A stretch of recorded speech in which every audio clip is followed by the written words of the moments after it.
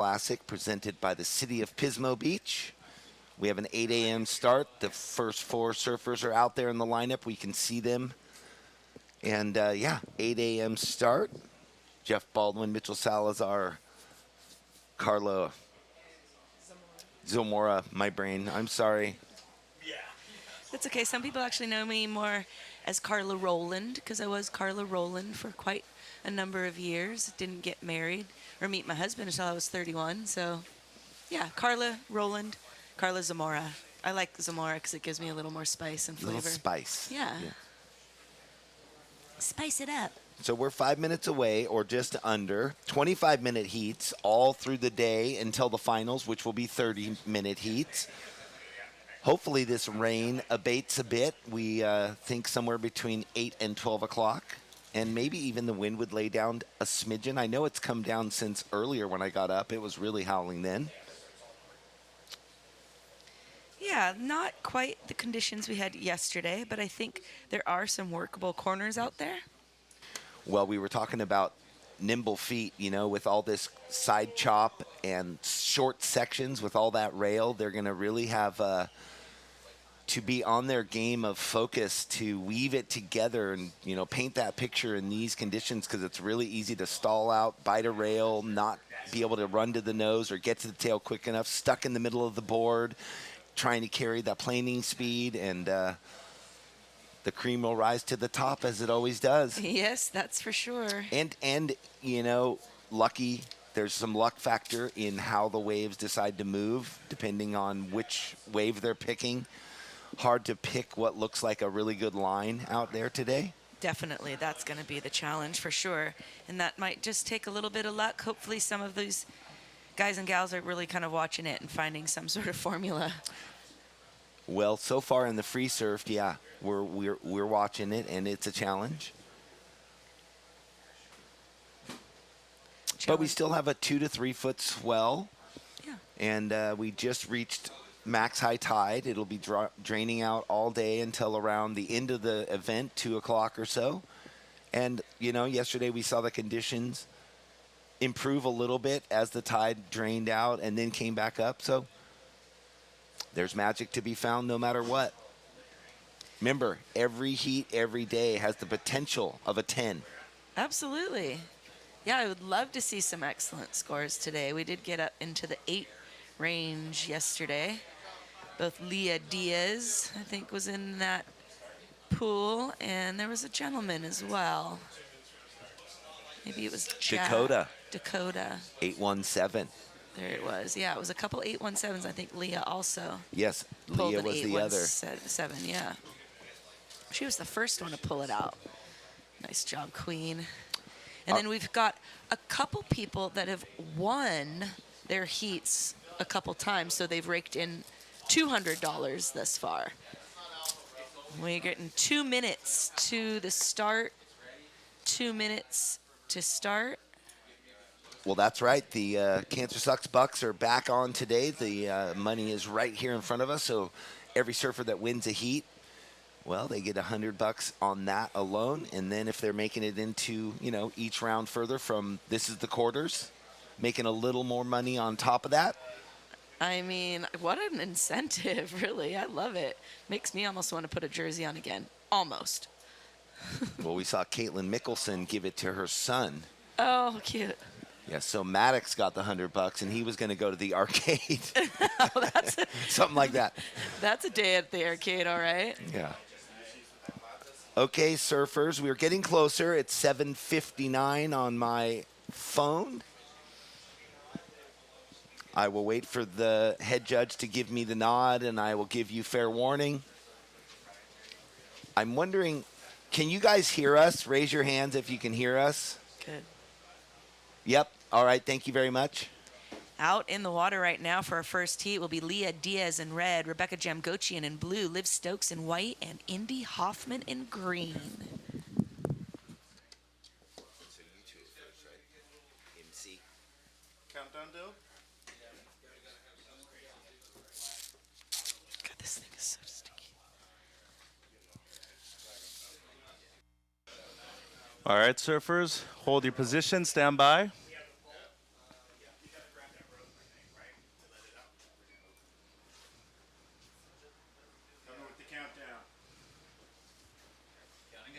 And here we go, surfers, counting down. In 5, 4, 3, 2, and 1. So that is the start of the first heat of finals day. Women's quarterfinals. Leah Diaz in the red out of Costa Rica. Rebecca Jamgochian in the blue from the U.S. Liv Stokes representing the beautiful country of Canada in the white. And Indy Hoffman from Southern California is in the green. Story Martinez, Chloe Coleman, Malia Ilagin, and London Lorber check in.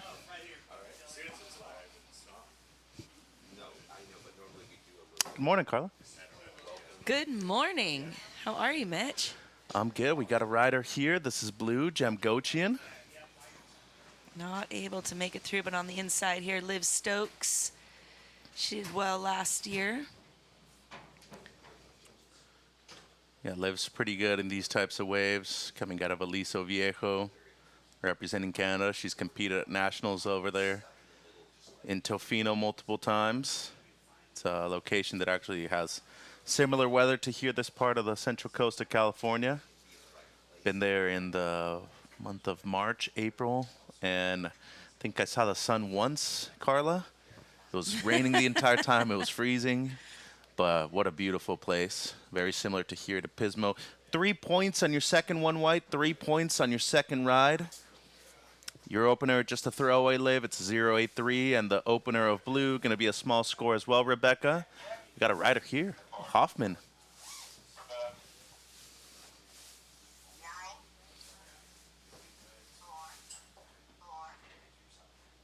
So Indy red here in the green, looking good.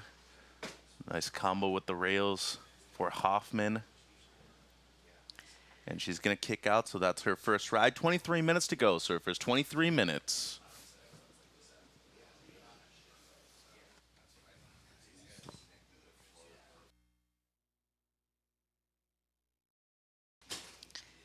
All right, we got a couple rides going on here.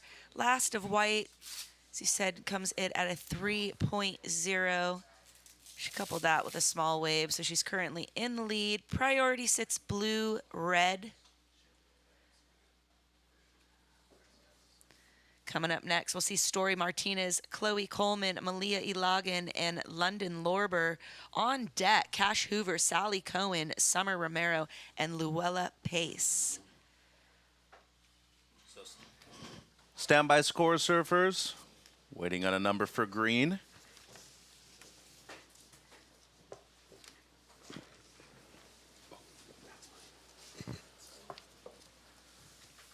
"22 minutes on the clock, so welcome everybody. Finals day, Surfing for Hope Longboard Classic. Big thank you to our host, Surfing for Hope Foundation. You can always visit their website for more info, and please consider donating, surfingforhope.org. Amazing gala last night. I mean, some beautiful, really moving stories. Silent auctions all over the place. There was a raffle. It was really cool to be able to experience that in person. As we look at the replay here of Hoffman's opener, Carla. Yeah, she's got a little bit of wiggle going on there. I like the line that she was able to find in there. Working it onto the inside. Brings it back around. That looks good. I'm liking that there. Like the rail work. It's in this inside here. She's not able to kind of get back into that reform. But she did some work on the outside, so be great to see how that score drops. Looks like it's going to come in at one of the high scores so far. Comes in at a 4.23 green. Indy, first wave, comes in at a 4.23, puts her into first place. Priority sits red, white, blue, green. In fourth place, she's just got a small wave right now. She's looking for a 3.0 run red. That's Leah Diaz. Currently in third place, looking to get a 2.61 to advance. That's blue, Rebecca Jamgochian. In the white jersey and in second place, Liv Stokes looking for a 1.24. Ladies, 20 minutes, 40 seconds on the clock. Yeah, so considering pretty choppy this morning, potential to clean up later on today, but judges want to see the most critical sections out there, the steepest ones. There's still plenty of waves. We've got the tide going to drop in just a little bit, so it's going to get much better out there, but it's not the quantity of wave, it's really the quality of those waves. So you need your 2 to advance, and then in the end, finals day, you really need 6 waves to win the event too. So quality over quantity surfers on a day like today. 20 minutes on the clock. Top score, 4.23 for greens. Second best is the surfer in white, Liv Stokes, with a 3. Carla, just looking at, the people with potential to qualify. Some new names potentially on the WLT for next year, especially considering that we talked about it yesterday.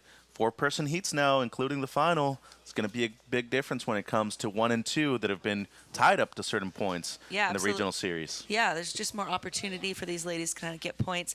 Leah Diaz, who's out in this heat now, had a really good showing yesterday. So she's a new name that we haven't seen coming out of Costa Rica.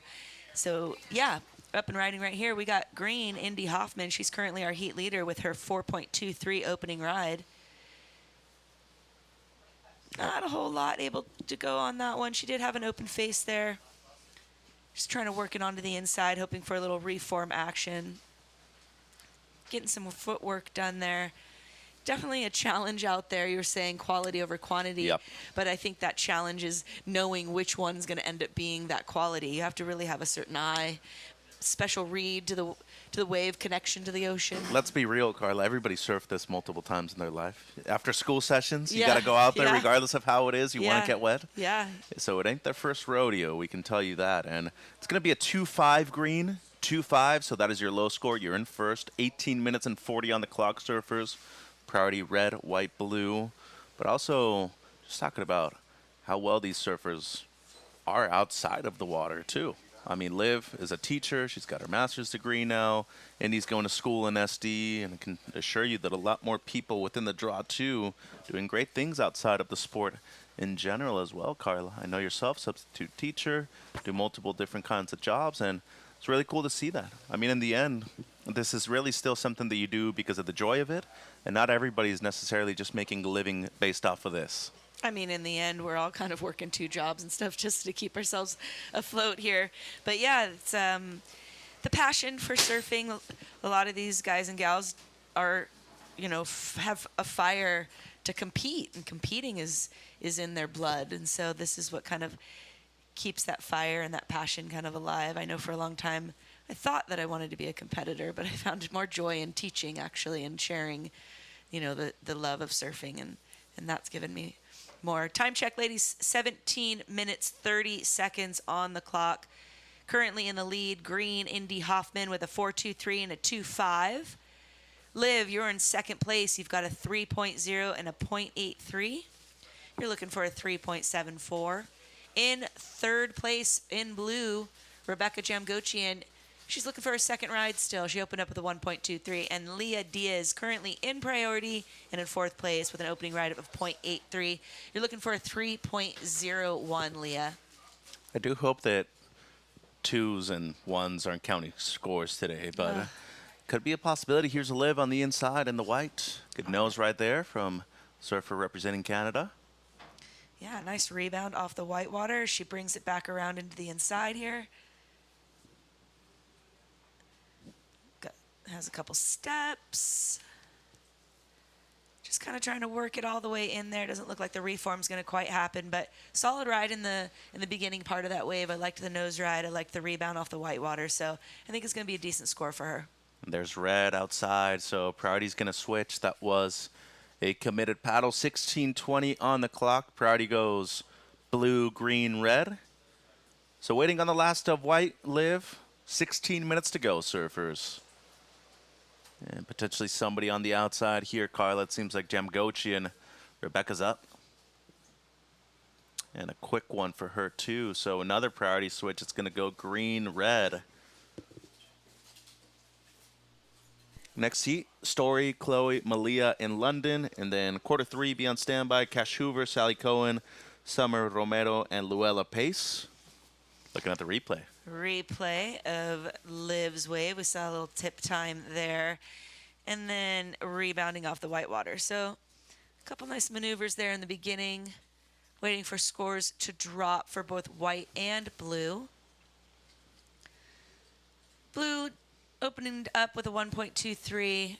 Didn't get much on her second ride.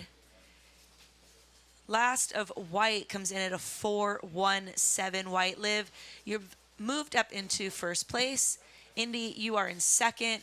You do have priority. You're looking for a 2.94 to take the lead. Rebecca, your last came in at a 0.4. You're looking for a 5.5, Rebecca, to move into advancing position. And Leah, you're looking for a 5.90 to advance. Currently, priority sits green, blue.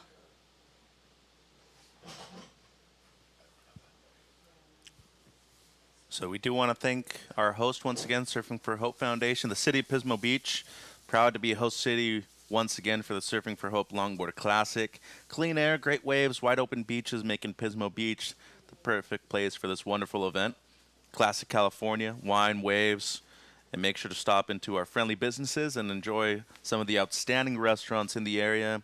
Experience pismobeach.com for more info and to book your next stay. Also want to thank our staff, especially our judges. Thank you guys very much. As we see a surfer up and riding here, Hoffman in the green. Got a quick tap of the nose right there, and she's going to kick out. 14 minutes on the clock, surfers. 14 minutes. Let's see if this changes her situation at all. And it won't, Indy. It's just going to be a throw. It's going to be in the ones. So, white, you're still in first. Low score is a 3. Green in second. 2-5, your low score, Indy. Blue in third. You're needing a 5.5 for second. And red in fourth. You're needing a 5.9 for second. So priority going to switch again. It goes blue, green, red, and white in fourth priority now. Will it matter that much, though? I mean, considering it seems like there's multiple peaks, everybody kind of closer to the pier. Maybe it's the cleanest part of the area at the moment, though, Carla? Yeah, it looks like we got red maybe taking a spin here. She's trying to get into this left. Looks like she's going to get on up there. Red, Leah Diaz gets some tip time. She was able to garner an 8.17, highest score of the event. In the earlier part of the event, we had one of the gentlemen also score an 8.17. But yeah, that's going to be a decent nose ride there. Definitely going to help her situation slightly. She is looking for a 5.90. Not sure if that's going to quite get that far, but she's definitely going to chip away at it. Good little double up right there for Diaz out of Costa Rica. Saw her at the Pan Am Games a few years ago. Done very well in international competition, but as you said, newer name to the LQS here in North America. Here's the replay. All right, gets a nice bottom turn. 2 steps, another 2 steps to the nose into a bit of a cheater 5 there, but definitely on the tip of the nose. Brings it back around as she just kind of negotiates it. She could have had a little bit more time there, I think, but she decides to kick out. So waiting on the score, red, standby, 12 minutes. Priority goes blue, green, white. It's a 3-4-3, Leah. 3-4-3. In third, needing a 3.31. Blue in fourth, needing a 5.5, Rebecca. Green in second, low score, Indy, 2.5. And the heat leader in white, low score, Liv, is a 3. And we got somebody looking here, white, heat leader. Wyatt getting a nice little top turn there, just kind of negotiating that bump there, gets the 5, brings it back around off that white water. She's looking for another open face. Bit of white water here, but she's just negotiating it nicely, keeping that rail work done, gets some tip time there on the wave again, bringing it back. Working it all the way to the inside. It's reformed nice. She's gotten like 3 different nose rides, I think, on that little wave. So that's a really strong wave for white. She is sitting in first place in the moment as we see red up and riding. Also negotiating the bit of the chop there. Taking her time, negotiating it carefully. Just waiting for that open face to stand up long enough to give her that opportunity to get to the nose. You see her make those steps forward, but she's not able to stay stuck. And this is a good-looking wave. Blue outside, Jamgochian. Quick one, though. And that's the issue with the chop. Even if it's the third, fourth wave of the set, if there is a set that long, doesn't necessarily guarantee that it's still going to be as clean as possible out there. So standby scores, 10.5 on the clock. Surfers priority with green. Looking at the replay here of Stokes. Favorite wave, actually, Oceanside Harbor. Yeah. So this is something that she's, pretty accustomed to, having some less than favorable conditions. Oceanside pretty open to the wind there and stuff. So this is something I think that she kind of feels relatively comfortable with. And I think this ride is going to really, help her situation. It's not going to be gigantic, but it's definitely going to throw away that 3.0. And it comes in at a 4.13 live. Last of white, 4.13. Time check, 9 minutes, 55 seconds on the clock. Situation is this: priority green, then blue. In fourth place, needing a 5.50, that's blue, Rebecca Jamgochian. Needing a 3.31 red, Leah Diaz. Indy in the green jersey is in second place, and you're looking for a 4.07 to take the lead. Well, she Again. just paddled, so priority going to switch again, surfers. It goes blue, white, green. And once again, as Carla was saying, white, you extend your lead. Stokes, your low score now a 4.13. Green in second, low score's a 2.5, Indy. Red in third, you're needing a 3.31. And blue in fourth, needing a 5.5. 9 minutes, here we go. Blue, Carla. Blue on a nice looking right here. Let's see if she can find enough time. Gets a couple little power pumps there. Brings it around. Not able to keep that rail out of the water. Comes on down. So Rebecca, just unfortunately not being able to get anything with a clean open face at the moment. Yeah, just having a hard time finding her rhythm. She's used to clean Rincon. So this is going to maybe feel a little out of sorts for her. Surf Rincon much nowadays, Carla? I go there occasionally. It can be a bit crowded there, so it's another crowded point break. I'm always Yeah. looking for a little less crowd. Little Just- Rincon. Little Rincon, yeah. That's all I'm saying. Oh, okay. Yeah. Well, All right, time check, ladies. 8 minutes, 15 seconds on the clock. all I'm saying, I think there's more waves There's on a the lot of waves coastline along that people think. Hoffman here in the green. All right, whips it around. She's looking for a 4.07. She's got some rail work going here. Can she get the nose time? She does. Then brings it back around here as she works it into the inside. We also have white working outside behind her. Well, these are the surfers in the top two spots at the moment. Stokes still working right here in the white down the beach, and she's going to kick out. So 7:30 on the clock, surfers. 7:30 on the clock. Stand by the last of white and the last of green. Priority is with red. 7:30 remaining, surfers. I would say 10, 11 points. Are surfing a pretty darn good heat out there by today's standards, and the two in the top two at the moment. 8.3, 6.73 before these last waves. I mean, in the end, you're the guinea pig out there, first heat of the morning. You really are the guinea pig out there. And so it's definitely a bit of a struggle having to be the first heat to go. On the same token, being the first heat to go, you kind of get it out of the way and hopefully build momentum on that. Red getting some nice tip time there. Leah, it's not over for her. She's looking for a 3.31. So this is feeling pretty good so far, feeling confident on her backside there on the left. Gets 2 steps and then 2 more steps to the nose. So we got 2 nose rides there. She got a nice cut back earlier. She's bringing it back into the right, into the inside here. Gets some more time on the nose. And then let's see how she finishes it. Solid finish there for Leah. So 6:30 on the clock, surfers. Last of white, 5.33. Last of green, 3.33. White, you extend your lead. Your low score live, 4.17. Green in second. Low score's a 3.33. Red, your last was your best, a 3.93. You now need a 3.64, Leah. And blue, Jamgochian, you're in fourth, needing a 6.13. White first, green second, red third, needing a 3.64. And blue fourth, needing a 6.13. We're down to 6 minutes, surfers.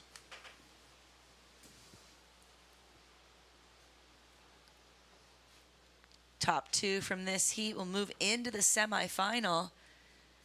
We got green on the quarter. No, gonna let that go. But yep, 2 into the semis, and then 4 from the semis moving into the final. Potential to have new champions, first ever time champions too. A lot of youth, Yeah. especially on the women's side here at this Yeah. event. Yeah, super great to see that next generation stepping up, answering the call. I made a big call actually out a couple times at Cole Robbins, the Toes in the Cove. I did a little commentating there and made a big shout out. So it's nice to see some of these ladies stepping up to the plate. Well, it's cool to see that a lot of the local events, especially the coalition events, are making a difference, right? I mean, Yeah. whole thing to promote it, get them to eventually make it to the big leagues, down to 5 minutes remaining.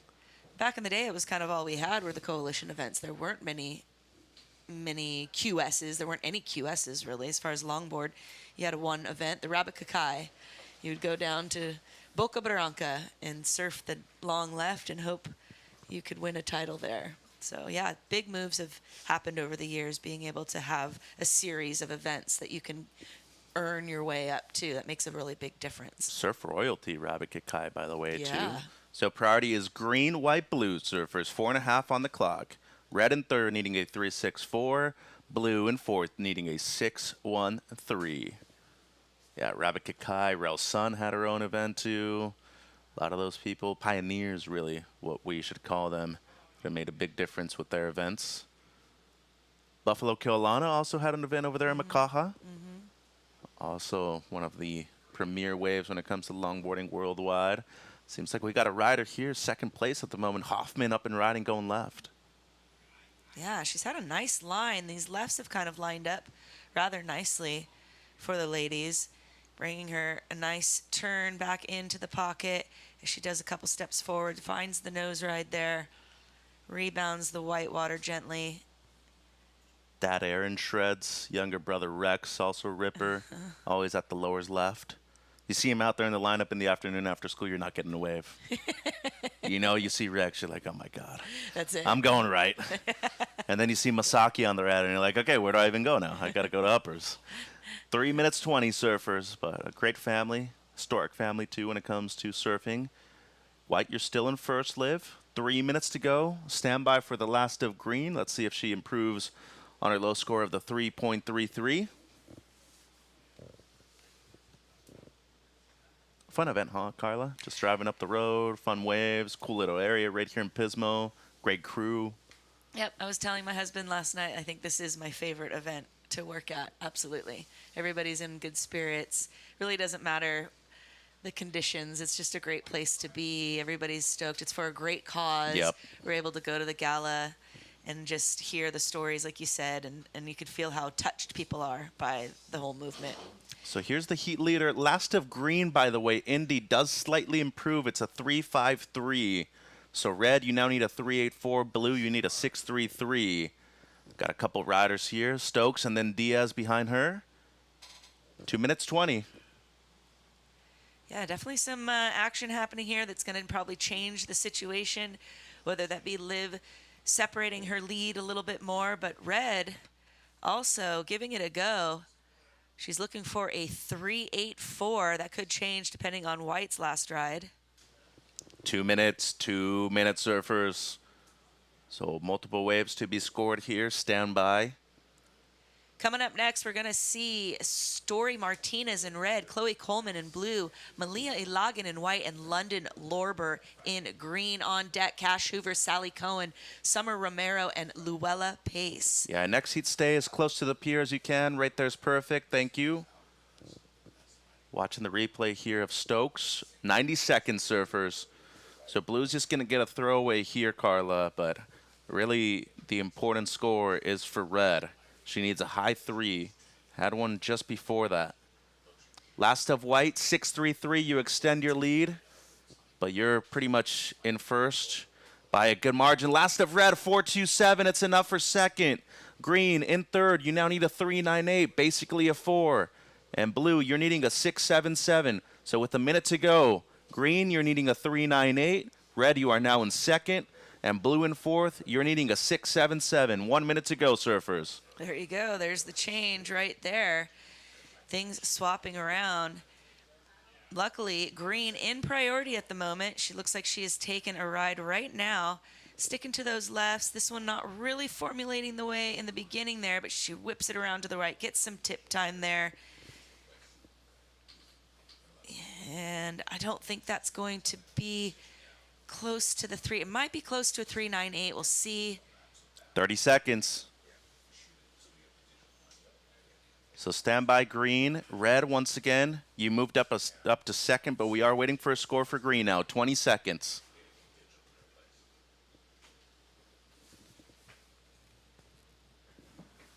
Gonna watch the replay here. 10 seconds. I got the clock, Carla. Counting down. 5, 4, 3, 2, and 1. So stand by next heat, quarter 2. Stand by. Just waiting on a score for green. Heat 2 has not started. And coming through, it's just going to be under, Indy. It's a 3-1-7. So it'll be white, red moving through. We're going to take a break on the broadcast side. Be right back with quarter number 2 here at the Surfing for Hope Longboard Classic. So next heat, counting down.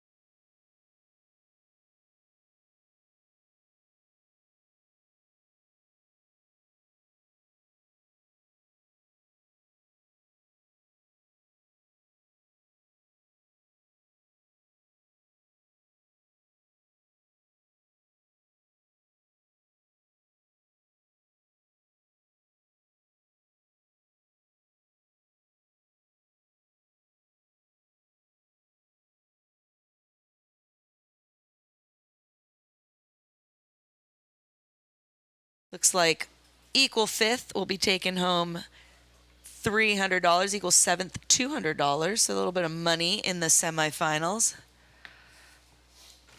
Well, and Liv has already matched that in her happy bucks, her Cancer Sucks bucks. Yeah, so she's stoked. Which you're going to hand her soon. Yeah, I'm when going she gets to. up to the podium. So That's surfers, right. once you come in, keep your jersey on and make your way up to the interview podium, and you will meet one of us up there.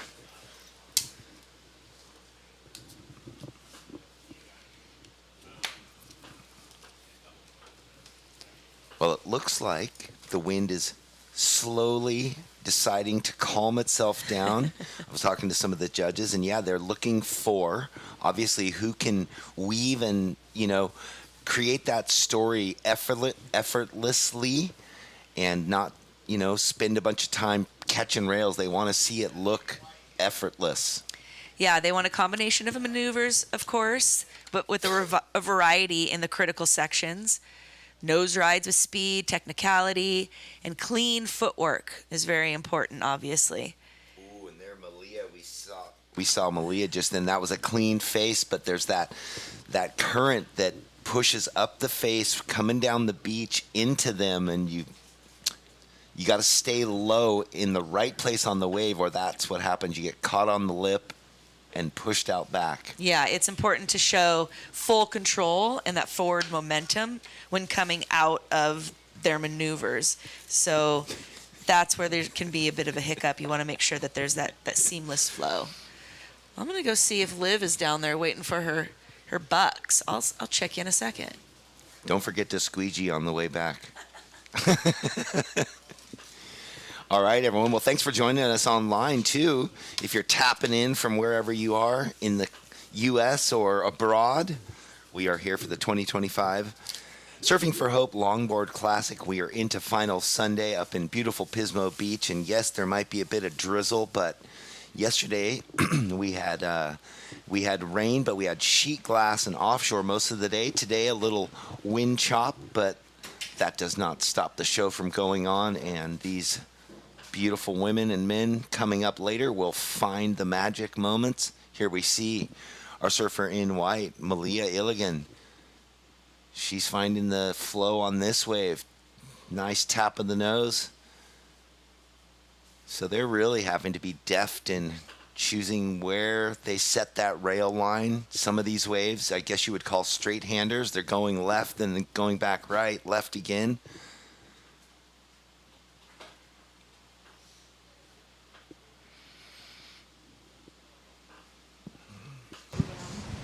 My toes are numb. It's I so bet. Can we like push this thing more that way? So that we're not in the, oh.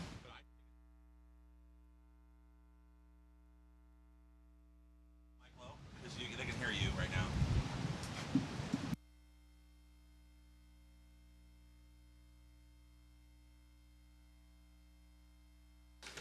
So that opening wave came in for Malia at a 2.83. Waiting for our other three surfers to join the story. In the water, in the white, Malia Iligan. In the blue, Chloe Coleman. In the red, Story Martinez. And in the green, London Lorber. We see red up on this left now. Right now, so just give us 1 second. Takes the low road there and clicks the whitewash. Maybe this will reform for her. Little inside left. Keeping the flow. I'm wondering if any of the surfers in their quiver might have elected to ride a longboard with just a touch more rocker for so much bump activity in the face of the waves. All right, and Chloe Coleman was behind her. We'll catch up on the replay there. Stand by. So, Malia, your second wave came in at a 4.83, and Chloe and Story, we'll give you those results right when we get them, the scores. Right now, I'm going to throw it down to Carla, who has our last heat winner, Liv Stokes, live in the booth. Brrr. Winner of the first heat, guinea pig heat there, Liv Stokes. You kind of smashed it. You really seemed like you were at home. We had a bit of a conversation saying that it did feel a bit like Oceanside Harbor. So tap us in. What was it like out there? Yeah, it was pretty chilly. It is kind of like my home wave. I surf all the time, Oceanside Harbor, especially when it's kind of windy. It's all over the place, and you're just kind of looking for that section. It was nice. I watched Chasing Mavericks last night, and that kind of like showed me how big it could be, and like perseverance, you know? So I feel like it paid off. Watch Chasing Mavericks. It definitely paid off. Well, you've now won your second heat. We get to give you another $100 bill. Any plans for now your $200 that you've, unless you've already spent your 100? Where you at? We went to a barbecue place last night and spent the 100, so I'm going to put this towards the hotel. It's a grind, but I love it. I just want to shout out Icy Sunglasses, Hurley, Michael Takayama, my friends and family who got up at 8 to watch this on a Sunday. Yeah, excited for the rest of the event. Well, we're excited to see you in the semi. Good luck. Back to you guys. All right, thank you, Carla, and thank you, or good luck going forward into the semis, Liv. Another $100 in her back pocket. So scores have dropped in now. Story, your first wave, a 3.17, and Chloe, your opening wave, a 3.5. Waiting for Green London to get in this right now, though. Malia out in lead with those two waves, a 2.83 and a 4.83. Chloe in second with that 3.5. Story in the red in third with a 3.17.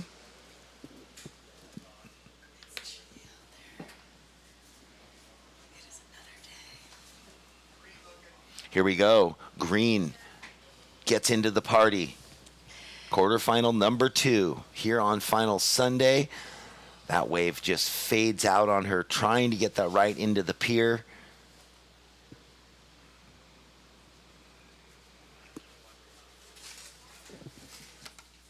I wonder if the far bar over there is almost a play just because it's so mushy and potentially weavable.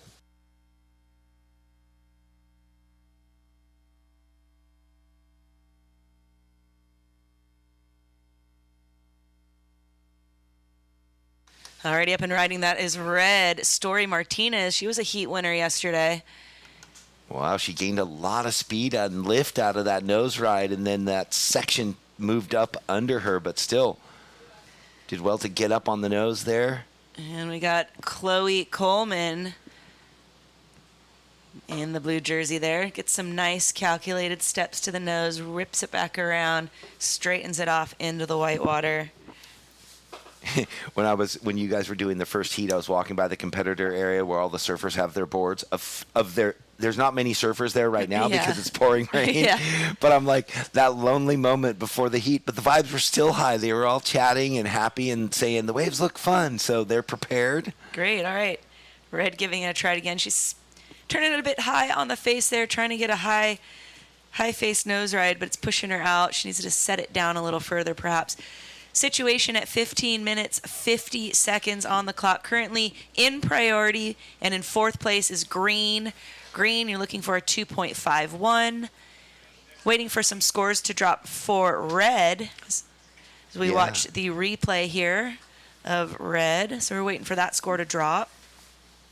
She was really on her way to something special with the opening nose ride. Yeah, she's Tough to get back on the tail to carve down to that next inside section. Yeah, she got a little hung up there. She did open up with a 3.17, looking for a 0.34 to move in an advancing position. But we are waiting for a wave for Blue to drop. She opened up with a 3.50. She's looking for a 4.17 to move into first. Your current heat leader now in priority, that's White, Malia Ilagan. She's got a 4.83 and a 2.83, so score to drop. Second wave of Red was a 2.17.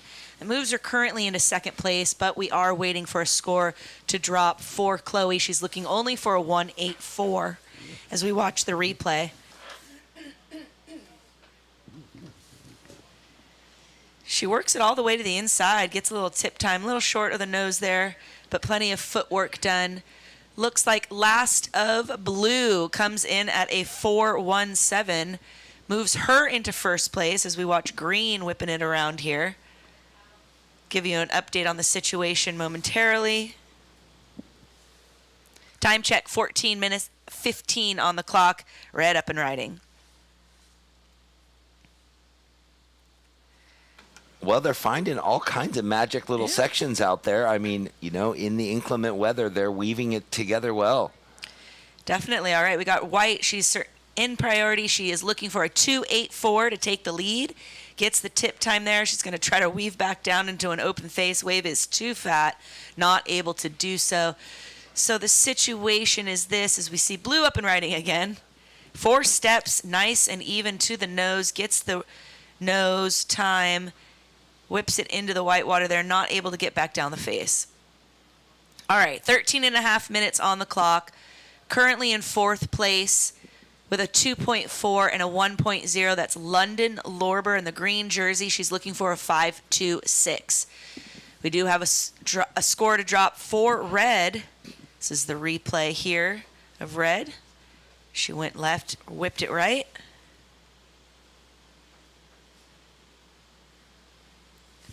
Story is currently in third place, but we do have some scores to drop for a number of ladies, so that situation could change. Well, it's all impressive to me how they're controlling their rail against all odds out there. Yeah. Like we were talking before the heat, Carla, how, you know, that was one of the reasons you elected to sort of stay away from competition, because oftentimes these are the conditions, and it's really challenging, and it's hard to show your dance. Yeah. It's hard to navigate, hard to negotiate, but it does really, you know, signify a full, well-rounded surfer when you can surf all conditions, whether it's right, left, stormy, not stormy. And these girls are showing that they've got what it takes. As we watch the replay here of Blue. Yeah, she had the magic happening there and was weaving together all the bumps. Yeah. Waiting for the score to drop for Blue so I can update you all on the situation. All right, there it is. All right. So currently in fourth place and sitting in priority is Green, London Lorber. London, you're looking for a 5.44. In third place and in second priority, that's White. White, you're looking for a 3.01. In second place, Red. Story Martinez, your last wave was a 4.67. You also have the opener of the 3.17. You're looking for a 4.18 to take the lead. And Chloe, the last wave for you in the blue jersey was a 4.67. You couple that with a 4.17. Priority, green, white, red. Time check, 11 minutes, 25 seconds.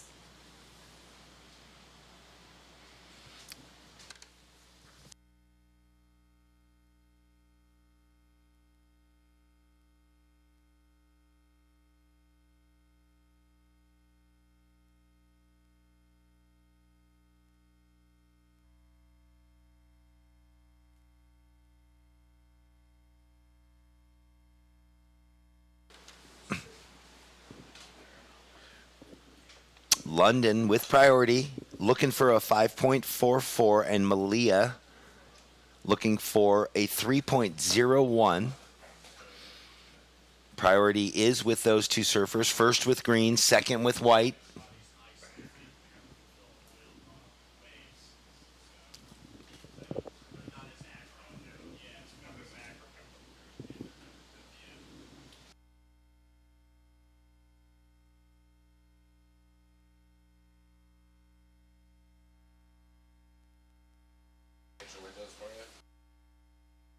Well,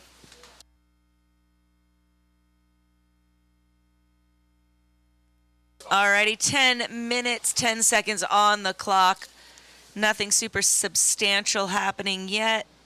Next heat coming up, we're going to be seeing Cash Hoover in red, Sally Cohen in blue, Summer Romero in white, and Luella Pace in green on deck for the fourth quarterfinal. We'll see Caitlin Mickelson, Tessa Timmons, Luana Suarez, and Camden Hoover.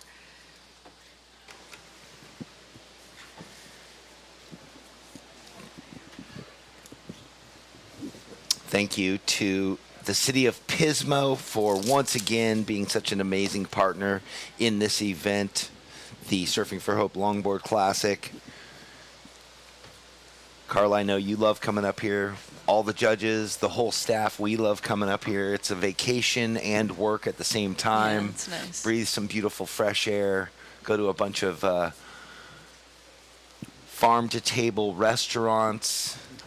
I went into the bowling alley last night. Oh. It was happening right up in downtown. The billiards room was happening.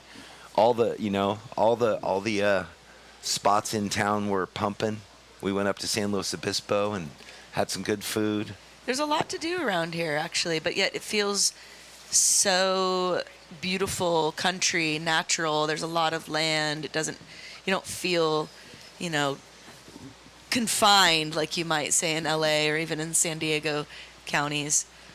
Up and riding Malia Ilagan, looking for a 3.01. She did win the event last year. It helped put her on the tour for the first time. So she's definitely going to want to earn that score, get herself into advancing position. Well, looking for the 3.01 and did really well all the way from the outside to the inside there. Nice wave. You know what? When I go around all the communities here, there's a nice, calm family environment is what I feel. There's families out everywhere. Yeah, I was Groups checking. Groups of family on the beach. Yeah. There's certain areas where you can drive on the beach. On the boardwalk, in the restaurants. Yeah, it's it's great. happening. The promenade, I guess you should say. Yeah. No, it's definitely a really cool beach town. A lot of different shops. Well, Malia, you took off needing a 3.01. You got a 3.30. So now Malia in second. Story, you are in third, looking for a 3.47. London still with priority, needing the 5.73. So her requirement went up a little bit because Malia got a higher score and finds herself in second. Chloe still out in the lead with second priority. Up and riding green, London. Carefully steps to the nose, not able to keep control. Time check, 7 minutes, ladies, 7 minutes. Priority sits red, blue. Well, a lot of Takayamas out there. Quite You can a few. tell by that distinctive spear or Yeah, spear. Yeah. It's a shape through the middle of the stringer up from the tail to the nose. It's an iconic logo, the logoless logo. It's very distinct, and they're always different colors and have different unique characteristics to each shape. As we watch the replay here of green, just gets a little too far in front of it as she reaches for the nose. She's got a 2.4. She's going to toss away that 1.0. London, green, your last wave comes in at a 1.57. You're looking for a 5.73. Kaimana Takayama had a beautiful one. His board was black on one side and white on the other with a sort of graphite gray and white spear in the middle. Nice. Really beautiful. Yeah, they are beautiful pieces of art. 6 minutes Whoa. on the clock. What a Blue ride. up and riding. So it's not about the size of the wave. The judges are definitely looking for who can put that together and find those steep little sections and walk it seamlessly. And great example there with Chloe Coleman on a smaller wave, just knee high, but No, definitely making those connections and that fluidity and, yeah, the connectivity. completing the wave too. Yeah, and having the completion coming all the way in here. As we see Story using her priority here, she's looking for a 3.47. Only 13 years old. Does some nice rail work here. She's going to try to get to the tip here. Gets onto it 2 times, onto the nose. Not able to get into that reform there, but will it be the 3.47 she needs in order to advance? Situation at 5 minutes on the clock. In priority, white, then green. White looking for a 4 in order to win the heat. Story looking for a 3.47 as we watch Chloe's replay. Yeah, that's going to be That's going to beautiful. change things up a bit. Yeah, really going to push her lead a little bit further. You know, it's amazing, and Mitch and I were talking about this yesterday and over all the events, when young women come and you're thinking, okay, they're 13, they only weigh so much, they're riding the same craft as everyone else, their muscle ratio, their strength is only so much at that age, but they're surfing so graceful and utilizing the longboard amazingly. Yeah, I think that's the unique thing with longboarding. I mean, because you are riding on a bit more foam, if you understand that weight and that ability to float a little differently, it can be really beautiful and not difficult for the younger, smaller girl to do. Okay, last of red comes in at a 4.33, moves her into second place. White with 4 minutes remaining. You're looking for a 4.17 to advance. Priority sits green, red, blue. Last of blue comes at a 5.23 as we watch Up and Riding Red. So she's fired up. She got the score and jumped into second, took it back from Malia, and Chloe, like we were saying, extended her lead on that last right she had. Came across into that section, got the beautiful 10 across the steep section. And the 13-year-old up into second place. And we got green up and riding.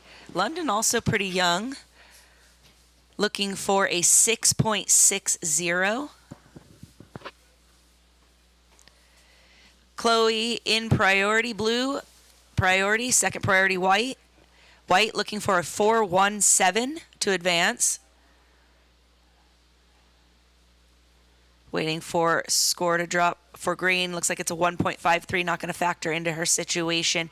2 minutes 55 on the clock. Coming up next, we're going to see Cash Hoover, Sally Cohen, Summer Romero, and Luella Pace on deck. Caitlin Mickelson, Tessa Timmons, Luana Suarez, and Camden Hoover. Well, it's bigger than I thought it was going to be today. You know, there's still plenty of swell, and because of the wind and the frequency, the surfer is still kind of having a challenge getting back out, even though it looks so small. Sometimes they're just getting stuck behind a bunch of whitewash. Yeah, there's definitely still a lot of movement, a lot of energy kind of coming through, but there are those moments, you can time it right, they can get out there. Definitely easier than Friday. So that's why we didn't run on Friday. Up and riding here. Looks like we've got Blue using her priority on the left, gets some tip time onto the nose. Speeding down the line, carrying a ton of speed on that board, and found a clean left. 2 minutes. Well, I don't know if that's going to better her 4.67 or the 5.2, but what stuck out to me is that she just picked that random lump, and it gave opportunity. Yeah, it grew into a nice little wave. Didn't necessarily look to be like that at the get-go. But we have some action out the back. In priority, white, then red, then green. 1 minute, 30 seconds on the clock. Watch the replay of Blue there. Gets nice 4 clean steps up to the nose. Hangs the 5, brings it back around.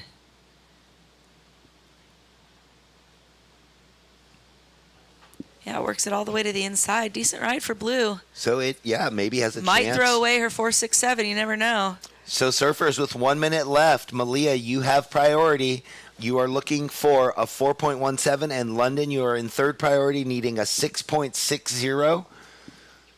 That score did come in and increase. That was her best wave, a 6.83 for Chloe Coleman on that last left.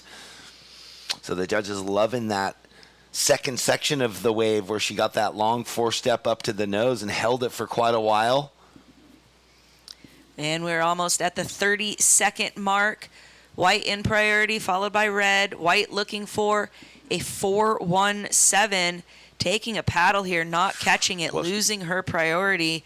Priority now moves to red, followed by green. Are we going to see a little catsmanship? Someone sitting on, well, they kind of let her go if she can catch a wave on the inside. There's 12 seconds. Malia needing that 4.17, misses that one. All right, 5, 4, 3, 2, 1.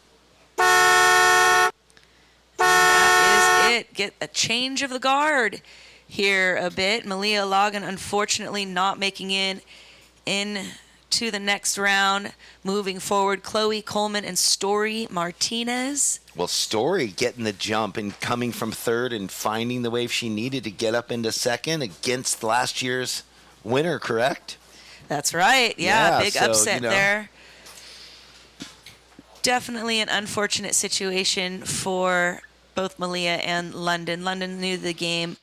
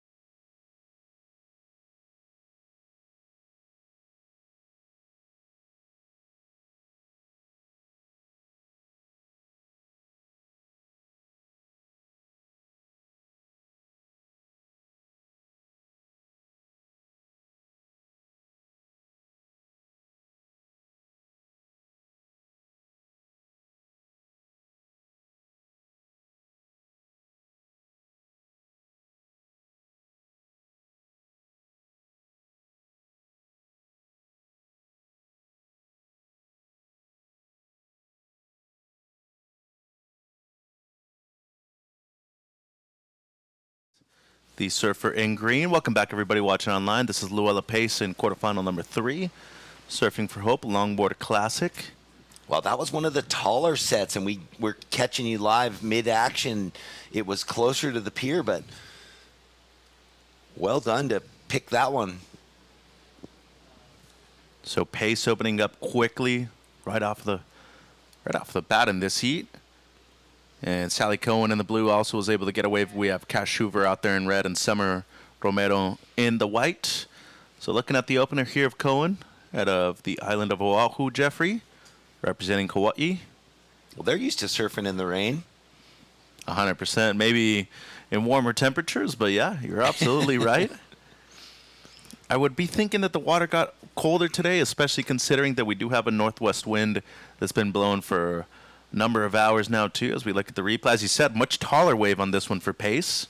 And it was really wide, close to the pier, kind of no man's land, but she picked a gem. So a good start for both Cohen and Pace, and then Cash Money was also able to get a wave herself. So she's trying to get the ball rolling here in the first few minutes. Is that her nickname, Cash Money? Oh, yeah. Dollar bill. Yeah, you know? okay. And she's racking up the counts her $6 too. So this is Pace's one again. Waiting on Score Surfer standby. Got a great style, does Luella. And a very impressive read, really.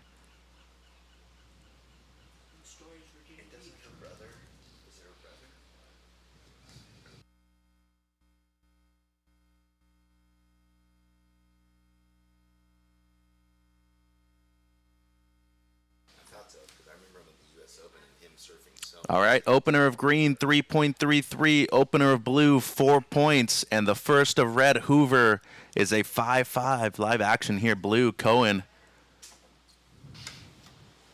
Well, now that we're into quarterfinal heat number 3, really dialed into what the judges are looking for. They are appreciating when the surfers are finding that vertical section to run up to the nose and hold it a long time, as per usual, but even more challenging in these conditions. Well, and it's a fast-paced day too, Jeff. You got to surf 3 times if you're making the final. So White there, Summer, and now Pace on another left. Speaking of keeping up the pace, I mean, everybody's got at least one wave in this heat already. Yeah, we're just 3.5 minutes in, so to speak. Long ride there for Summer. And then Luella got another wave too. So stand by, 21 minutes. Priority with red. Next heat, Mickelson, Timmins, Suarez, and Hoover check in. All right, so this is White's opener, Jeff, on the left, former world champ. Never take that away. Right? Darn straight. It's a good call, too. I mean, you can always consider yourself a world champion, World Longboard Champion when you have it engraved in the history books. And everybody here at this event looking to requalify or qualify for the first time for the World Longboard Tour. 20 minutes and 25. Second of blue, just a small one. Sally, it's a 167, but your opener blue was a 4. White, your opener Summer, 393. Winning on the second of green. We're watching the replay right now, green. And red, your opener Cash, 5-5. So pick kind of a runner here, Jeff.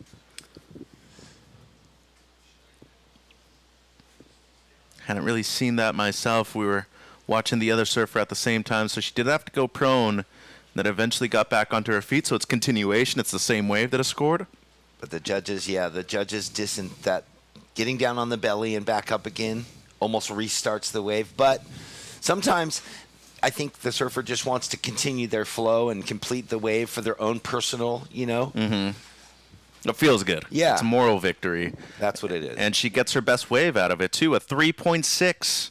So green at the moment, you're in the lead, 3.6, 3.33. Blue, Cohen, you're in second. You have a 4 and a 167. Red in third. You have a 5-5. You're needing less than a 1 for second. Literally a 017 is what you need, Cash. And then White, Summer, you have a 393. You need a 175.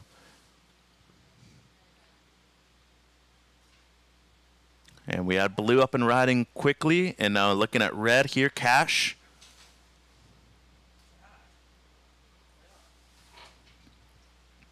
So good ride right there from red. Hoover, just under 19 minutes, surfers.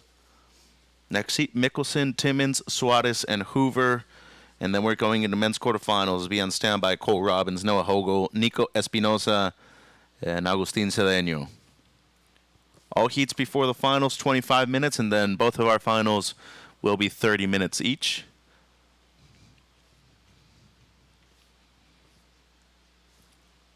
So higher priority with red in this instance. Blue had to give way. It's just a small score for you, Blue. It ain't going to factor into your top 2, and then red was able to get her second ride here. White, Summer, you have a 393. Waiting on a score for red. I'll give you an update. 18 minutes, but red only needs a 017 for second. And she's going to get more than enough for that. So standby scores. Just comparing some waves.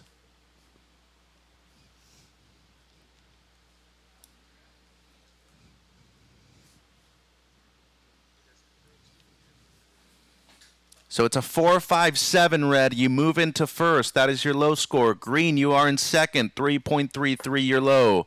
Blue, you're now in third, needing a 2.93. And white in fourth with priority. You're needing a 3-point ride for second, just over 17 minutes. Let's go downstairs, Jeff, with Chloe Coleman. All right, everyone. I'm here with Chloe Coleman, the winner of that last heat. Moving on to the semifinals, a big result already. In from Montauk. This isn't cold compared to winners in Montauk. No, it's definitely not. Definitely not that cold. So let's talk about that heat and your kind of strategy trying to pick waves out of that mess. It's really hard to pick waves out there right now. I would say, I don't know, I kind of I just went on waves and saw what happened. Well, that one left that you got the 683 though, it looked like there was an intention. You saw something that the competitor next to you didn't see, and I forget if you had higher priority, but it ended up being your best wave. Yeah, I think I had higher priority, and the left was like doubling up, so I knew it was going to run on the inside. So, yeah. Well, Chloe Coleman ripping it up into the semifinals. We have to give you your Cancer Sucks bucks, another $100 to you, working into the semis. Congrats, and good luck in the next heat. Thank you. All right, back to you guys. Thanks, Jeff. Congratulations to Chloe. Watching Summer right here in the white. She's needing a 3-point ride or better to move up into the top 2 spots. Potentially finding a bit more right here, right at the end of this wave. And she's going to kick out. So just under 16 minutes, and out the back we got blue, Sally Cohen. Makes it to the nose right there. Looking to make it around. She will. Goes between the pilings right here. So not in the criteria, but always looks cool for the photos and the video, of course. Nice little memory of Pismo Beach. So priority goes green-red. Stand by for the 4th wave of blue and the 2nd of white surfers. Great job down there with Chloe. Jeffrey? Off air, she's like, I'm so bad at interviews, but you got to coach them through it. While we were standing there waiting, she was saying her toes were frozen, so it's definitely gotten a little colder. So looking at the replay here, Jeff, Summer on the outside, got the floater. Don't need a whole lot for 2nd place, but Yeah. Sally in blue was also able to get a wave, so we're going to have to wait for that one as well. You're going to see that, it seems, a lot. Well, at least that's what we've seen so far, right? Into this quarter number 3. A lot of those 3s and 2s are going to change the stats in the heat.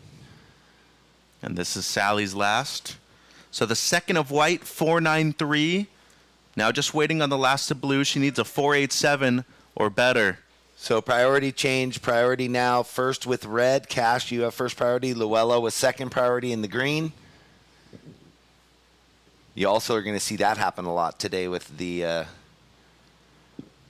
waves, the way they're moving around. Easy to miss a wave and lose your priority. Yeah, with so much wind swell in the water, I mean, there's so many chances out there. To 2.83, the last of blue. So 14-minute surfers, red in the lead, 5.5, 4.57. White, you're now in 2nd. Summer, 4.93, 3.93, your top 2. Green, you're now needing a 5.26, Luella. And Sally in 4th. You're needing a 4.87 blue. And just for reference, blue, your last 2.83. As we're looking at the heat leader, Hoover, right here. She might be extending. She got a really nice left. Did a lot of work on that wave. Graceful work. Well, She looks fired up right now, too. Well, Paddling fast. you know, Chloe in the post heat, as you said, mentioned that those lefts are doubling up. Sometimes they give you that better streamline, especially with, you know, the good line that you can pick in the top 1/3 of the wave out there. Issue is, can you find a clean one like that to be able to do it? Here's pace now, Jeff. And Sally behind her in the blue as well. Wow, Luella, I mean, although that wave was so flat and straight, she was weaving it together about as good as you can get. Well, this might be the heat so far this morning where we've had most waves ridden. Yeah, we've got quite a few. Because we still got a lot of time left. So Cohen wrapping up that wave. Summer right behind her in the white. 12 minutes 30 surfers, 12 minutes 30. Stand by. We got a ride for everybody out there at the moment to come through. Well, Mitch, as we're sitting here, they are all favoring, all the competitors so far favoring the peak right off the pier, the right to the pier and the left. The competitors can go further down. There's that other far bar that nobody's accessed yet. No one's tapped into it.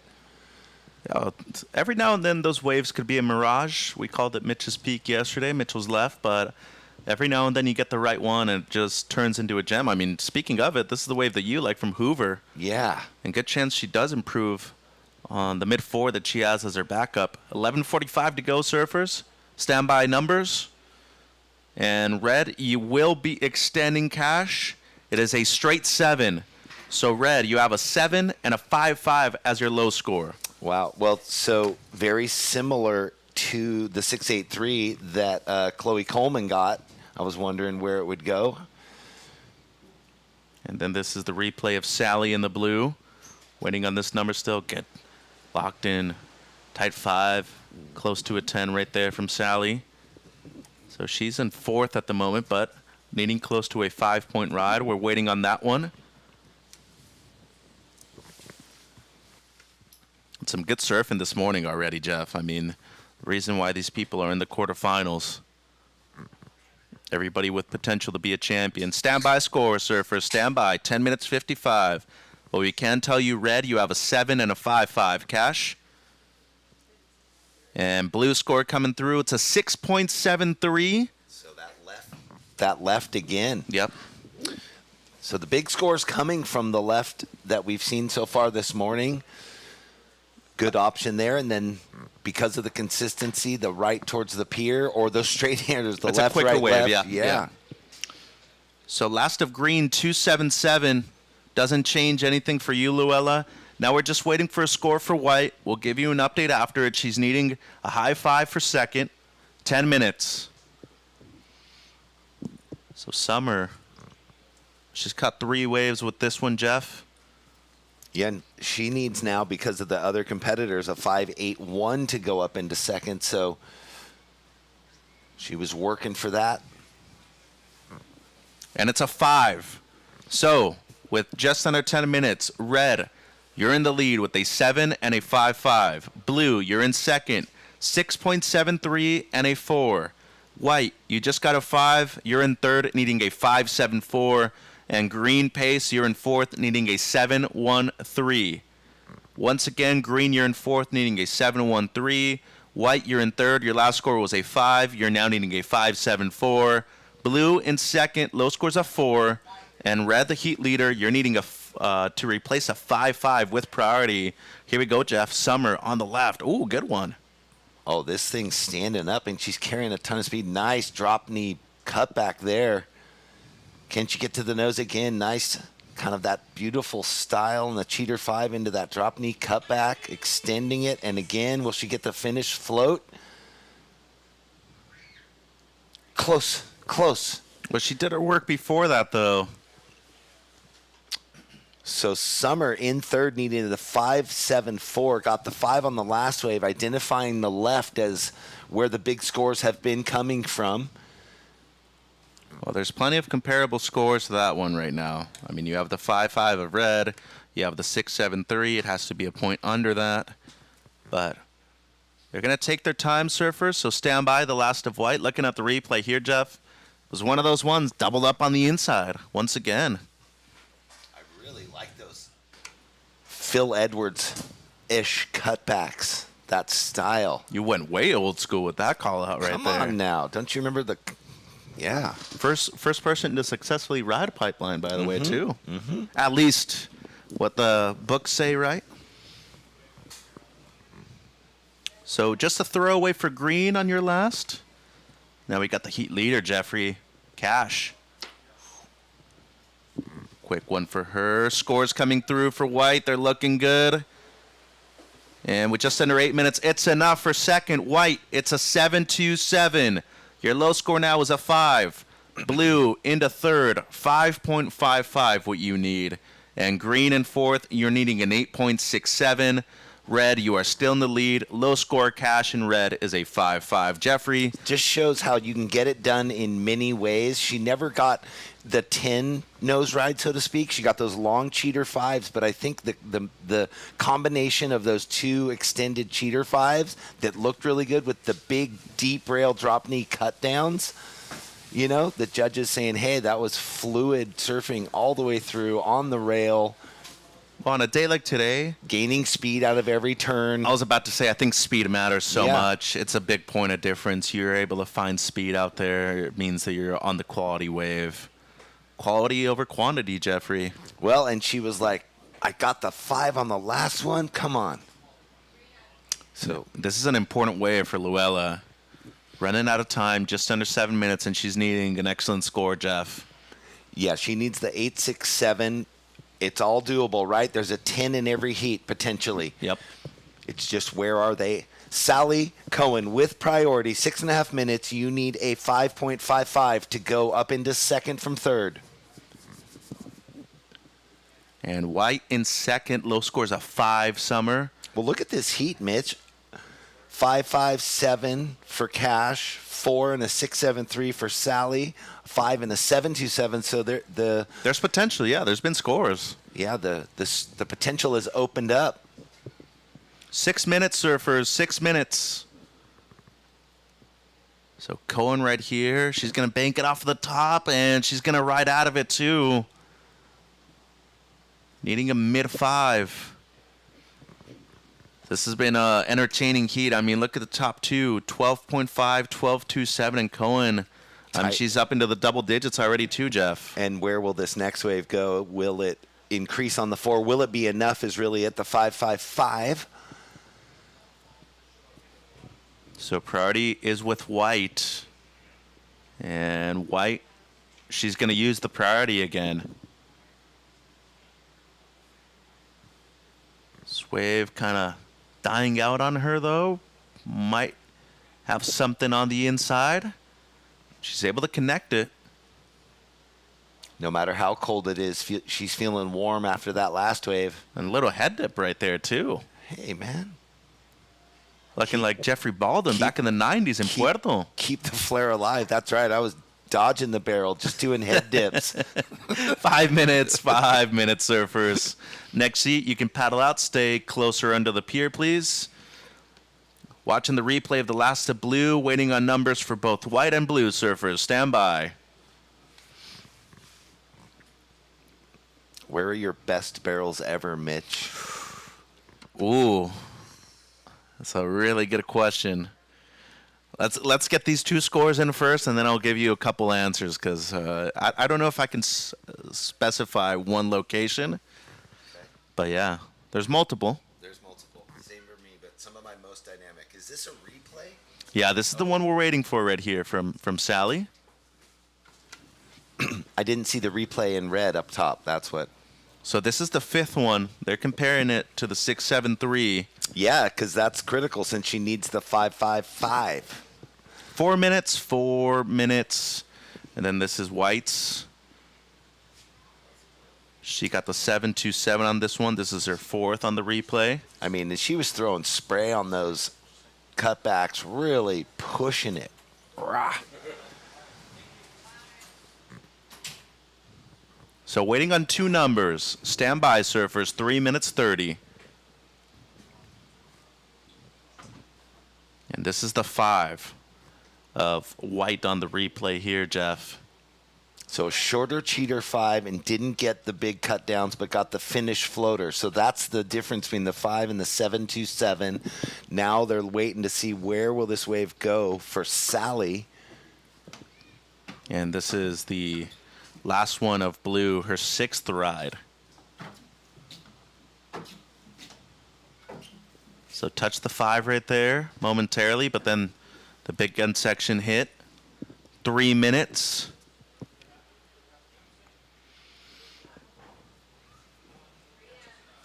And it's just under Blue. It's a 5.37, so not enough.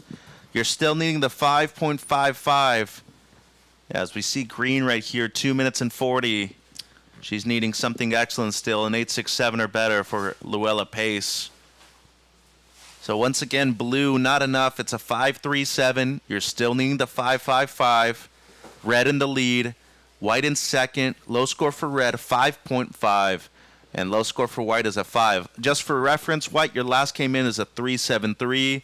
Doesn't change anything. We're down to the 2 minute mark, Jeff. It's getting down there, and the way the priority is stacked up, red with first, white with second, blue with third. We got close interval waves. Will the first and second place surfers be cagey and hang out with that priority over blue? Or can she sneak away and find that 5.55? Yeah, and green, your last two scores, 233, 2.6.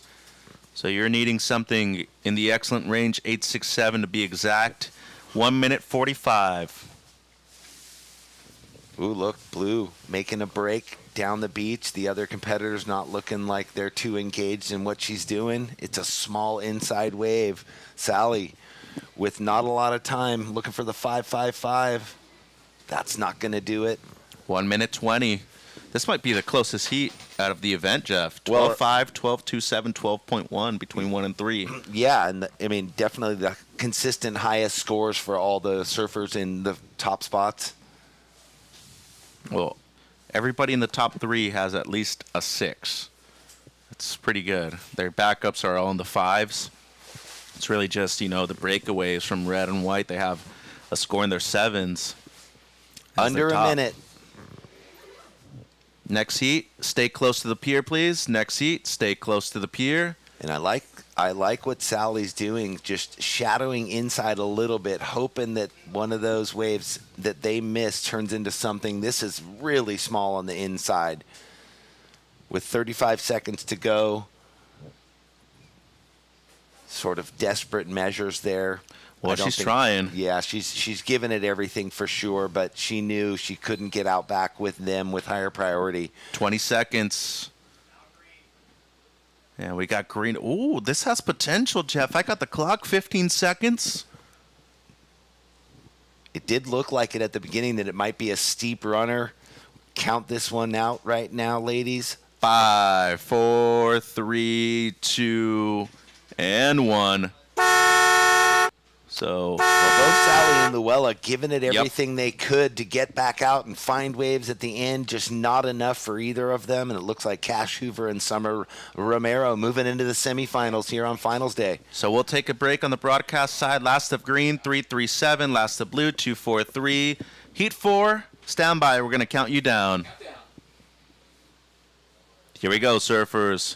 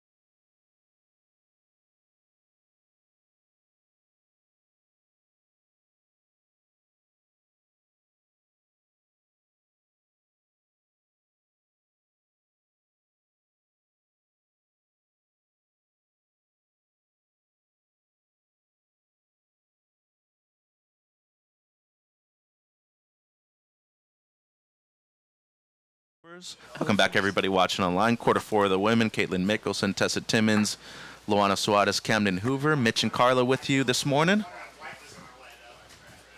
And here's red, Carla. This is 3-time in a row U.S. champ, Caitlin Mickelson, Dr. Caitlin Mickelson. She runs her own practice of physical therapy down south in San Diego. Been doing this a good amount of years as Caitlin. A number of years, yes. Caitlin has been surfing competitively for a very long time. And successfully, too. And successfully. Now she's got a family, a son. It was fun watching her come in from her last heat yesterday. She gave her $100 to her boy Maddox. Husband Niles, a ripper, too. Here goes Suarez. She had a look at that one. She's got a 05 already on the board. So waiting on the opener of red, Caitlin. Next heat, Cole, Noah, Nico, Agustin check in. Looking at the replay here, Carla. Yeah, decent opening ride for Caitlin for sure. Gonna lock down some decent points here just to open it up, open her campaign. Gets the 5 time, and pulls out. Then outside, this is live action. Surfer out of Santa Cruz, Tessa Timmons. Tessa opting to pop out of that pretty quickly. See Tessa every now and then on social media. She likes to do the cold plunges over there at Cowles. Dead of winter in Santa Cruz. It's cold, Carla. That'll get your blood going, that's for sure. Opening of red, 3-8-3. We have some fairly low scores dropping for both blue and green. 22 minutes, 10 seconds on the clock. Coming up next, we'll start our quarterfinals for the men. Cole Robbins, Noah Hogel, Nico Espinosa, and Agustin Sereno. Yeah, big thank you to Hoagie's in Pismo Beach. They're donating breakfast and lunch today. And by the way, we do have an official event here. It's being hosted and sold by Cool Cat Cafe. Great restaurant right here in Pismo. They have locations in SLO and on Maui as well. 20-foot container booth here on the Pismo Beach Pier where they are selling the official gear for the Surfing for Hope Longboard Classic. Hats, shirts, and stickers. All the goodies right here on the Pismo Beach Pier. So thank you to Cool Cats, one of our sponsors. They're doing the gear this year. 21:20 on the clock. Had another wave there from Suarez in the white. Opener of blue, Timmins, just a 0.73. And same thing for green, Hoover. It's going to be a throwaway for yourself, 0.83. And this is the second of Suarez. So Luana out of Brazil. Mentioned yesterday, she's, been in California for a while, so why not come up, do the event? Yeah, it's been fun hanging out with her, getting to know her, teaching her a little English. Her English is coming along, slowly but surely, when she uses it. How's your Portuguese? My Portuguese is awful. Fala bem ou fala? Not, I'm still learning. I was getting a good grip on my Spanish. Now I'm supposed to get some Portuguese. Jeez. Welcome to my life. And my husband's Filipino, so I have a whole nother side of my family trying to teach me Tagalog. So my brain's a little jumbled up sometimes. But I do love language, so I'm in for it. 3.27, the second of white. So 3.27, the second of white, and here's Camden Hoover.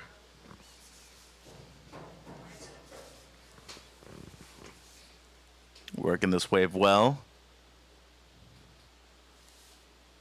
And has to go on the cockroach kind of stance right there at the end. But it's going to be her second ride. 20 minutes on the clock, surfers. 20 minutes on the clock.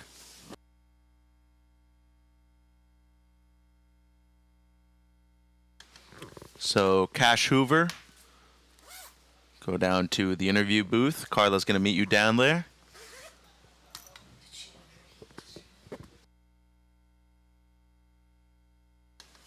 So once again, red, your opener, Caitlin, 3.83. Second of white, 3.27. And the last of green, Camden, 3.1. 19 minutes, 20 to go, surfers. This is the last quarterfinal of the women. Watching blue here, Tessa.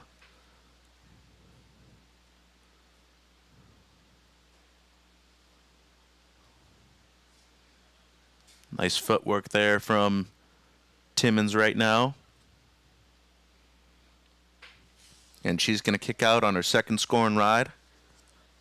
Big thank you to our supporting sponsors, Cali Squeeze, Midstate Containers, Slow Cal Roots, Peak Wi-Fi, and of course our official hotel sponsors for Spare Resort, Pismo Beach, and at the pier, Sea Venture Beach Hotel and Restaurant, and the Sandcastle Hotel on the beach. All four hotels located right along the boardwalk in Pismo, with easy access to the beach pier where we host this event. Of course, our incredible staff, Brian Robbins, Andrew Nichols, Dylan O'Donnell. Last of blue, 2.1. 18:20 on the clock. Let's go downstairs, Carla, with Cash Money Hoover.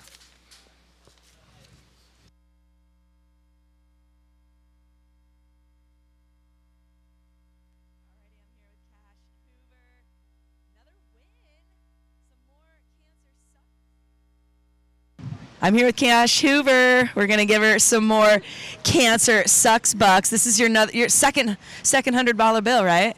It was going to Dad. Is it going to Mom this time? Maybe. Okay, so you had a pretty good heat out there. It's a bit tricky, not even a bit tricky. It's tricky trying to find the right wave. How did you manage to find all those open moments? I just was trying to find a wave that wasn't going to close out or crumble. It was really soft, and then all the other ones were pretty steep. It was kind of hard to find a nice wave, but the lefts were really fun, so I was happy to get a couple of fun ones.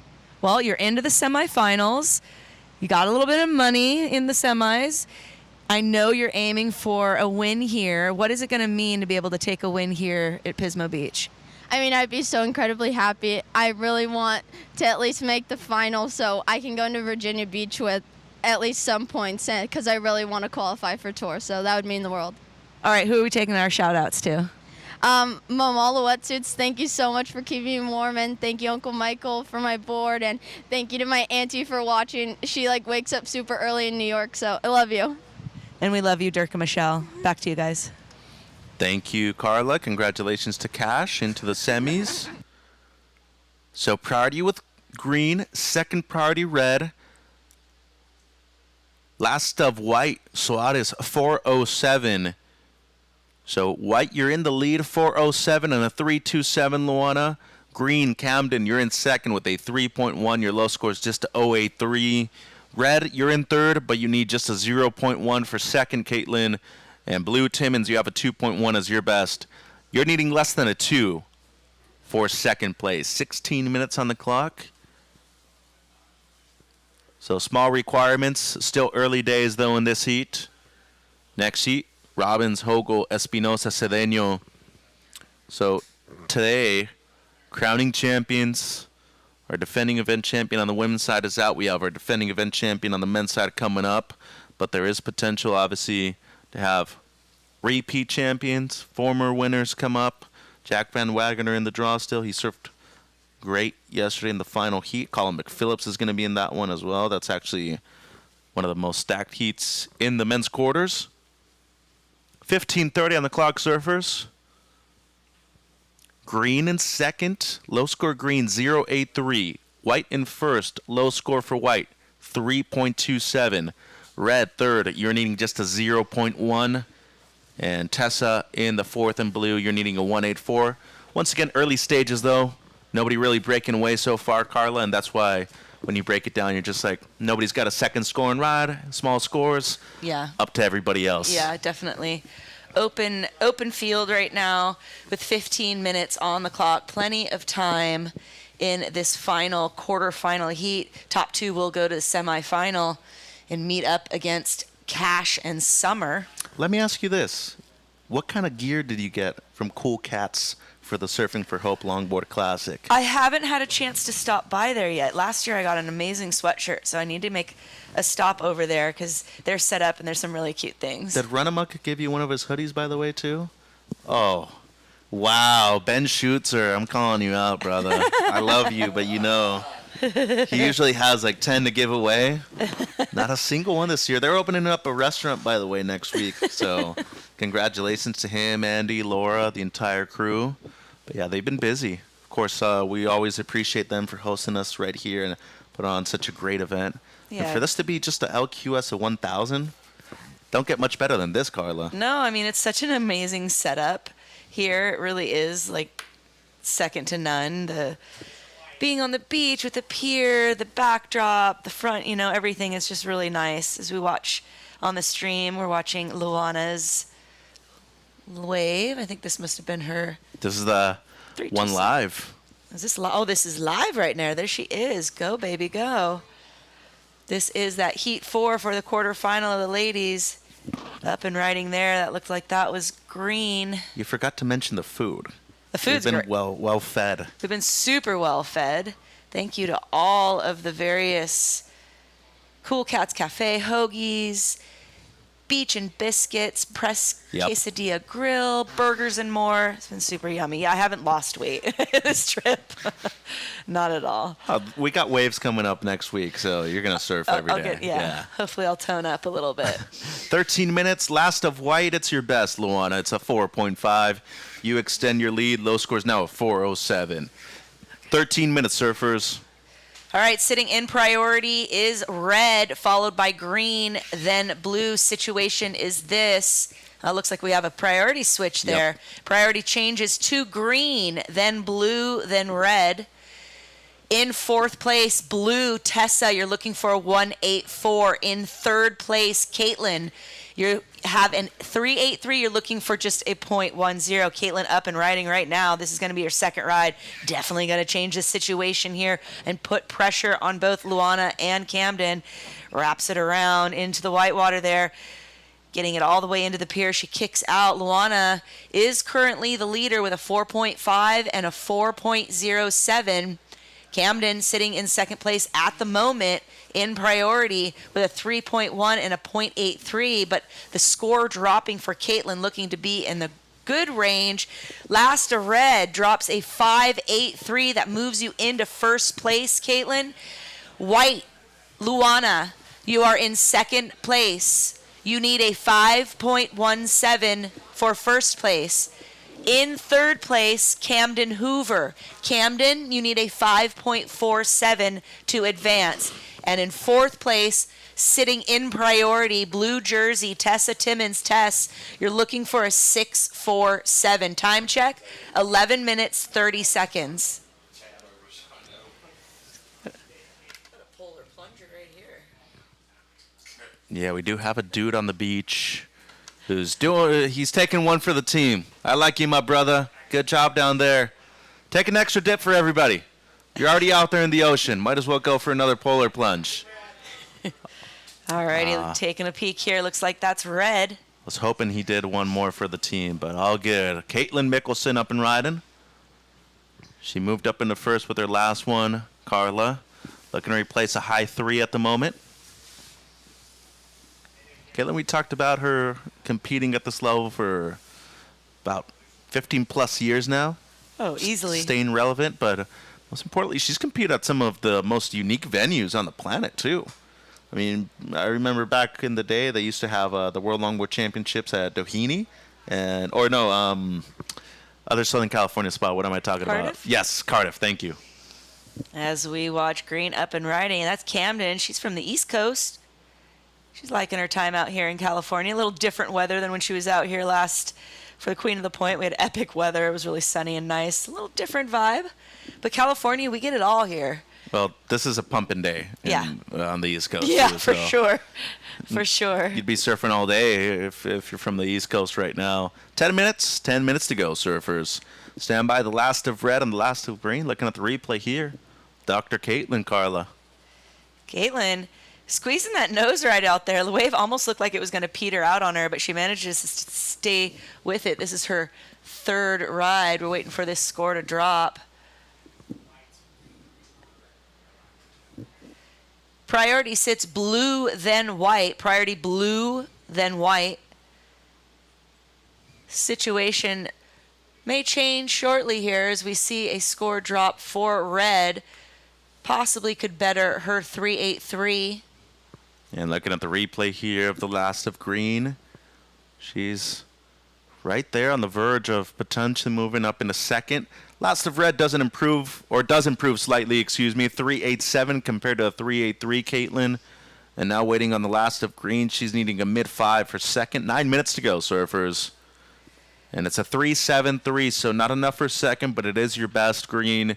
You now need a 4.84. Blue in fourth, you're needing a 6.47, Tessa. White in second, low scores a 4.07. And Red leading, looking to replace a 3.87. Just under 9 minutes, Carla. Yeah, under 9 minutes. Still plenty of time for a couple more sets to come in. Sitting in priority blue, then white, then red. Well, 9 minutes for a longboarder, that's like a full heat for a shortboarder right there. I mean, I'm catching 4 waves still, right? The way I work it, I like to stay inside, stay a little busy, get my waves, get out. You blink, you miss me. Well, and for those who haven't surfed with Carla, you're actually very similar to Kaipo. It's like, hey, I need my 3-4 waves. I'm going in after that. I don't need much more. I'll have a good time. I like a change of scenery. All I need is a good smile on my face. Here we go. Important wave for Timmons, Carla. Right, blue. Swapping it down there on the left.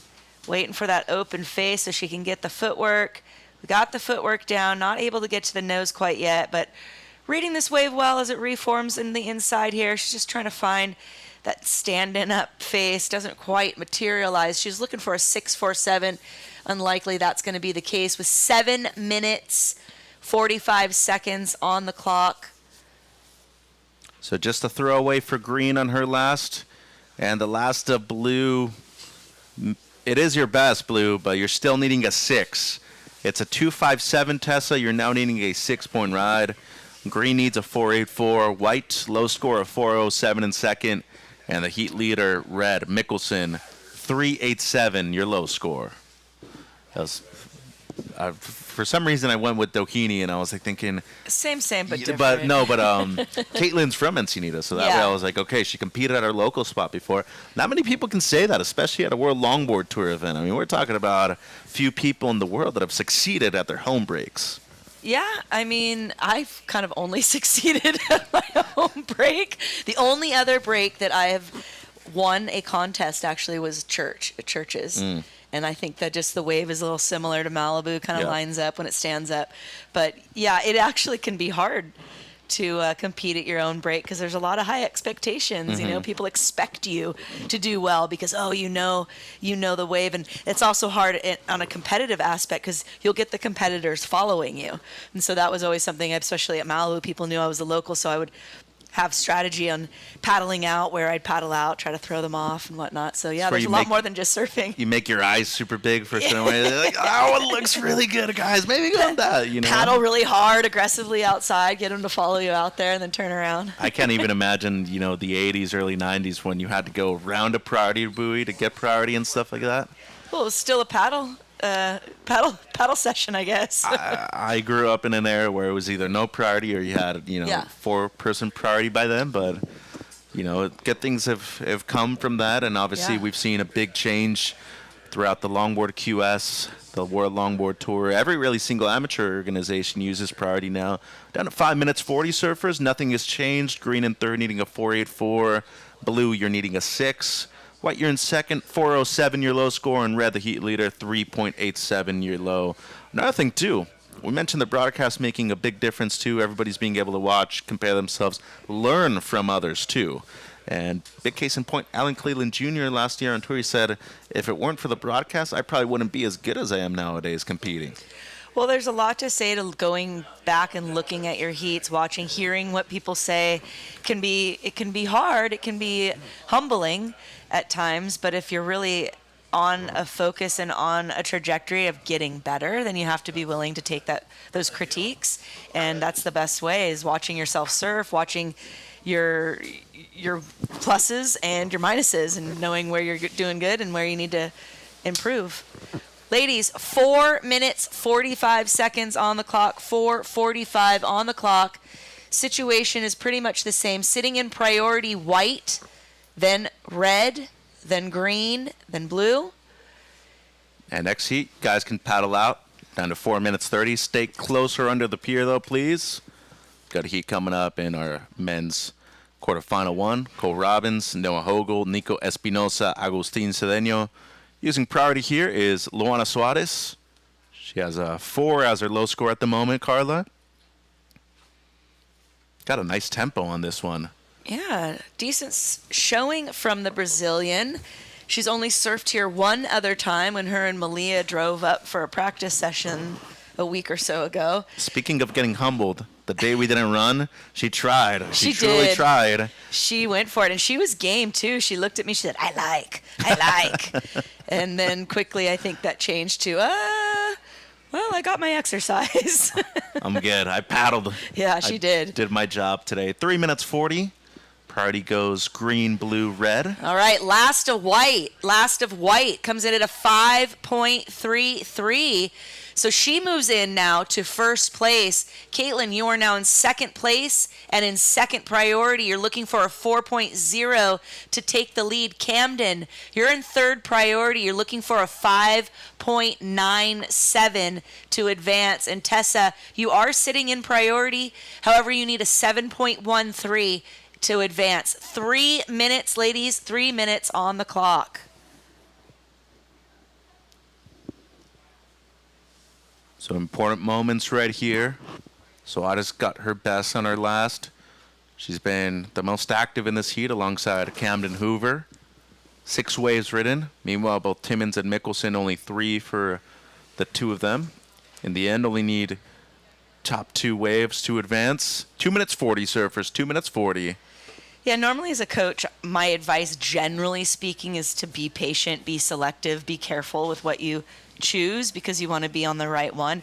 With conditions like these where they're a bit unpredictable, sometimes just staying busy and letting your instinct and getting into a rhythm is the best game plan because, like I said, it's unpredictable. It's hard to predict. Oh, that one's going to actually line up and do its thing. You just kind of have to go and give it a go. Well, 2 minutes to go. The worst wave could potentially turn into the best wave eventually on a day like today. And actually, Cash mentioned that earlier to me prior to the interview. She's like, I was just trying to go for ones that didn't look like they were going to close out, and hopefully they would give me enough to kind of nail down some points, and that seemed to work really well for her. Well, sometimes here, high tide, you want the waves that seem like they're going to close out. They eventually have the line. Right. Well, As the tide is dropping here, though, that will change. Yes. A bit. Minute 40. Yeah. 1 minute, 40 seconds, ladies. 1 minute, 40. Priority is blue, red, green, white. So green, you're basically needing a 6, a 5.97 to be exact. And blue, you're needing the best of the heat, a 7.13. 90 seconds, surfers. Good to have you and Jeffrey on the broadcast. It's been a fun time. Ryan Simmons, we're going to see Coach back at the few events that we have here during the regular shortboard over at Morro Bay and back here in Pismo later on in 2026. Always appreciate everybody welcoming us so well here in Pismo and the surrounding areas. 60 seconds, quick one there for Mickelson. And Hoover needing a 5.97, basically a 6. Blue Timmons, Carla, she's needing a 7.13. Would have to be the BOH, best of the heat. Yeah, all right. Priority change there. Green in priority, followed by white, then red, then blue. Green, white, red, blue. Looks like green taking a paddle here. She is looking for roughly a 6 in order to advance. She gets to her feet, does 2 steps to the nose, looking for an open face there as this wave just kind of bogs for a minute there. There she finds that vertical face there, gets to the tip, gets the nose ride, rebounds that white water. Gonna try to hope for this opening. And we're counting down, Carla. 10 seconds. We got red up and riding here, trying to protect second place. And counting down, surfers. 5, 4, 3, 2, and 1. That is the end of the heat, waiting on 2 scores. Everything indicating that it's going to be short for green, though. It's a 3.57 on the last of red, a 1.5. It's going to be white first, red second, third green, fourth blue. Take a break on the broadcast, and quarterfinal number 1 of the men. Stand by. We're going to count you in shortly. Hold your position.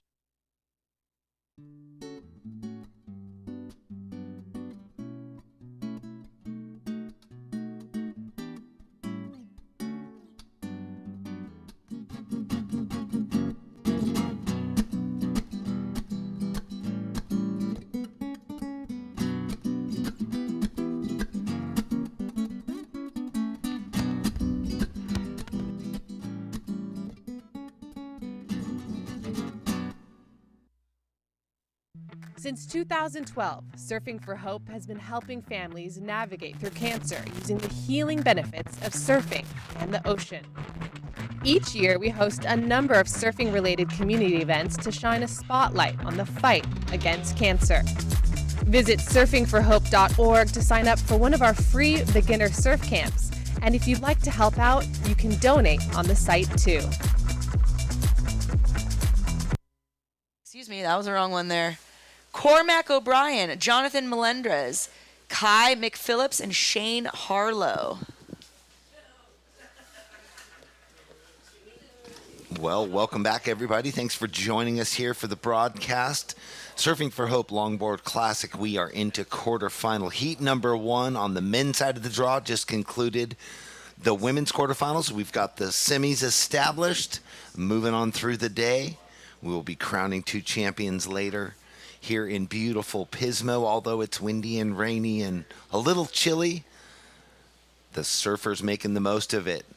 We're getting plenty of high scores. Excited to see the men's round begin. Up and riding in the blue, Noah Hogel on his backhand here. You guys were talking, Carla, about some of the surfers saying you just got to take off on anything and, do your best. Hope. It's hard to identify a wave because of all the lumps and bumps when they're taking off. And that was a great example of that. Noah Hogle making the most out of nothing. Yeah, Nico doing the same thing here. Actually, Yeah. really spicy and How much lively. speed did he just get off of that? Yeah, piece? I'm feeling that right there. Definitely the lefts have been a bit more active, a bit more lively, giving a bit more scoring potential for the surfers. So we're definitely seeing them kind of lean more into that direction on the ride out there. Well, it's so consistent here in Pismo, and Morrow does the same. The beach sweeps down, and the current pulls out right there, kind of creating this faux sandbar that is the left that they're riding. All three surfers now back to back to back on this left. We see our surfer in green, Augustine Cedeno now, and red up. Cole Robbins into the act on this final left. His Peter's out. The other three made it all the way through. So scores will drop in. We had a few quick openers that were throwaways, that will be throwaways. Yeah, but we're definitely seeing a lot of action already in these heats. Plenty of scores being dropped. And I think we're going to have a heat winner interview momentarily. So I'm going to go check it out. Get on down there.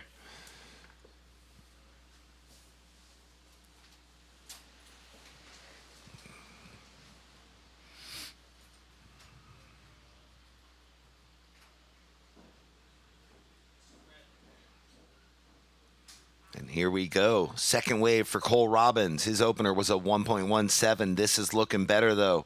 Nice sequence of opening turns, keeping that rail engaged and lively. Look at that. 10 through the inside section. Comes around with a boatload of speed, carving down. Well, that was a nice ride. Shooting the pier, classic vision, all the way through to the other side. I think that's the first full shooting the pier wave we've had the whole event, actually.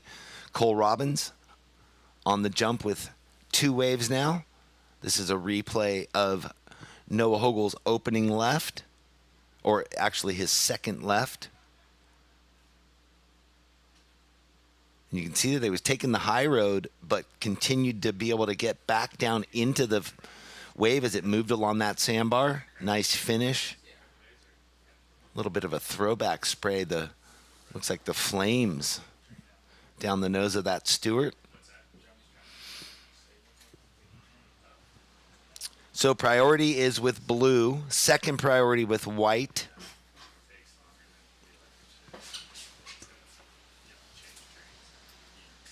I like that. There's the replay of Nico Espinoza on his second wave. That fade back swing set him up beautiful for this wave. Nice, relaxed cheater 5 to the inside and got a lot of pop off that finish section there. So opening ride for blue. Noah, your first wave came in at a 4.83. Nico, your second wave, a 6.83. And here's live action with Nico. Wow, blew the fin out on that lump.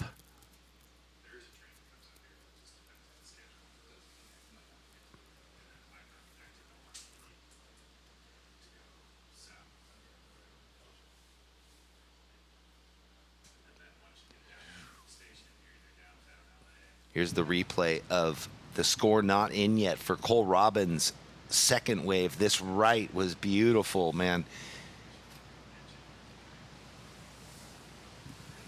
Making it look like there's no interference on the face at all.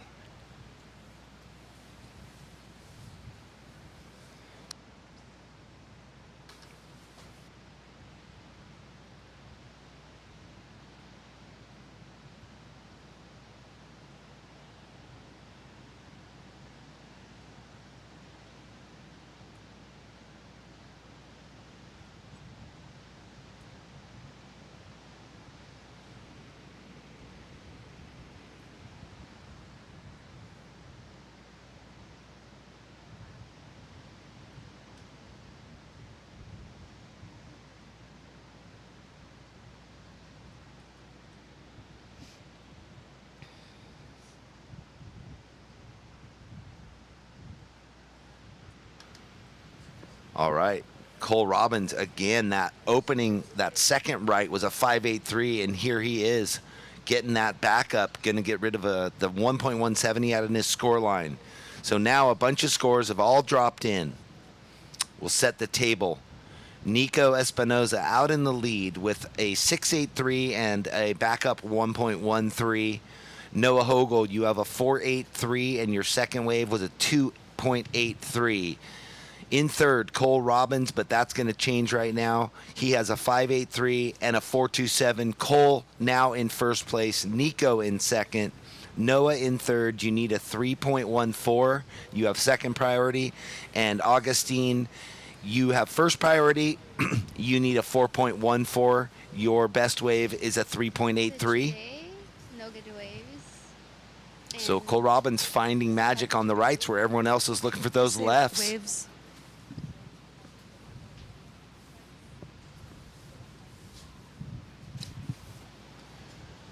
All right, Carla, take it away with our last heat winner. Alrighty. Well, she did it again. She's bold. She's beautiful. She's Brazilian. She's Luana Suarez, taking the win again in that quarterfinal heat. She's moved on to the semifinal. A little bit more difficult today, yes? Thank you, Carla. Yes, today wave is difficult, but I'm happy. Definitely happy to take the win. We get to give you some more Cancer Sucks bucks. So I know that's exciting. Last night we were able to go check out the gala, and we listened to some stories. And in Portuguese, tell me, what is it like to be a part of such a special event? Ok. Estou feliz de estar aqui participando desse evento. É um evento grande da WSL, de alto nível. Estou feliz de ter avançado, de estar na Finals Days hoje. E, bom, o evento da WSL está uma campanha para as crianças que têm câncer. E é muito bom poder participar, muito bom fazer parte, poder contribuir, poder ajudar. E estar aqui fazendo parte dessa união, dessa ajuda, dessa força para as crianças. Eu estou muito feliz de estar aqui e poder ajudar um pouquinho. Awesome. How about thank you to your sponsors and your friends? Yeah. Thank you, Carla. Obrigado aos meus apoiadores, o Batuba Açaí, Dani, o Batuba Açaí, Los Angeles, Califórnia. Todos os meus apoiadores, meu shaper, Ney, Fuax, GoPro, com os meus equipamentos. Graças a Deus até aqui tá tudo certo. E é isso, um beijo para todo mundo, para minha família. E é isso, um beijo. Alrighty, well, vamos! Vamos! Let's go. Back to you, Jeff. Vamos. Obrigado. So, yes, bringing the sunshine of Brazil to Pismo Beach on a gray, drizzly day. Luana Soares into the semifinals. That last wave for Nico, a 3.67. So now, Nico, you are in the lead. Cole, you're in second. Noah, you have second priority, and you are looking for a 5.28.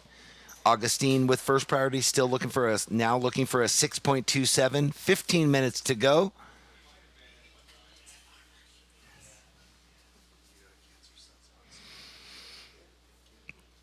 Well, thank you to Andy McKay for putting on these beautiful events over all the years. He will continue putting on the Surfing for Hope Longboard Classic. It's always a pleasure to work with Andy and the whole team here. If you're just joining us online, welcome. We are into the men's round, quarterfinal heat number 1, and as you can see on the screen, Nico Espinoza leading the heat at the moment, and Cole Robbins in second. Noah and Augustine playing catch-up at the moment. A lot of waves being ridden, a lot of opportunity out there between the windy peaks that you're seeing. Oh, yeah. Nico's staying quite busy out there and still 14 minutes on the clock. So the fire is under him and he's feeling it. I like it. Well, you know, he's in a really, with that 6.83, he's in a strong position if he can better on the 3.67. Yeah. And then Cole, he's been looking for those rights. He hasn't utilized the left yet, and he's got his 2 scores. While you went down for the interview, he had that 5.83 and then shot the pier all the way through to the south side. Sweet. Ooh. Here we got our heat leader right here, Nico. Nico's already won $200 yesterday in our Cancer Sucks bucks. I'm sure he's feeling the fire to throw another Benjamin in his pocket, and he's definitely getting all the stuff done. I really like the liveliness that we see when he goes into and then out of his nose rides, using that rail work nicely and just keeping it really, lively and spicy. Well, and you saw that wave there where he compresses with that knock knee, and then just, the spring absorption. So he's taking all the lump and bump out of it and controlling his rail so nicely. And like you said, gaining speed in and out of every turn, which is, I sit here and say that is so difficult on, a these 9-6 board. Yeah. Needs conditions for sure. Yeah, and these conditions make it a bit challenging because there isn't just one specific defined power point. It kind of bobs and shifts around as the bump and the wind kind of affects it. So yeah, really great read from Nico. He does improve on his 3.67, comes in at a 3.90. So just, extends his lead ever so slightly. Currently in priority is green. You are in 4th place, green. You need a 6.27 to advance. In 3rd place and in 2nd priority, blue. Noah, you're looking for a 5.28. Currently in 2nd place and in 3rd priority, red. Cole, you're looking for a 4.91 to take the lead. And your winner right now in white, Nico Espinosa, he sits with a 6.83 and a 3.90. 12 minutes, 10 seconds on the clock. Coming up next, we're going to be seeing Heat 2, the quarterfinal. We'll see Cormac O'Brien, Jonathan Melendez, Kai McPhillips, and Shane Harlow. Don't forget on deck, Tony, Noah, Tommy, and Kaiden, and then we'll wrap things up. Quarterfinal 4, we'll see Gavin, Tucker, Jack, and Colin. Up and riding right now, though, that appears to be green. Augustine Sedeno. Well, he was sitting there for quite a while waiting for that wave with priority, needing the 6.27, a taller wave, but without the completion all the way through. I missed the beginning. You'll have to bring me up to speed on that. We'll wait for maybe a replay there. I think he had maybe a little bit of something in the beginning there. Well, you were saying Nico already collected $200 yesterday on the cancer. Oh, look at that. Yeah. Well, that was really nice. And I mean, he was airdropping from the top of the wave down. Yeah, then just decides to kind of jump off as opposed to kind of stalling and kicking out. I think that was really strategic. I know we have that because he had the .93 in his scoreline. Took that taller set knowing it was going to wall off, but ran to the nose, got the short 10, and then did the pencil dive to get back out real quick. Yeah. There it is. A quick 3.37 for our surfer in green. Up and riding again. This one giving him much more opportunity to flow through all the way. Yeah, blue getting some nice critical tip time there. Brings it nice back around there. That's green, actually, isn't it? Yeah. Yeah. So green, Augustine. He's looking for a 6.27 to advance. Currently in priority, red, white, blue. 10 minutes, 20 seconds. So with those cancer bucks, if you're winning the heats and getting those $100 bills, which is a great thing, thank you so much to the Surfing for Hope Foundation in offering those to all the competitors. If you're making it into the semis or on into the finals, that definitely increases the warmth in your back pocket. Yeah. Unless you're getting first, which is, the highest money. We're under 10 minutes, surfers. Priority is red, then white, then blue. Cole, you're still in second. Nico in the lead. Nico, your last wave was a 3.90. So you increased your lead margin a little bit there. You have a 6.83 and a 3.9. Cole, you have a 5.83 and a 4.27. Augustine, your last wave, a 4.67. So he's chipping away. Now, Augustine, you need a 5.44 to go into second. Noah, you need a 5.28. Priority is red, white, blue, green. So I like that, how Augustine keeping busy, electing to take that one set, go for the quick run up to the nose, even though he knew the wave was going to wall out and drop out, just getting himself keeping busy, and that set him up for that next right, which was a point plus better than the last wave, and now not needing as much to go into second with just under 9 minutes remaining. Yeah, just chipping away at it, and that is an effective strategy oftentimes. Up and riding right now, that is red. Red gets the 5 to the 10, wraps it around, rebounds the whitewater there as he pushes underneath there to get into the open face again. Doesn't look like that wave, but is he going to get into that little reform? I love that wave read right there. His board carrying Brilliant. speed so well through the weird staircases. As I expect with Wayne Rich. Behind him looks like White's on a wave as well, but pretty solid read for Red. You're donning your Wayne Rich pin. I love it. Yes. I know I have a pin somewhere. I need to put it on my jacket. Yeah, we've got some waves ridden here. White working it into the inside. We see some action out behind there. There's Green again, just staying really busy, right? Well, this heat is warming up. Everyone's surfing so well.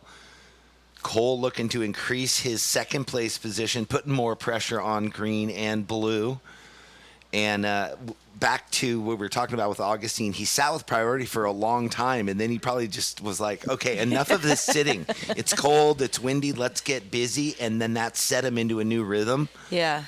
Yeah, it kind of is interesting here. We watch the replay here of Cole's ride. He gets the 5 to a 10, and then boom there, just lobs it off the whitewater here. And for me, the critical part here was he's stuck in that whitewater, but he sees the reform in front of him, catches the double up, and then he's still going, manages to get around onto that left part of the wave there just to kind of tie a little bow on it and just finish it off. And so casually made it through those staircases. Here we see our goofy foot straight up on the nose for a quick 10, oozing style on every turn. Yeah, his wave a little bit slower, kind of a little softer, waiting for its build as it kind of comes into the inside and steepens up a little bit again. But that initial work in the beginning there was quite nice.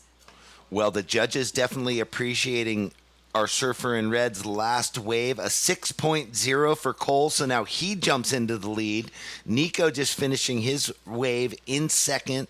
Will this score put him back up on top? That last wave of Green came in at a 4.40, but wasn't enough to get him up into second. So, Augustine, you need a 6.07 now. And Noah with priority needing a 5.91. 6 minutes on the clock, gentlemen. Priority, Blue, Green. Nope, we got a priority change here. Blue up and riding. Blue down there. Green, you are in priority, followed by Red, then White. As Jeff mentioned, last to come in of Red was a 6.60. Couples that up with a 5.83. That puts him into first place. In second place and in third priority, Nico Espinosa. You've got a 3.83 and a 6.83 and a 3.93. Nico, you're looking for a 5.6 to take the lead. In priority is the green jersey. Augustine, you're in third place and you're looking for a 6.10 to advance. Last but not least, in fourth priority and in fourth place, Noah Hogel in the blue jersey. Noah, you're looking for a 5.94. You know what impressed me so much with Cole's last wave was how he came across the section, ran up for 10, engaged his rail right after he dropped out, but full bottom turn and really widened his stance into a very strong, fast re-entry, and then all the connection work. Yeah, it was definitely had that connectivity, the power, speed, and flow all coupled together just right. And so that's why the judges were able to garner that 6.6. But here we watch Blue really milking this nose ride there. Noah, he's looking for a 5.94 as he works it all the way to the inside, gets a nice drop knee here as the wave just starts to kind of peter out as it brings it into the shallow part of the inside. He was looking so confident. The way he held the pressure on his nose through that. Definitely. Yeah, it's definitely going to, I think it'll throw away that 2.83. I feel pretty confident about that. And it does. It comes in at a 3.70. Blue, 3.70. You're still in the same situation, though. You're looking for a 5.94. There's 3 minutes, 50 seconds on the clock. Priority sits green, red, white. Oh, I made a mistake. Cole, your previous right was a 6.60, not a 6.0. It's okay. We got The tablet is tiny. The tablet is tiny. I'm surprised. I'm the only one here that needs readers. Am I really that old? What's going on here, Jeff? I don't know. You know what I I've need more always carrots, done? I guess. I never started wearing them, and so I read all my books without readers, and I Yeah. think there's something about that. Perhaps. Maybe it's a wives' tale. You know, you hear it often. If you don't start, then your eyes just keep having to work. I don't know. Yeah. I know I need them for distance I need driving, distance. for night distance driving. That's my one Okay. struggle, or distance in general. Yeah, I've just been blind, I guess. 3 minutes, gentlemen. 3 minutes on the clock. Situation is the same. Next heat, please remain closest to the pier as possible. Next heat, please sit next to the pier or under the pier. Muchas gracias. Muchas gracias por todo. And thank you, everyone, for joining us online here for the 2025 Surfing for Hope Longboard Classic in glorious Pismo Beach, the gem of the Central Coast. This whole area, rich with surf, rich with nature and adventure. So come on up, stay in one of the beautiful hotels, or check out the Airbnbs, whatever. There's a lot, yeah. It's funny, I run into people all over. They're like, oh, yeah, I booked a trip up there for Thanksgiving, for Christmas. People just love coming to the Central Coast. The weather's great often, and there's a lot to do. It's absolutely stunning up here as we watch a quick ride there from green in and out. 1 minute 150 on the clock. Insignificant score to drop for green. Situation still the same. Blue looking for a 594. Green, you need a 610. White, you would need a 5.6 to take the lead. Currently advancing is red and white, up and riding red.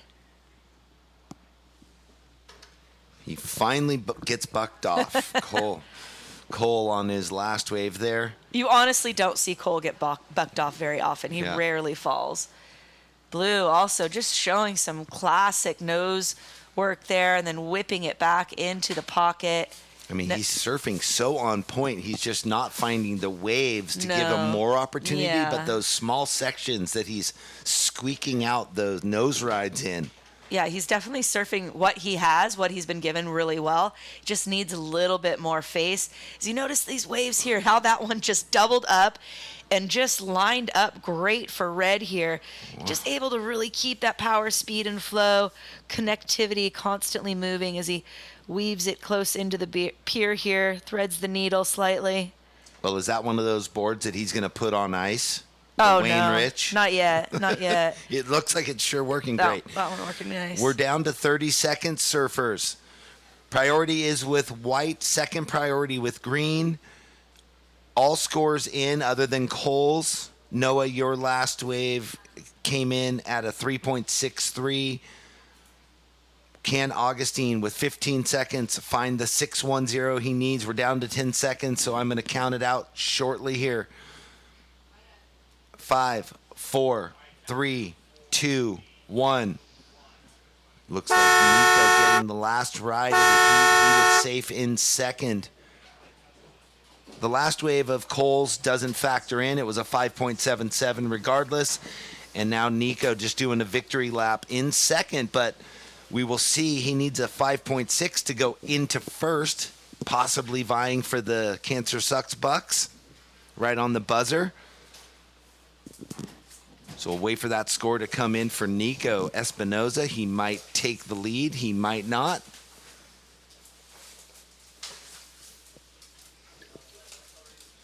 Well, I know we're going to throw it to a quick commercial break, and when we come back, we'll have this score tallied, and we will be into quarterfinal heat number 2. Join us right in a minute.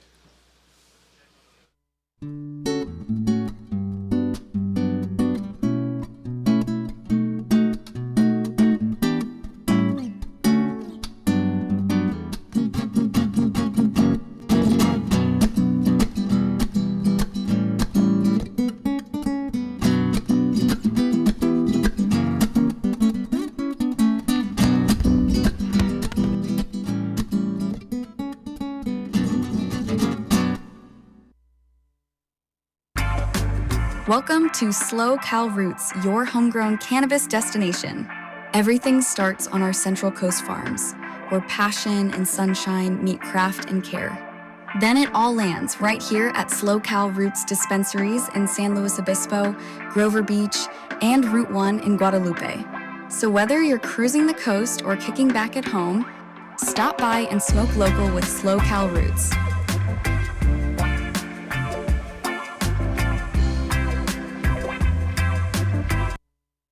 Good heat right there. Robbins, Espinosa moving through. Cedeno in third. Hogel in fourth. Welcome back, everybody watching online into quarterfinal number 2. Mitch and Jeff with you.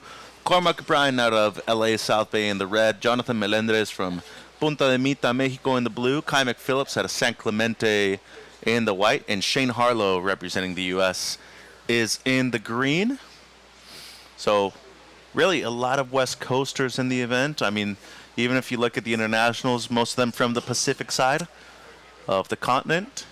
Yeah, coming up from Central America and Mexico.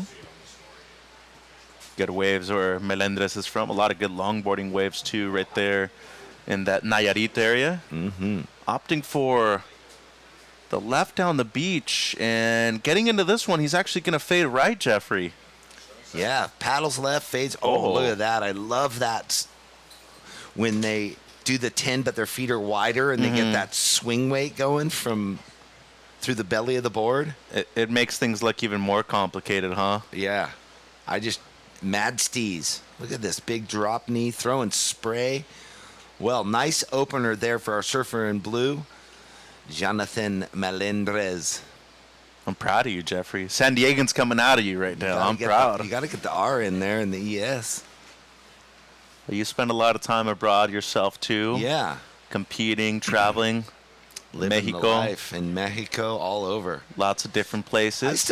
I still go down there. Yeah, I still drive across and sometimes go down and do dental work or whatever across the border. It's the way, and just park and walk. We got airport right there in TJ as well, CBX. CBX is easy for everyone, yeah. I'm a fan. Waiting on the opener of blue, Melendres, watching the replay right here. As you said, this 10 locked in. So this one looking to be strong opener for Jonathan. Nickname is Gordo. First time ever competing at the WSL level here on the LQS side. And scores coming through, Jeffrey, looking like a mid-ranger, but a good start for Jonathan. 4.67 blue, 4.67 Jonathan. Only wave ridden so far. I'll go talk to Cole Robbins. Be right back, Jeff. Sure. Take it away, Mitch. Bring the heat.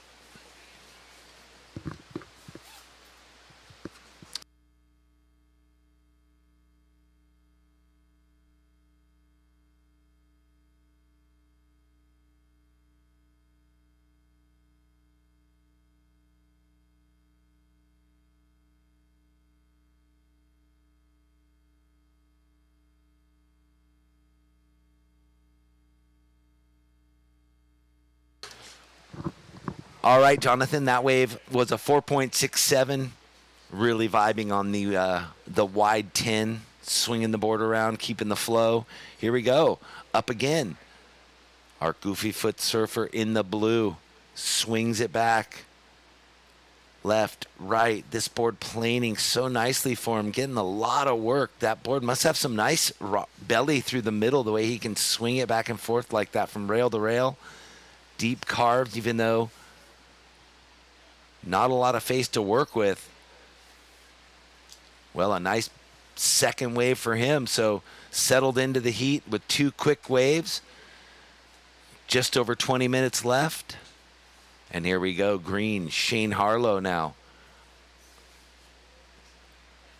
Runs up to the nose, but can't quite get dropped down into that second section. White. Here we go. Kai McPhillips using that priority. The father-son duo up here competing. This thing doubling up for him. Lots of speed. Big splashback.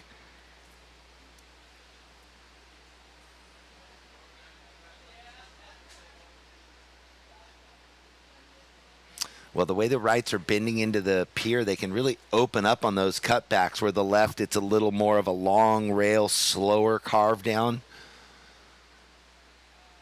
All right, Cormac, you have first priority.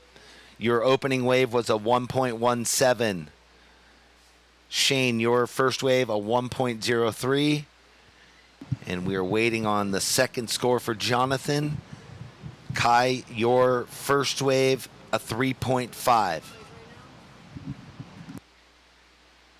So right now, Cormac, you're in third, needing a 2.34. And Shane with priority, needing a 2.48.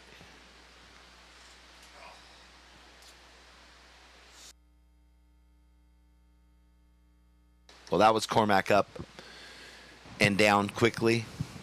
So Cormac really waiting to find his feet in this heat.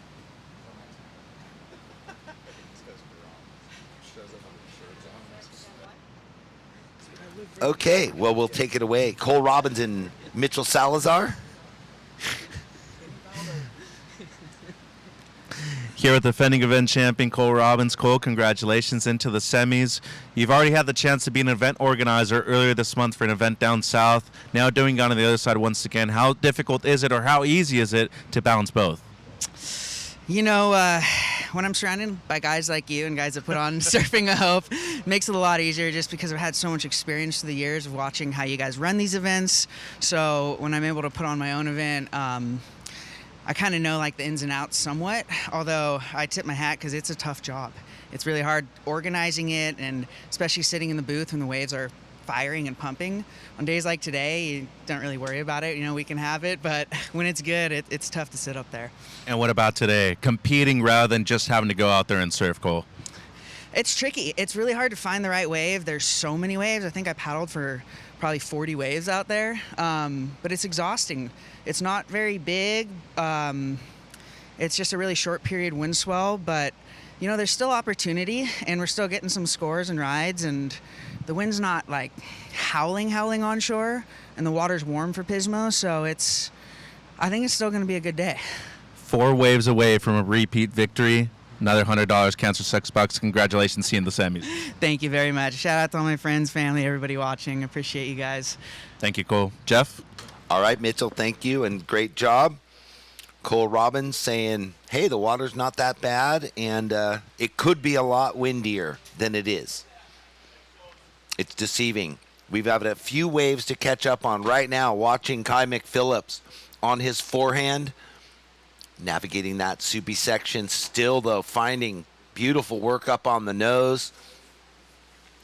Big carve back down into this inside right. Kai McPhillips, who was sitting in second place, cuts out. Jonathan, you have a 4.67, a 4.17 on your first 2 waves. Your last wave, a 1.7 throwaway. Kai now is getting his backup wave. We'll wait for that score. Cormac, you have a 1.17, a 2.33, and we're waiting on your last wave score. And Shane Harlow, a pair of 1s, a 1.03 and a 1.27. Welcome back, Mitchell. Nice interview. Yeah, thank you. Cole's easy, to talk to. Best realtor in Santa Barbara, by the way. You ever need a house down there in the 805. He's your guy. 16-minute surfers. Well, when I win that elusive lottery, I'll buy one. No problem. Elusive, the key word. Last of green, just a throwaway, Shane. Waiting on the last of red, O'Brien. Watching the replay right here on the broadcast. So out of Torrance, this kid. South Bay born and bred, Jeffrey. Yeah, we know that Matt Chanowski, the Waxhead, works with him and really appreciates his stuff as we do. He's a character, and he's got no end of mojo, flojo. Yeah, and talk about a historic place. Can't get much more historic than LA South Bay right there. PV, you got Manhattan, Redondo, Hermosa. Plenty of different locations right there with a good amount of history. Shout out to Spider Surfboards as well. Dennis Jarvis and the crew. Last of red, 437. Now watching green, Harlow right here. Good footwork by Shane in the green. 15 minutes. And he's going to get the floater at the end as Harlow. So some really intelligent footwork right here on this one for the surfer in green. Meanwhile, Blue's been working on the outside too. Melendrez, this is his 4th ride. And he's going to tap the end section as well, Jeff. So good exchange right there. Just under 15 minutes now.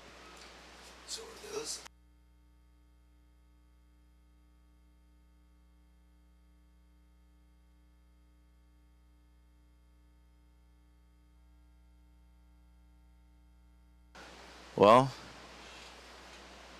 Jonathan has some brand new Bings under his feet. I know there was potential of me driving him up, but my car's not big enough to handle 3 longboards.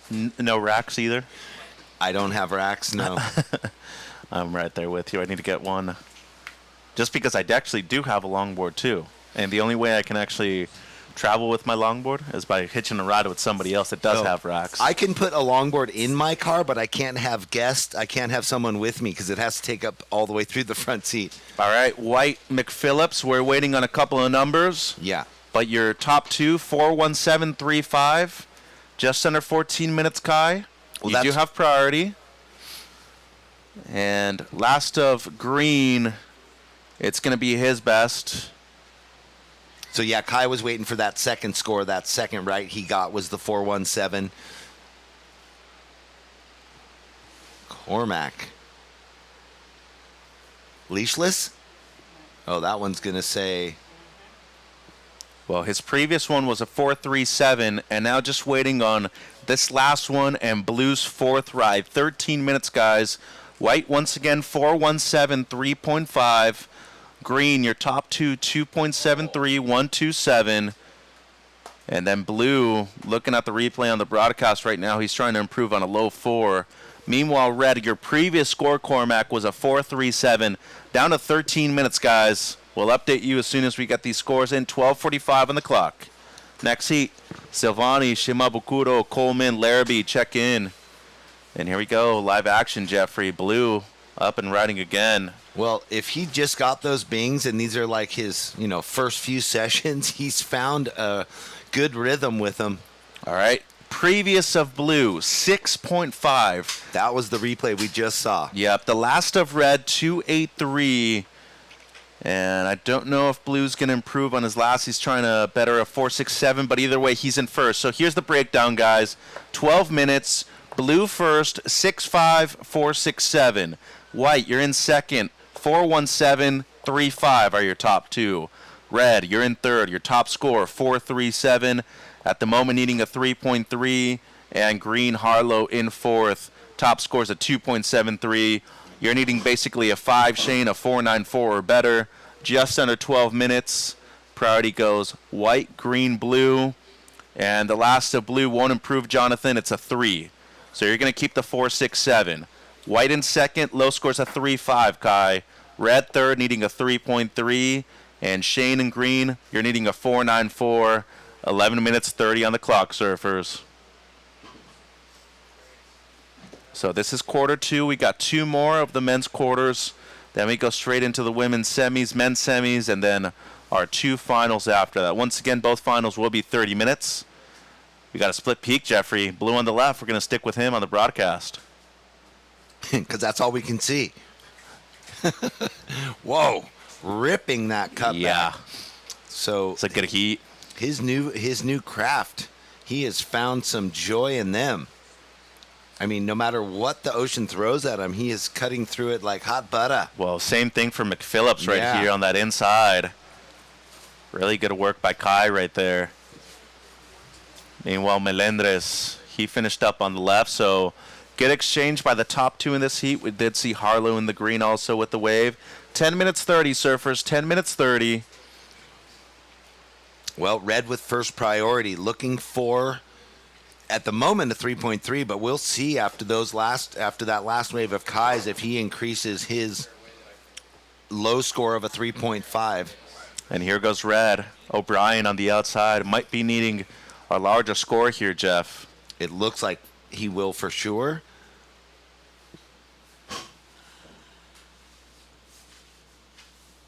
Well, so what I'm noting is that our 2 heat leaders are just picking waves with much more opportunity. Well, it seems to be that they're on the cleaner ones for sure, which on a day like today you kind of need. Although Green, this has potential to double up. Shane, nice tight 5 right there. Got the feet on the nose, toes over the nose. Nice cool style. And he's going to kick out with that right here. Doing the Huntington hop at Pismo right there. Huntington hop works anywhere.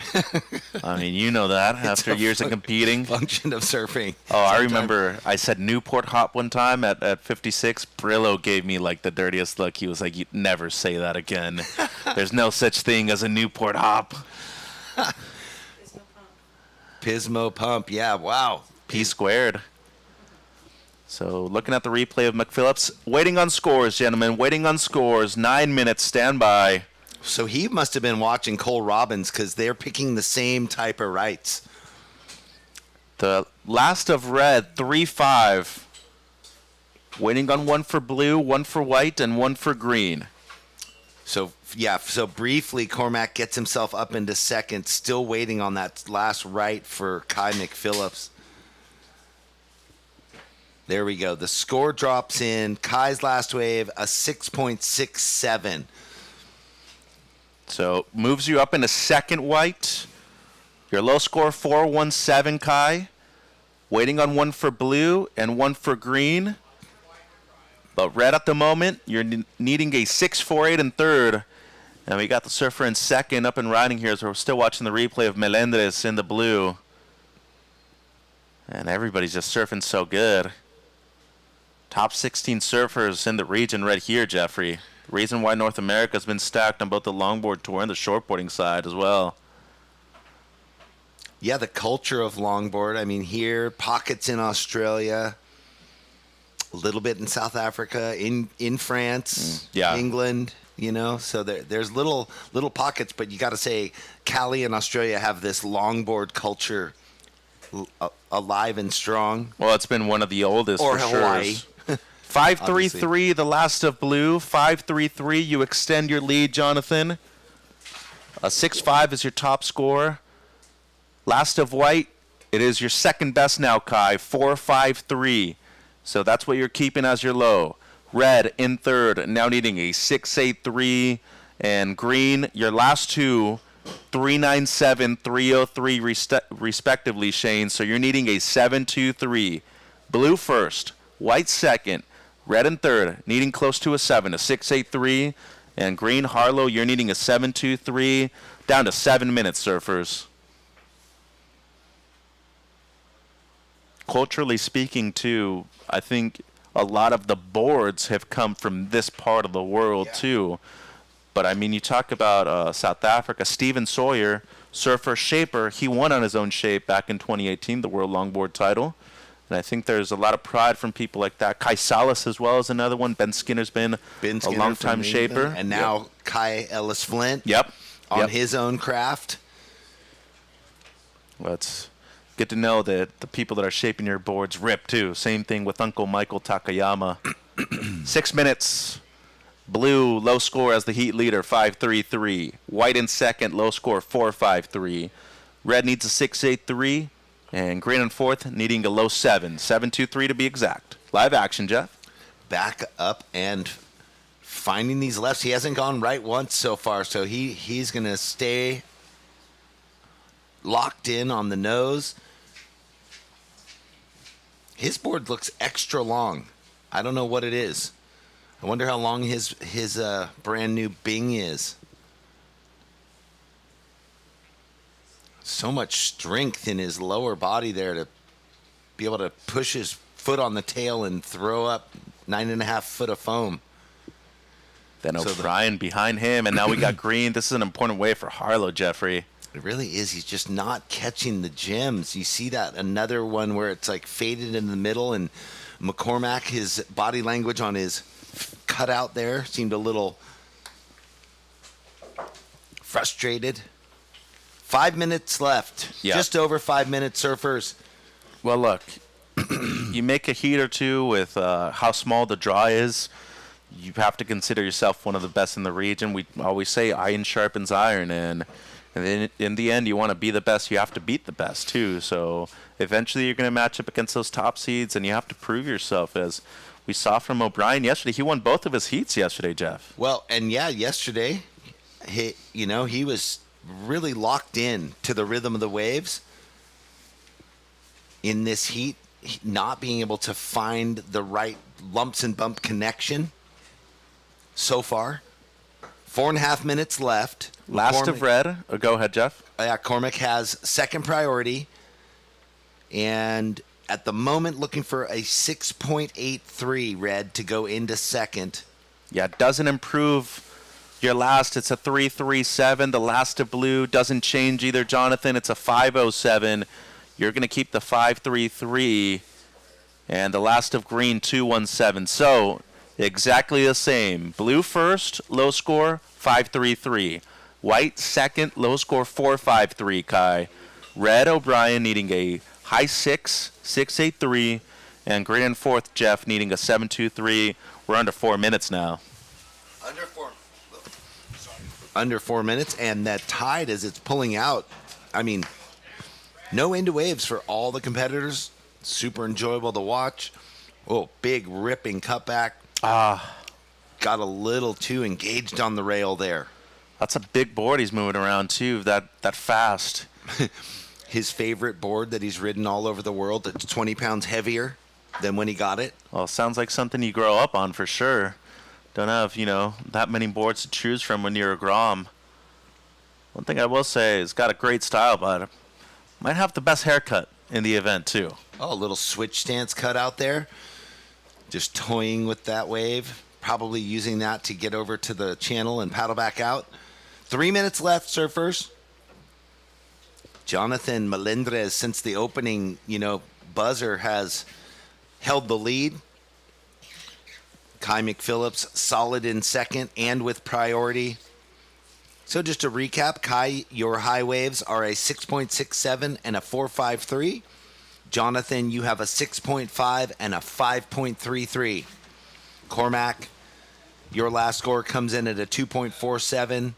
In third place, you need a 6.83. And Shane, you have second priority. You need a 7.23. 2 minutes 20, guys. Thank you to our caddy, our squeegee caddy. Who was that, Mr. Ben Schutzer, run amok? Possibly.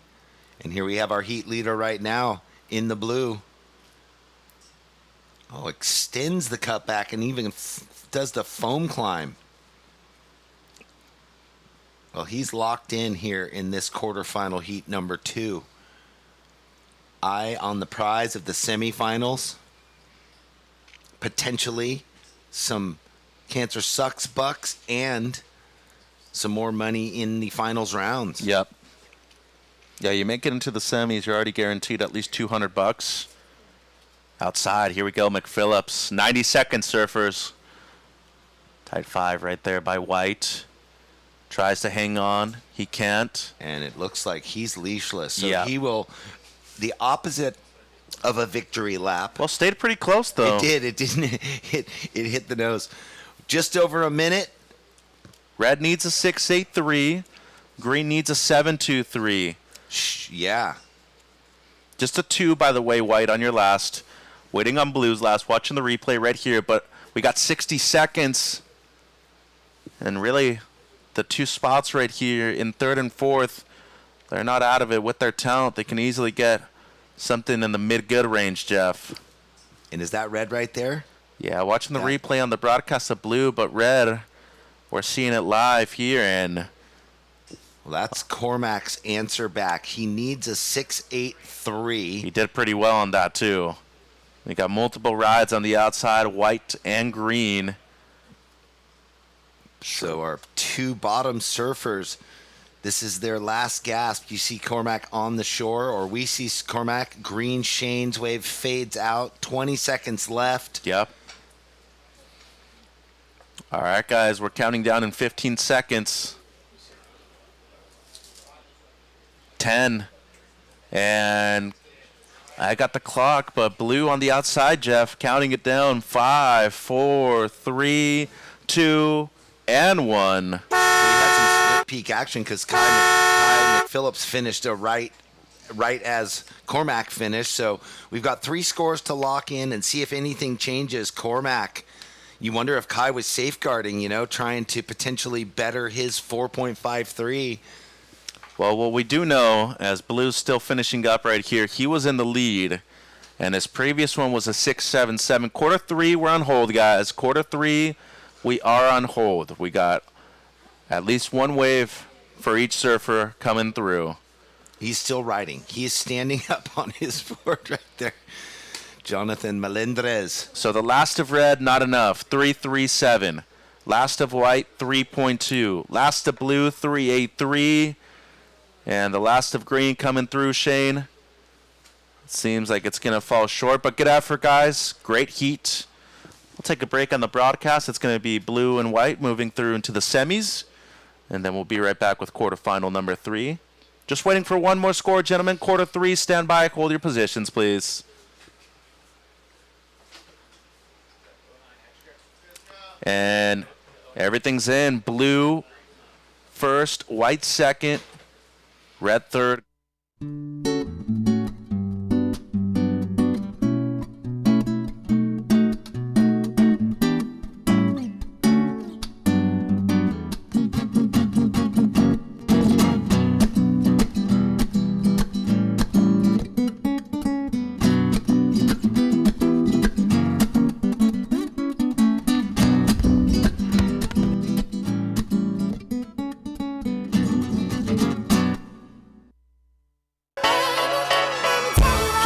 One time for your mind.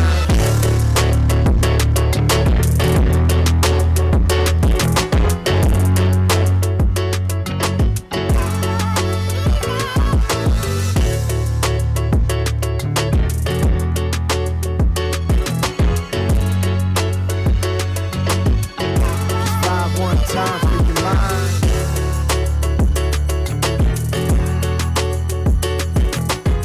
In both finals. Welcome back, everybody watching online. Surfing for Hope Longboard Classic. Mitch and Carla with you. Out there in the red, Tony Silvani. In the blue, Noah Shimabukuro. In the white, Tommy Coleman.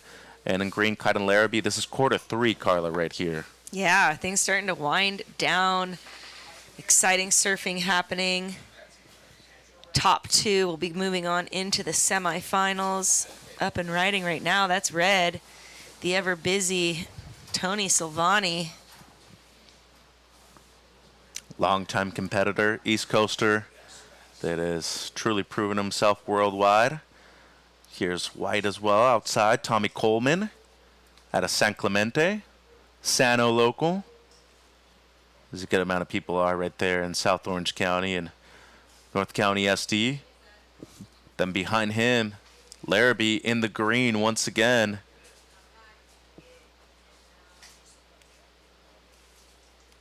And Kaiden doing well right here.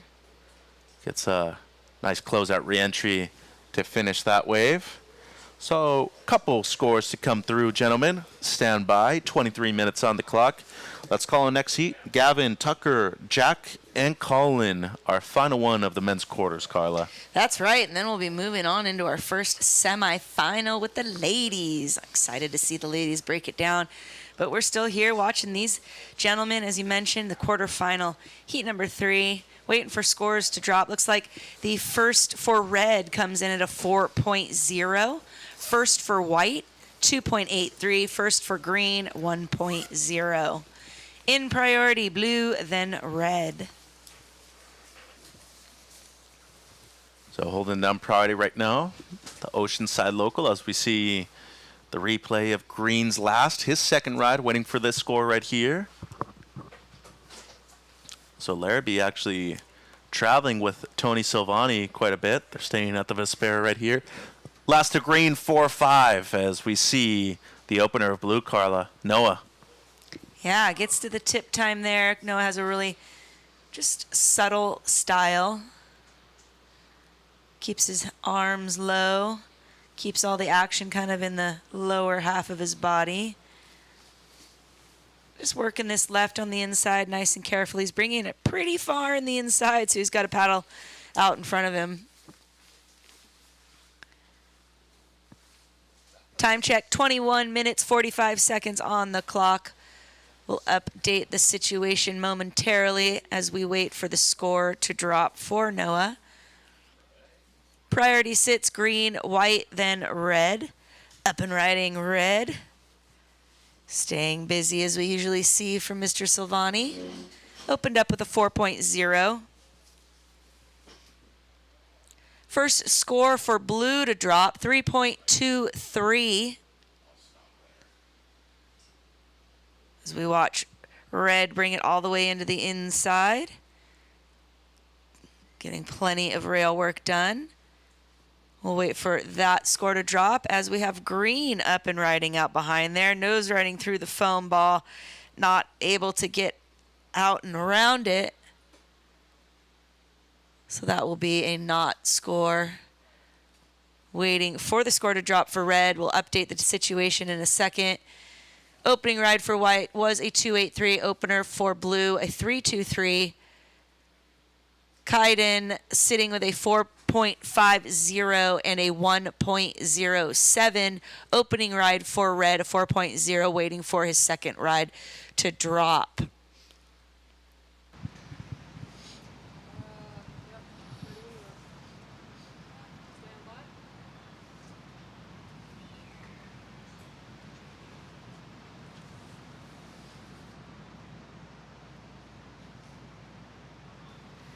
Alrighty, we saw the replay there of Tony as we watch live action here of Tommy Coleman making it into the inside there, working it as best we can.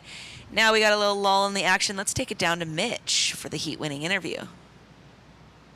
Here with Jonathan Melendrez. Jonathan, congratulations. Visiting Pismo Beach for the very first time, competing in the LQS. What's your first experience been like here in Pismo? Oh my God, it's been so great. The conditions right now are pretty tricky, but I got really have fun yesterday. I got a really good waves, and I'm just happy to be here with my family from Pismo, Karen, Maria, Hal, Tom, and everyone from here. It's been a great experience, and thanks guys for having me here. You're the Surfing for Hope wildcard as well for this event. Everybody knows you in the longboard community, but getting really to know you more on the LQS side, how cool is it to be able to compete more, especially in this kind of format here? Yeah, I was waiting for so long this opportunity, and finally it came up. Take me a while, but also I didn't give up. So that was one of the greatest things I could ever do, because it's just a process, and if you really want to do that and get into that, you just gotta keep going. It's part of the process. So I'm happy to be here and share this with great people and just that. Positive words, congratulations. Cancer sucks bucks, $100 for the heat win. Un mensaje para la gente de Punta de Mita, Nayarit. Sí, un saludo a toda la banda ahí de Tranquilo Surf. Sikis, te veo allá. Un saludo para Libby, para mi mamá, para mi hermano. Muchas gracias por todo el tiempo estarme apoyando desde lejos. La verdad que significa muchísimo. Han hecho bastante por mí y pues nada, este es el resultado y seguro que voy por más, y entonces nada, a seguirle dando y a darlo todo en las semifinales para llegar a la final. Felicidades, mucha suerte. Carla? Alrighty, congratulations to Jonathan. Great story there from him. We still got a little lull in the action here. We got 17 minutes, 17:30 on the clock. Situation is this: in priority white, then blue. Currently in fourth place with a single score of a 3.23. That's blue, Noah Shimabukuro.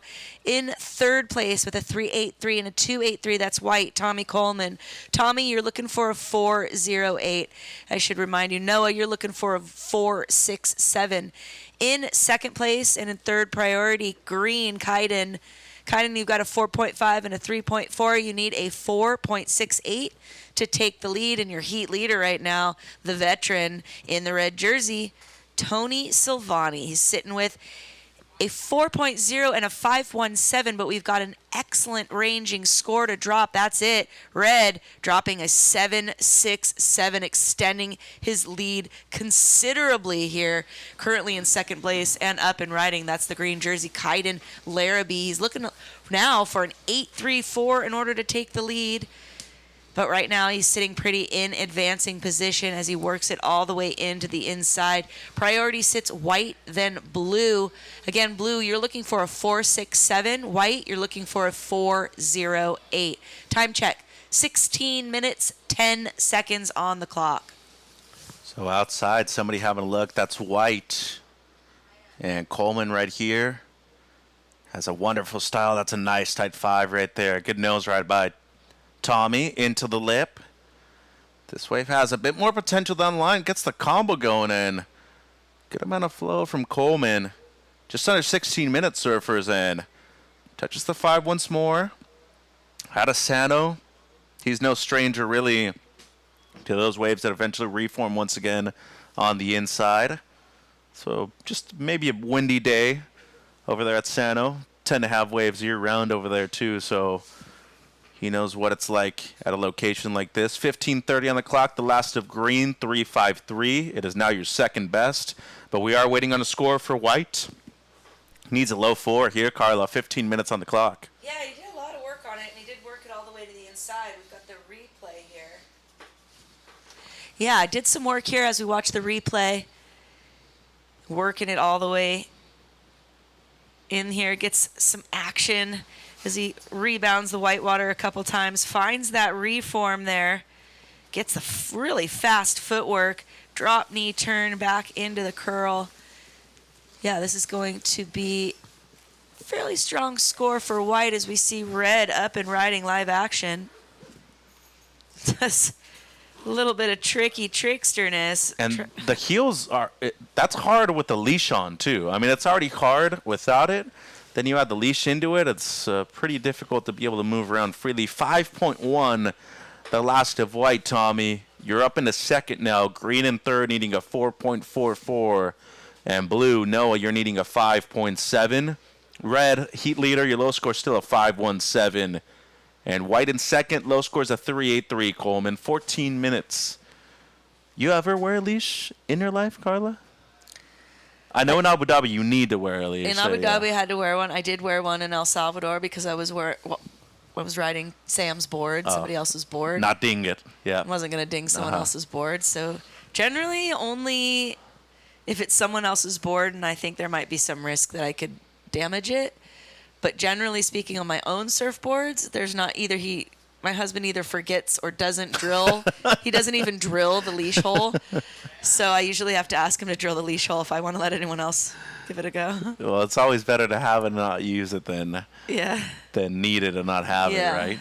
Yeah. Red right here, hugging the pier. Silvani, the heat leader. Have you ever been in an event where Tony's not smiling? No.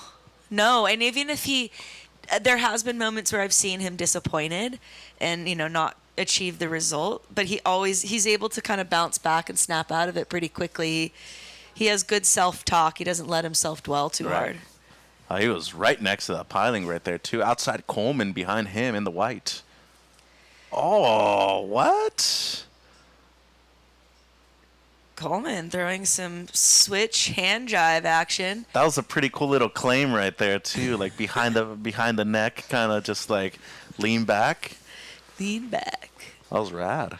Yeah, he gets some scores to drop. He's currently in second place. Priority sitting with blue. He is in fourth place. He's only got one opening ride. He kind of surfed his last heat similarly, just kind of slower, waits, he's patient, and ends up taking, the lead or getting, in that advancing position. So doesn't seem to get shaken much by, what his other competitors are doing. Noah, you're looking for a 5.70. You are in priority. Green, you're in second priority. You're in third place. Kaiden, you're looking for a 4.44. That's currently. Tommy, you are in second place. Your last score did not factor into your situation. You've got a 5.1 and a 3.83. You'd need an 8.3 in order to take the lead away from Tony Silvani, who's sitting nice with a 7.67 and a 5.73. Time check, 11 minutes, 45 seconds. And here's Green, Larrabee. He's definitely trying. Yeah, a lot of excitement in the beginning of that wave. Fortunately, not able to stay with it at the end there and give us a completed finish, but he may have done enough work, needing a 4.44 in order to move into advancing position.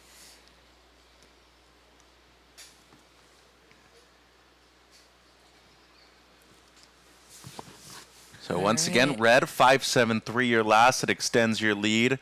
White your last did not go into your top two. Tommy, it's a 3.63. You're going to keep the 3.83. And just waiting on the last of green. It's a 3.37, not enough. Still needing the 4.44. And blue, you're needing a high five, Noah, 5.7. White had a look at that one right there, so Proudy's going to switch. It'll go blue, red, white. 10:45 to go, surfers. Next heat, our last one of the men's quarters, Carla. Gavin, Tucker, Jack, Collin. Yeah, more exciting surfing underway. That could be a final, too. I mean, and we already know McPhillips Jr., Kai McPhillips, has made it into the semifinal. Yep. He is in the first semifinal. His father, Colin, if makes it, will make it into the next semifinal. If they both are able to make it then they will meet up in the final. Up and riding right now, White, Tommy Coleman, currently in second place. Trying to hold his ground there. I like the personality from Coleman. Kicks out with a lot of good vibes. And Silvani on the outside in red. Kind of a late takeoff right here. Angled at it too. Good stuff right there from Silvani all the way on the outside. Beautiful roundhouse cutback as well. Whoa! Right around the piling. He's a madman. Love it. Well, I mean, he's from the East Coast. You know that these guys have to surf any kind of conditions available when there are waves. So chop, slop, it don't matter. He's going to try to make the most of it. Waiting on two scores, one for white, one for red. 9:30 on the clock, surfers. Stand by. Alrighty, we got some scores dropping for White. Potentially going to throw away that 3.83, and he does. White, last wave, comes in at a 4.07. Still holding on to that second place position and advancing. Kaiden, you are in second priority, and you're looking for a 4.68. Blue up and riding right now. As we watch the replay on the screen here, we watch live action. Actually, I believe that was green, perhaps. Yeah, just a quick one from Larrabee. Watching the replay of red still on the broadcast. Last of white, Coleman, 4.07. That's now your low score, Tommy. Still in second. And the last of red, it extends your lead. 7 points, Tony. You're way out in front. So white in second, low scores a 4.07. Last of green, won't change anything. Kaiden, you're needing a 4.68. And blue, you're basically needing a 6, Noah.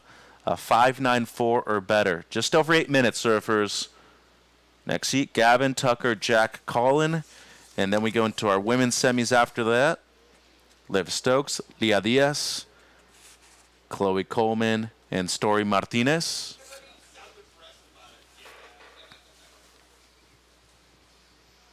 Sun's coming out, Carla. I know. I need my sunnies.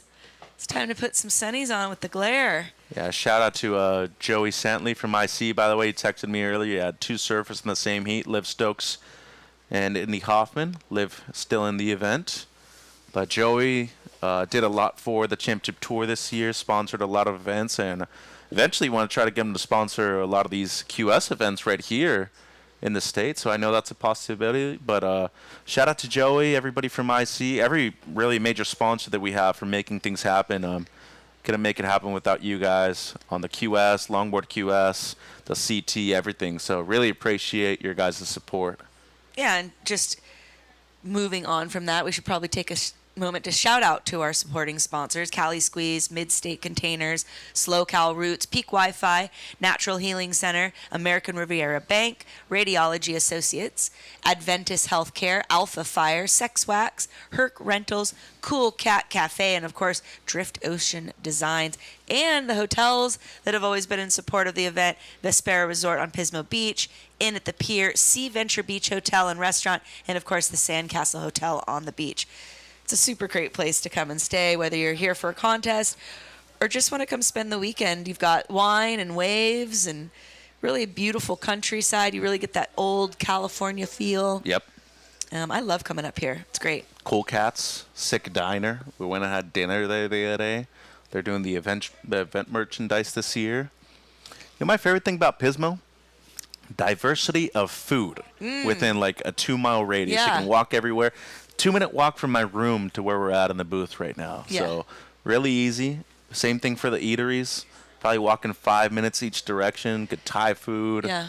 Good regular food right here. The only hiccup this weekend was that bit of rain that made it a little bit less. I'm just gonna run out there and go, walk 5 minutes. But timed it right. You could go get, lots of different food all around the area. Lots of things happening. A lot of thrift stores and just cool sights to see, and just the scenery itself, the scenic views along the one here is just pretty breathtaking. Took 2 days for my other pants to dry. So I can attest that it was raining quite hard. 5 minutes 30 surfers, 5 minutes 30 remaining in quarterfinal number 3. Red leads, white second, green needs a 4.68, and blue, Noah, basically needing a 6, a 5.94 or better. Priority is blue, white, red. Just over 5 minutes. Here we go. Green on the outside. Oh, no, this is blue, actually. Shimabukuro, you waited a long time for this, Carla. Yeah, definitely kind of making some of his people, his fans, probably sweat a little bit as he waited most of the heat to get his second ride. But Noah is a calculated surfer, so he was being very careful in his selection here. And I think it's paid off. It's definitely a solid ride. He opened up with a 3.23, and he's looking for a score just under the 6. So we'll see if that's going to be enough with 4 minutes and 45 seconds remaining on the clock. Priority sits white, red, green. So stand by the second of blue. An important wave at the moment. Next to you guys can paddle out. Stay close or under the pier, please. And going to watch the replay here of blue Shimabukuro. Needing close to a 6, and it's not enough. No, it's a 3.87. So just over 4 minutes on the clock. You're now needing a 5.3. Green, you're still needing the 4.68. White, low score in second, 4.07. And red, the heat leader, you're way out in the lead. Low score's a 7, Tony. 4 minutes, surfers, 4 minutes. Yeah, the veteran red, Tony Silvani, really dominating this heat, throwing down a pair of 7s, a 7.67 and a 7 to be exact. So really just kind of showing that experience and what it takes to kind of light that fire in conditions that might be, less than favorable. Well, experience is always going to be the most valuable asset, in my opinion. You look at Kelly, how many heats did he win just because he was smart, didn't try to overdo anything. I mean, same thing could be said for Kai Salas eventually in the end when he faced Connie back in 23 at Malibu. I mean, he didn't win every heat with 2 8s, but he made sure to win every heat. Yeah, well, like I like saying, it's about 2 10s, not 10 2s. So oftentimes making sure you're getting the quality rides that offer you high scoring potential is going to be more important than just scrapping for a bunch of rides. And probably best case in point was actually this year, just a week ago, when Rachel Tilley won the event. 6 heats she won in a day, by the way, first of all. But when she was in the final matches against Avalon Gall, who was the number 1 seed at that moment, she made sure just get the work done. She had her highest heat total in the last heat that she actually surfed, 13.5, which is still really good. But by her standards, she'd scored more than 15 points majority of the heats up until that moment. And just goes to show you, experience always prevails. 2 minutes 30, guys. 2 minutes 30. Experience, and in that case, stamina. And really that was, I think, the highlight of that story. Not just that she won, another world title and back-to-back world titles, but to be able to fight through that many heats in El Salvador where it is warm, the water's warm, there's a lot of water moving. Yeah, it's a testament to her athleticism for sure. 2 minutes, guys. 2 minutes. Green needs a 4.68. Blue, you're needing a 5.3, Noah.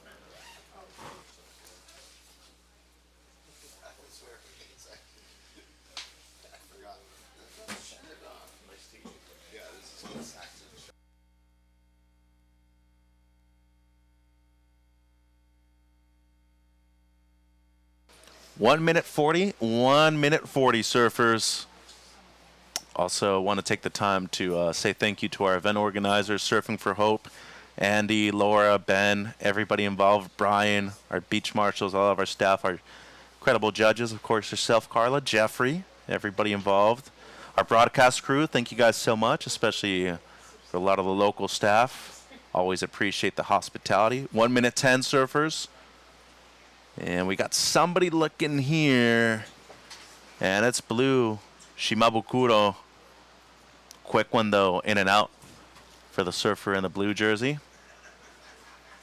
So priority with the surfer in second, Coleman. 407, his low score. Green in third, needing a 468. And unfortunately for Noah, after waiting that long, it just didn't pan out, that left that he was looking for, Carla. No, and sometimes, patience is important. Nope, sometimes patience is important to have. In this case, not really working in his favor. He does have 30 seconds on the clock. He's sitting a bit away from the crowd here, taking a paddle.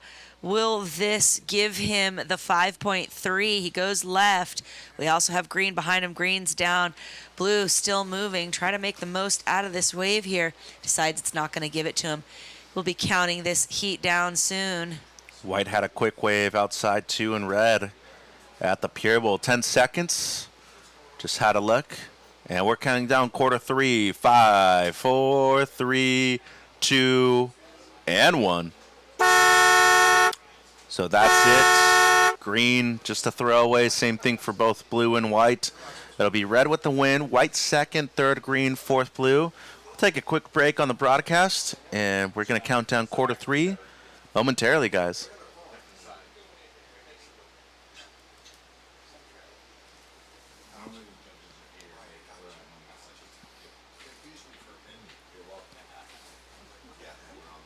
All right, quarter four, hold your positions.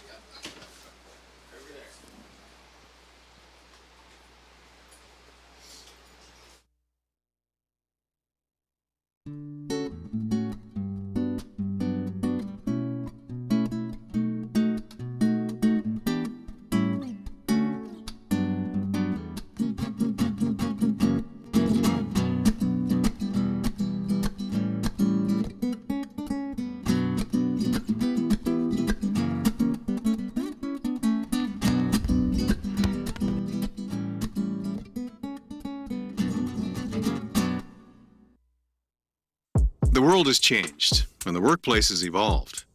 The option to live free of the commute and busy work life is here.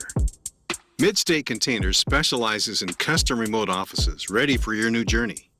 Customizable in every way. Our team is ready to reimagine remote working with your specific needs. We are excited to help create the new workplace so you can embrace more of life. Wagner and wearing green. Colin McPhillips up and riding. That's red. Gavin Idone coming from the East Coast, keeping it lively, getting his campaign going as we have green also up and riding. That is Colin McPhillips. His son already in the first semifinal. He's hoping to make his place into the second semifinal against Tony and Tommy. So the potential of the father-son matchup in the final, if they both make it through, or if that plays out. I was sitting there watching Wayne Rich hanging on the beach and Colin in this solitary moment under the pier. I actually took a photo. It was so cool, him stretching, nobody around. Yeah. Well, this is we got Jack Van Wagner and Colin, two wily veterans.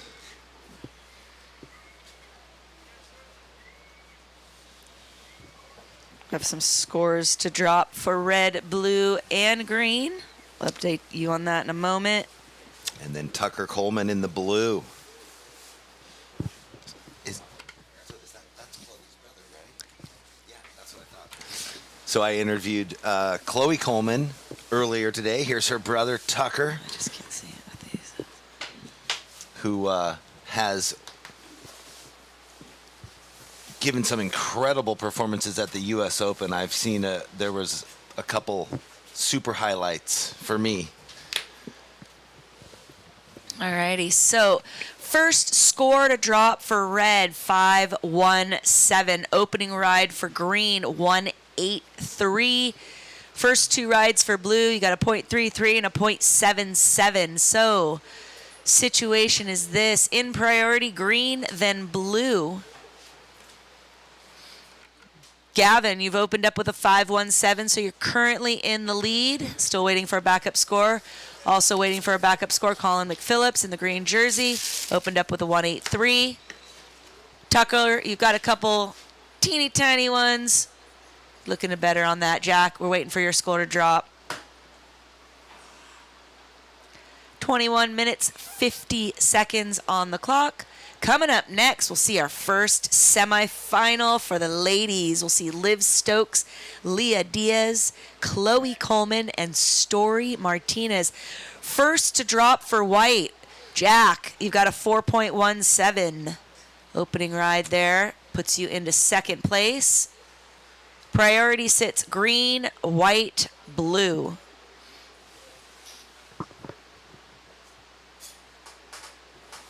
Yeah, so you were saying that the Coleman families. So there's the Tommy Coleman, who just made it through to semifinal number 1. And then in this heat, Tucker Coleman. Separate relations. Yes, not related. Same name. Here we go. Up and riding white, Jack Van Wagner, who opened with the 4.17. Has to jump off that board. So in the time I was gone through that last heat, the tide, moved just that little bit, and it made a big difference. Yeah. It shows from the heat before. Yeah, you really see a lot more beach now. Waves are set out a little bit further out, but still plenty of rideable waves coming through here with 20 and a half minutes on the clock. Last of red comes in at a 1.17.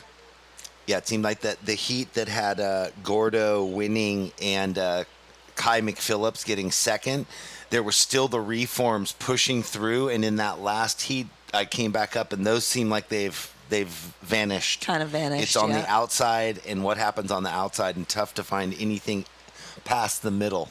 Yeah, just getting too shallow as it comes into shore there. Yeah. The sandbar's not really able to bring it all in, so they can kind of continue in, like you said, with those reforms. But we're going to still see some tip time in the beginning there, I think. Some nose rides and coupled with some nice rail carves. And what's always good, the judges, being such pros as they are, they're constantly adjusting their scale to match the conditions. They can't expect rides like 4 heats ago in this heat. Exactly. So they're always, making a new level of what's that top score potential. Right. Jack Van Wagner, your last wave was a 3.0, so you're out in the lead with a 4.17 and a 3.0. Gavin Adone with the high score, the 5.17, excuse me, and a 1.17 backup.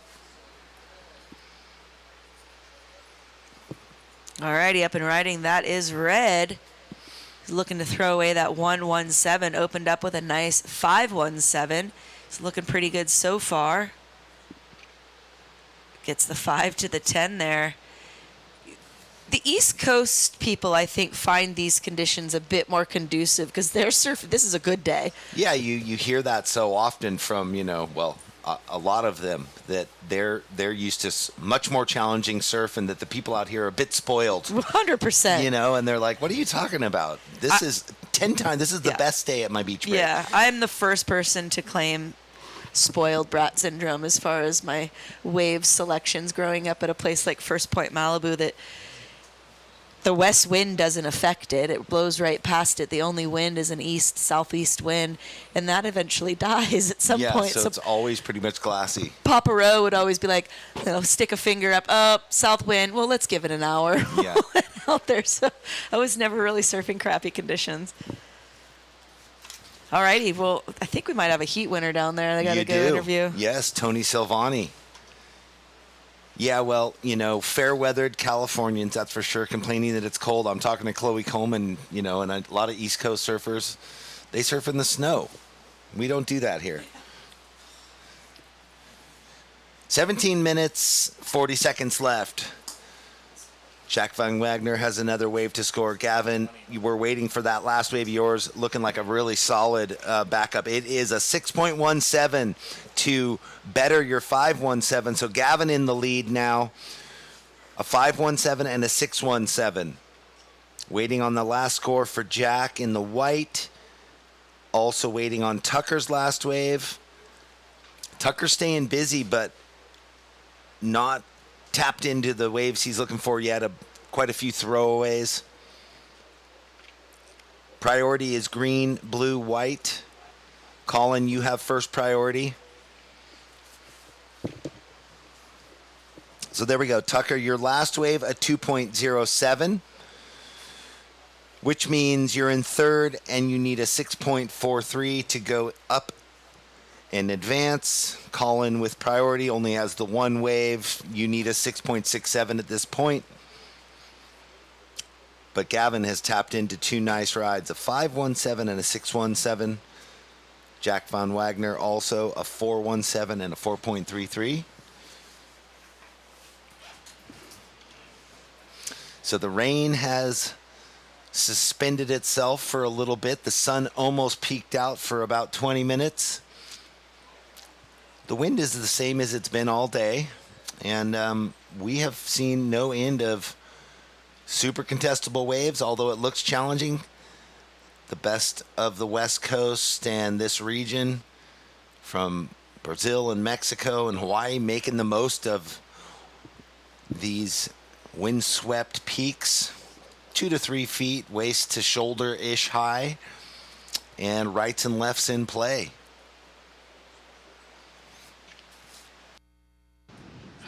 Well, while the surfers are sitting out the back, we will throw it down to Carla, who is standing by with Tony Silvani, our last heat winner into semi number one. Tony. All right, you did it again, Tony. We were talking a month or so ago. You hadn't, made the top 8. You knew it was important what was coming ahead. You're putting it all together. Where are you at now? Yeah, Carla, I knew that I needed a good result at Abu Dhabi, and I was really close. But, I've been having a lot of fun, and I've been really just kind of pushing myself and going to the contests and just having fun. I think that's when I surf the best.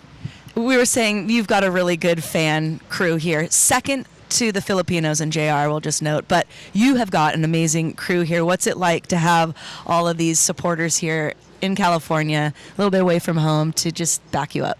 Yeah, it's super special. I mean, to even have friends in your corner and a family, and also my girlfriend, she just had to take off to get back to work for tomorrow. And thanks so much, Adrian, for coming out here.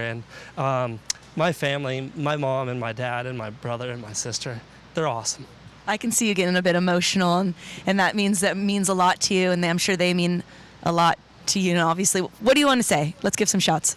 Yeah, I mean, I'm not done, and I have a lot of fire in my body right now. I'm ready to keep on going, and I'm just really enjoying the contest, and I found some good rhythm in my last heat, and so I'm gonna keep on pushing through and surf my best, put my heart on the line. Well, you got a sleigh to stay, and you get some Cancer Sucks bucks. Keeping it going, man. Let's hope to see you again in the final. Yeah, thanks so much. And this is so incredible, to do this.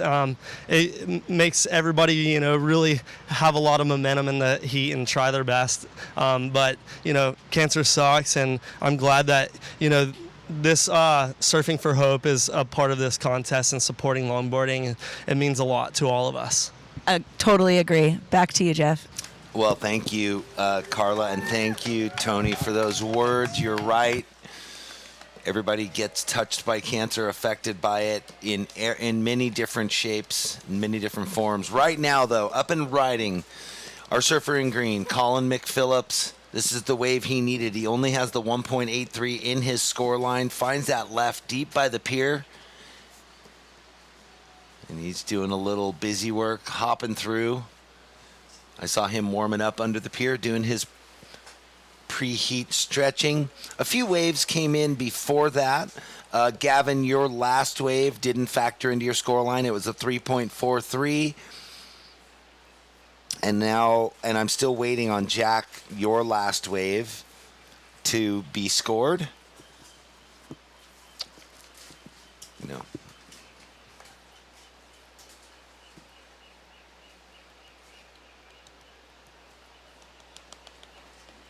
So a few waves to come in. We got Jack in the white needs a score, and Colin McPhillips just rode that last left. He'll get a score. We got 12 and a half minutes.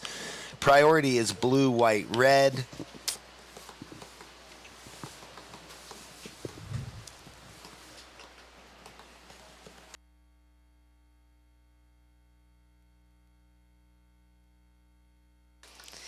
All righty, 12 minutes remaining.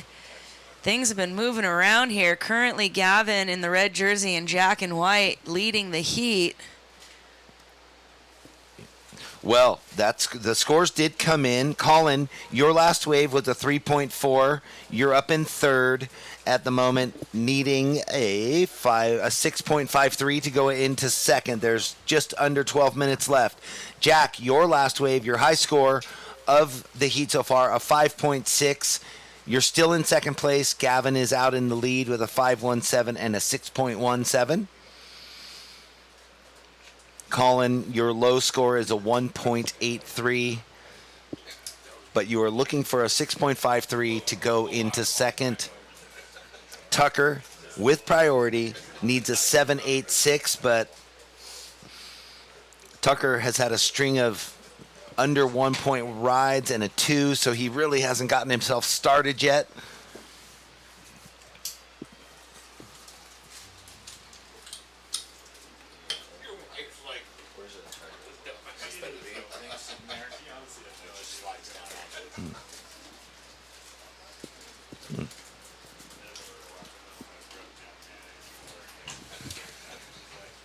Did they change yours?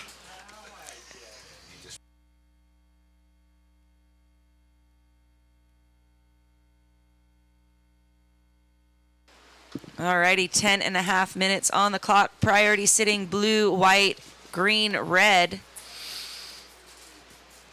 Up and riding right here, that is green. Colin McPhillips. So split peak action. Colin on the right, Tucker on the left. Tucker just finished. Colin getting that inside vertical section. A little speed float to finish. Riding is Wayne Rich, checkmate. He's looking for a 6.53 to advance. Well, Rain Rich right there on the beach with his friend and dog.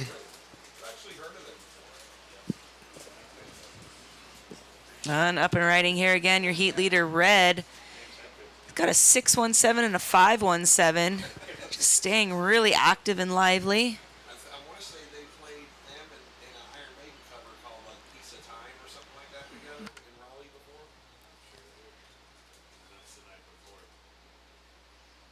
We wait for the last score of green to drop as Red brings it all the way to the inside. 9 minutes, 15 seconds.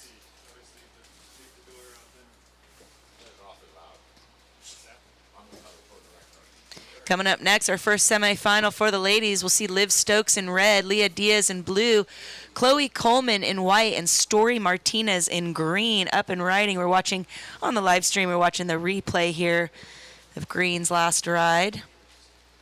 Still waiting for it to drop. Also a score for red.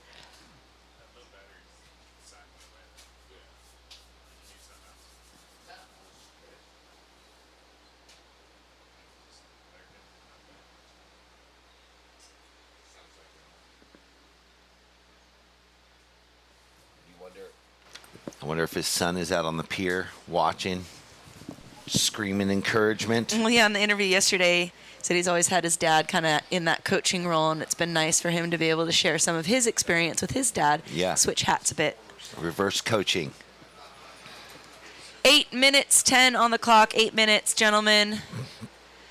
Last of green comes in at a 5.13. 5.13 for green. Now green, you're looking for a 4.81. Blue, you're looking for a 6.93. Still waiting for the last of red. Yeah, so both surfers got their best waves. Tucker got a 3, lowered his requirement down to what you just mentioned, and same with Colin now, needing under a 5.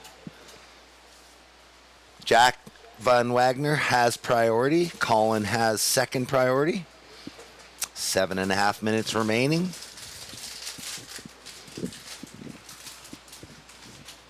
We see the ladies starting to gather on the beach as they get ready to paddle out. I got warm for a minute, had to take my jacket off, and then the sun. It's changed real quick. Yeah, it got chillier. Yeah. The cool breeze. Definitely feeling that fall weather, fall in California. All right, last of red, 517. Not going to affect the situation. Priority sits white, green, red, blue.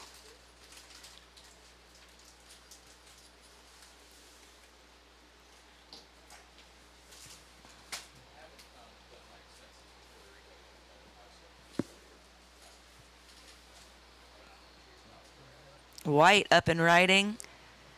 Decides to kick out. Doesn't see any potential there.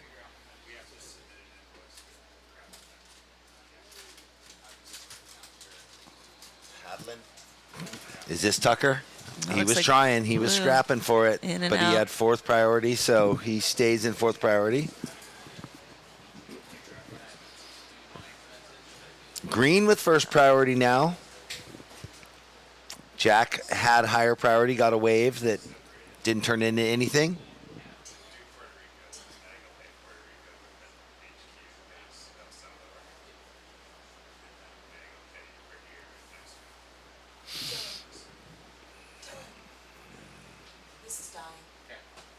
And this one was...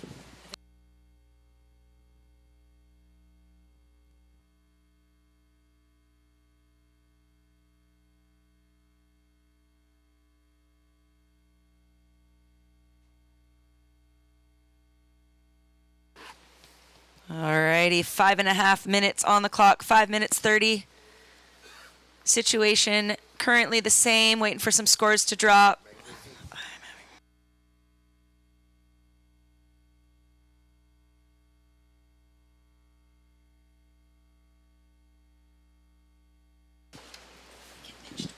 That's okay. We got 5 minutes left, surfers. Priority is still sitting with green. Colin McPhillips need the 4.81. So as this tide is draining out, a new personality to the lineup. A little more challenging, harder to take off on random waves and have them reform into something good down the line. So it seems like that quick start, being able to find a wave to get a couple good scores on is going to set you up for success during this phase of the tide. Colin has had that priority for a little while now. And here up and riding deep, our surfer in red, Gavin. So looking to get around this whole section, and it looks like he may. It just kept crumbling in front, but he finds that reform on the inside now. And we've got a couple riders up out the back, although the broadcast has Gavin finishing his wave. We're going to have a split peak outside. That was Tucker. Coleman on the left. And Jack Van Wagner was on the right, leaving Colin McPhillips out the back all alone with that priority. But now that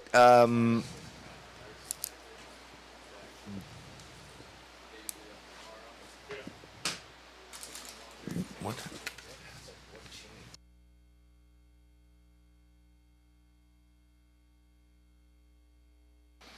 All right, guys, 3 minutes 20.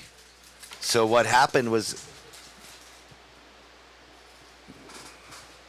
last of white, or previous of white, excuse me, Jack, 6-5. Got one more score to drop in. Waiting on a score for green. It's just going to be a quick in and out, it seems. 3 minutes on the clock. White in the lead, low score 5.6. Still waiting on one for you, though, Jack. Red, last score doesn't improve. It's a 4.73. You're keeping the 5.17. You're in second. Green, you're needing a 6.21 in third, Colin, with priority. And blue, Tucker, your last score 2.73. You're in fourth, needing an 8.34. 2 minutes 45. Next seat, if you could stay next to the pier, please. Appreciate it. So next seat, next to the pier. Thank you. Once again, Van Wagner, Last two scores, 6-5, 6-4. You're in first. Red in second. Low score 5-1-7. Green third. You're needing a 6-2-1. And blue, Coleman with 2 minutes and 20.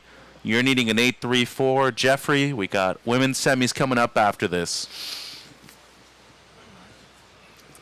Let those fireworks begin. I was saying how the wave's a little more challenging as the tide draws out, but then it might go to a new phase.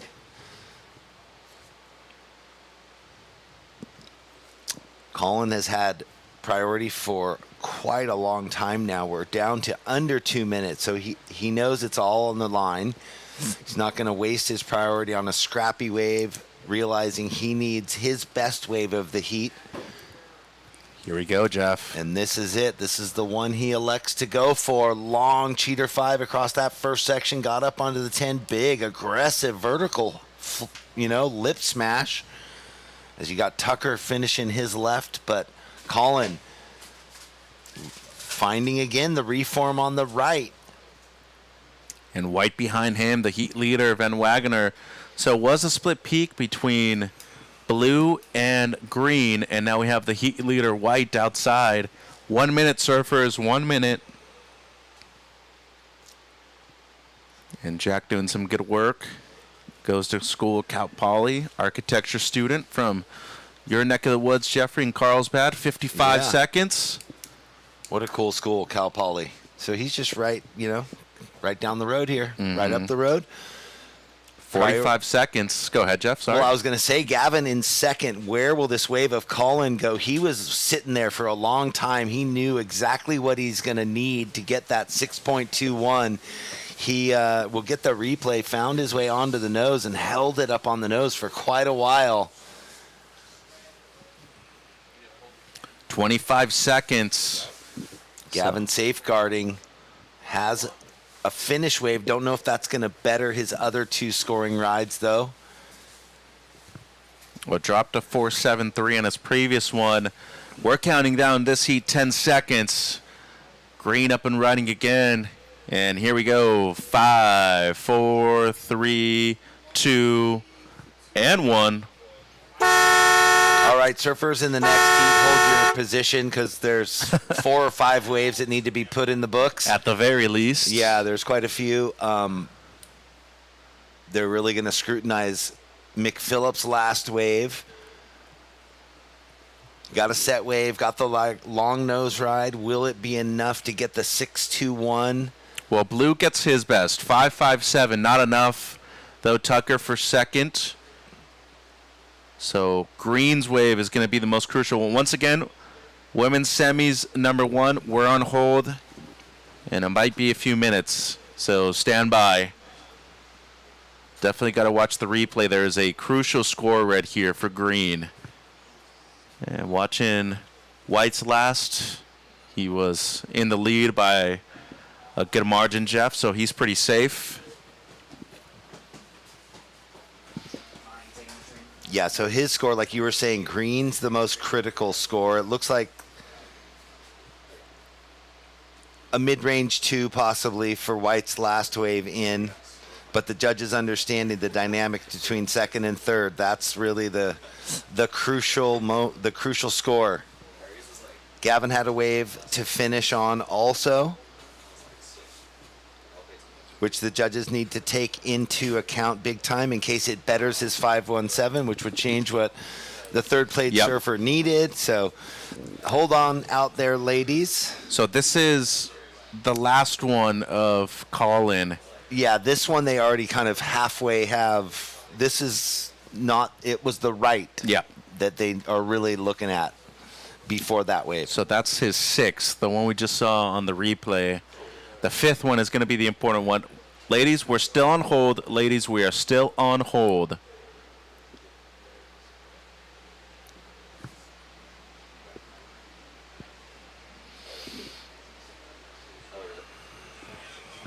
So here we go. This is the wave on the replay. Gets the 5. Really tight 5 right there. And then this turn. Really pretty gnarly. Aggressive. Yeah. Vertical. I called it vertical because that's about as vertical as you get. And then, you know, all this work got a bunch of real nice rail wraps. So the merit is going to be hung on the length of nose ride, 5 to 10, into that outside lip smash. So stand by, waiting on numbers.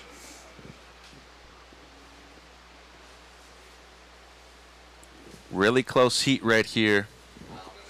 So semi 1, Liv, Leah, Chloe, Story still on hold, surfers still on hold. And they're sitting out there saying, Ooh. "Are we getting any warmer?" Here it comes, Jeff. Oh boy. It's going to be really close for Green on his 5th ride.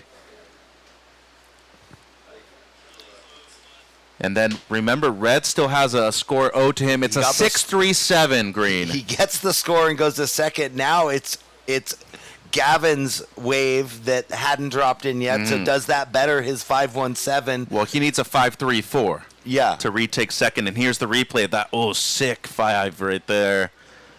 Brings it down. It's like he's the replay. Surfing the river. I mean, that wave had so much current through it.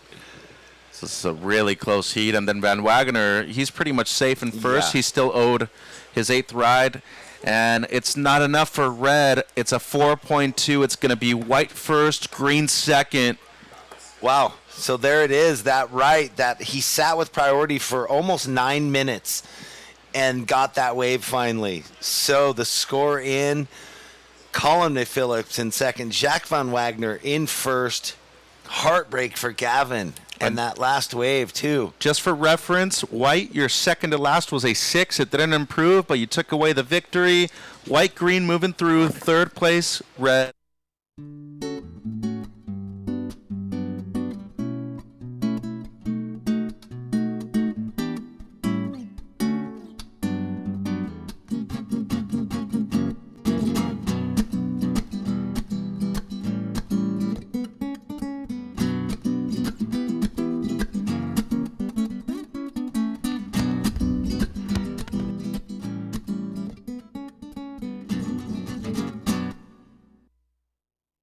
We start each day with one goal.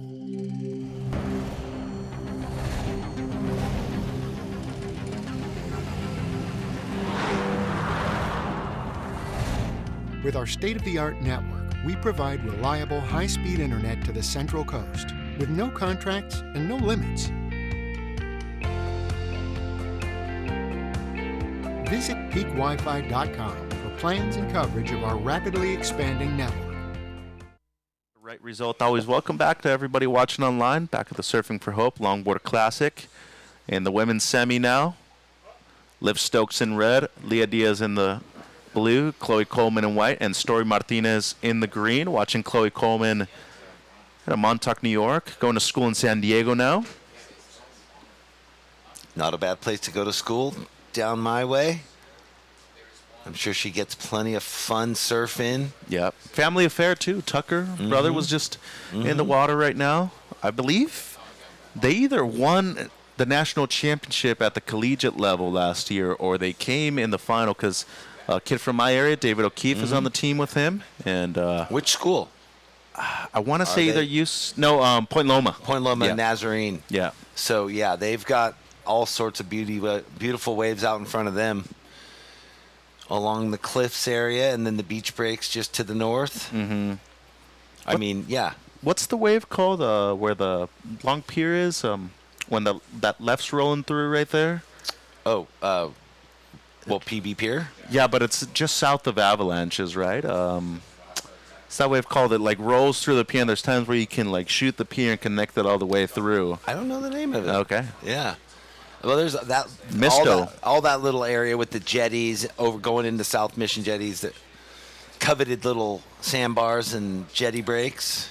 Good waves around. Good waves around there. Year and then round you get up too. in, past Law Street into La Jolla, and then around the bend is beautiful old Blacks. And on the big mystery days, you do get the cove breaking. So yeah, I'm sure they're having a good time going to school there. Oh yeah, 3.33 the opener of White, Chloe. And the first two of Green, Story, 4.67, 2.23. Down at 22 minutes on the clock. Here's Red. Stokes So she's out of South Orange County, Jeffrey.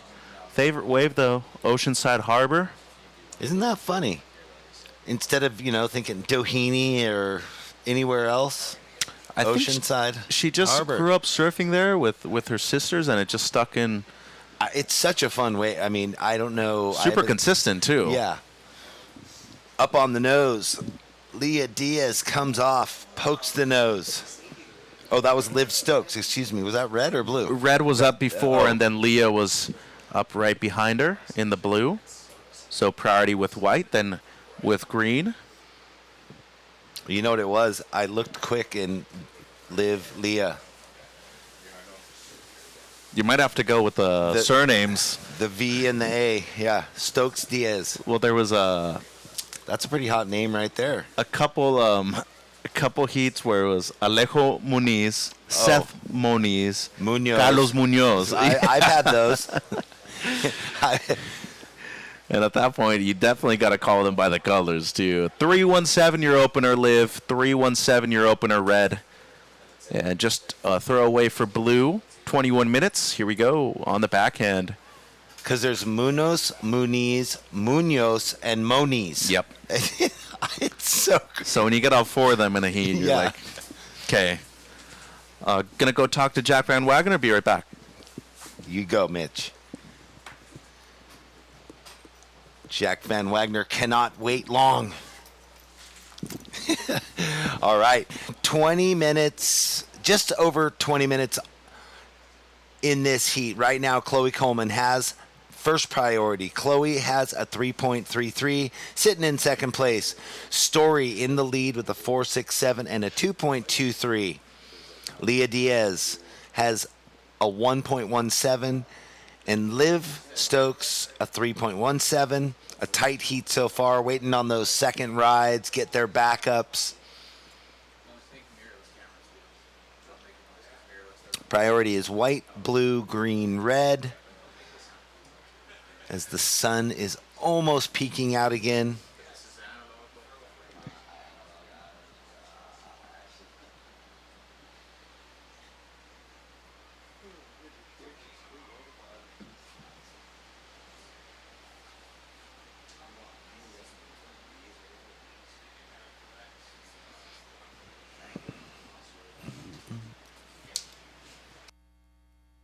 Yeah.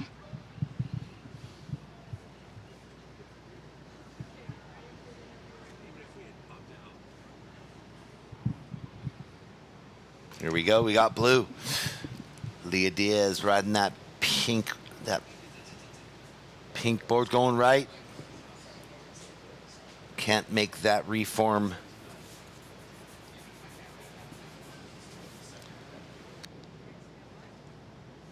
All right, Mitchell, take it away with Jack Van Wagner. All right, thank you, Jeff. Here with Jack Van Wagner. Jack, you're no stranger to the area, going to school right here, but having the presence of your parents at this event, they drove up a couple days ago. How cool is it to have them right here? Yeah, I'm super stoked. It was like kind of a surprise. Didn't really know if they were coming up or not, but then they called me and like we're on our way up, and I was like, oh, awesome. That's going to be so nice, and it's been great having them here supporting, and it's just adds an extra level of confidence. And what about that heat, the end right there? You were pretty much safe in first, but everybody else was in the mix right there. Did you feel like you got the job done, considering there were 2 6s in your scoreline? Yeah, I mean, I started that heat off a little slow, and then found a little rhythm towards the end, and then everybody kind of got good waves there at the end, so didn't really know what was going to happen, but just stoked to get the job done. $100 Cancer Sucks Bucks. Once again, congratulations. You're into the semis. All right, here's the big question, though. If you do end up qualifying, I know we're a ways away, you're still going to school. Is that a decision you're going to commit to? Yeah, I mean, I'm still going to put school first, obviously. We'll see where it goes, but, you know, the goal is obviously to surf on the tour, so we'll try and make both work. Appreciate it, Jack. Good luck in the semis. Thank you. Jeff? Thank you, Mitchell. Thank you. Yes, school is a priority, but hey, if you make it onto the tour, you can maybe do some online studies or something, continue that engineering degree, but we'll see. But ladies, in the water, 17 and a half minutes still in this heat. Story Martinez in the lead. Leah Diaz due to the last wave that you got, a 2.27 during that interview. You're in second. Chloe, you have first priority. You need a 0.11 to go into second. And Liv, you have second priority.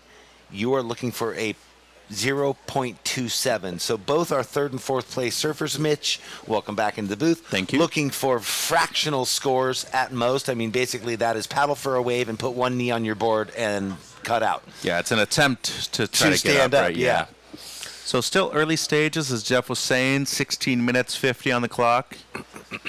Nice to get a chat with Jack in. By the way, Sister Reed going to be up here next weekend for the USA Surfing Prime. Going to be here on the north side of the pier.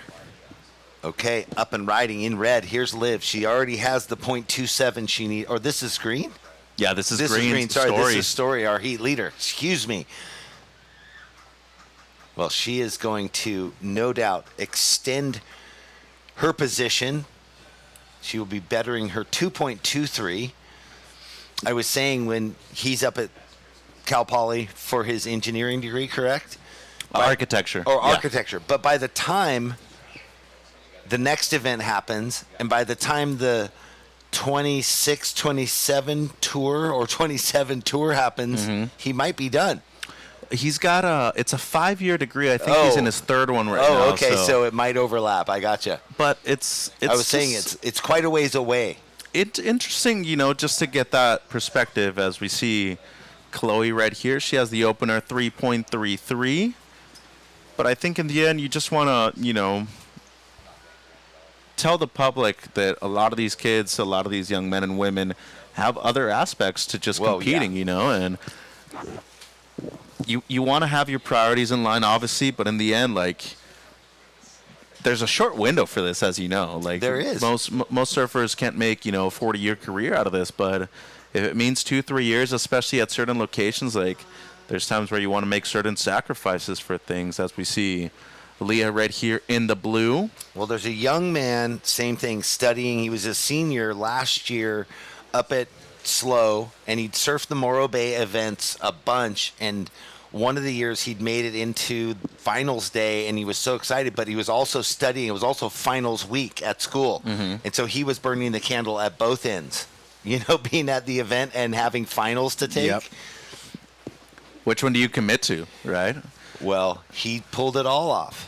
Well, Chloe Coleman right here, also a student at school in San Diego.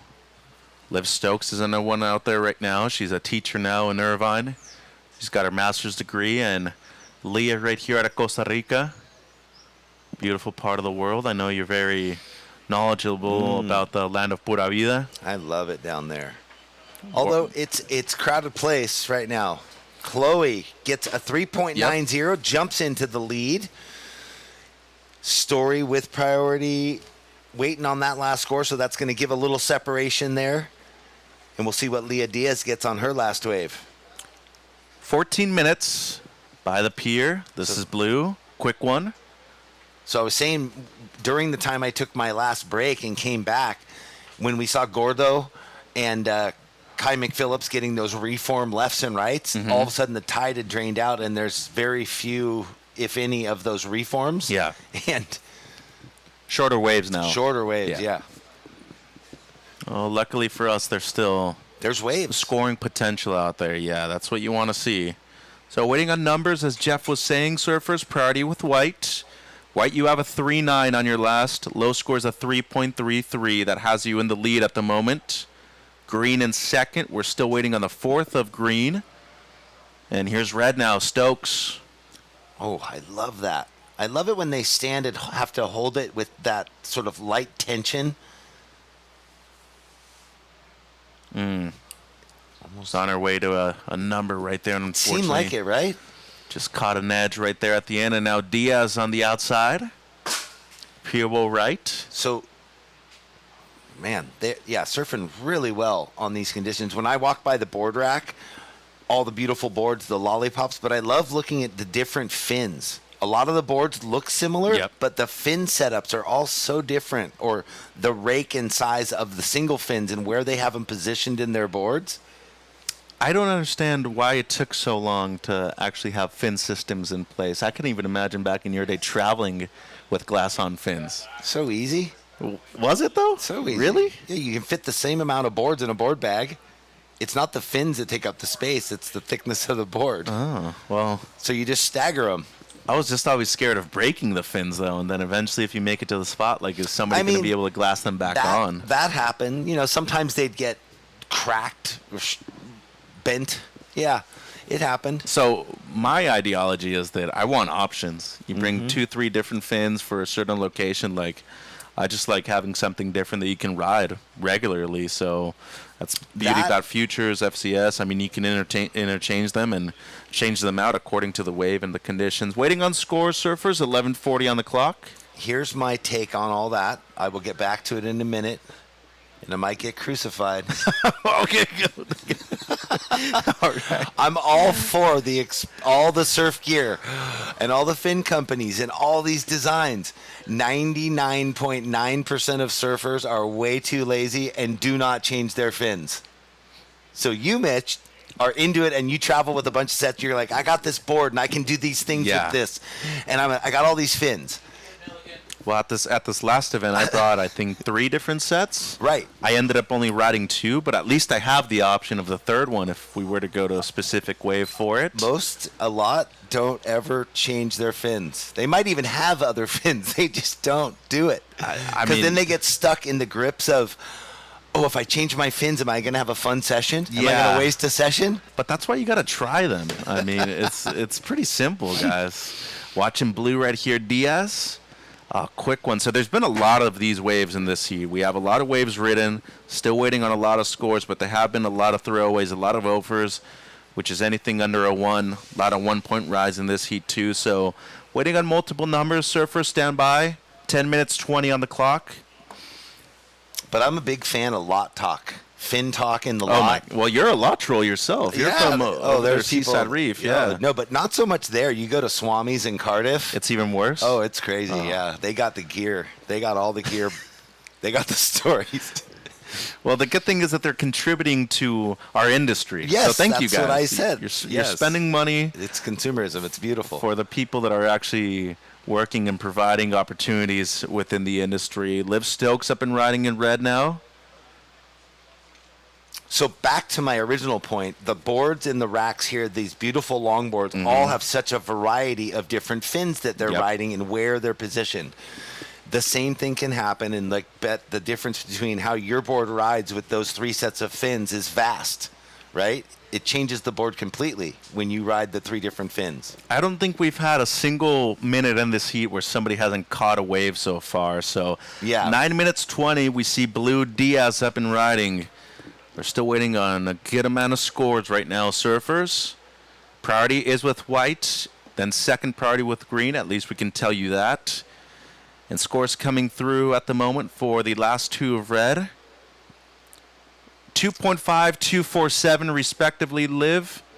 And for Diaz in the blue, seems like a couple of them small scores, just under 9 minutes.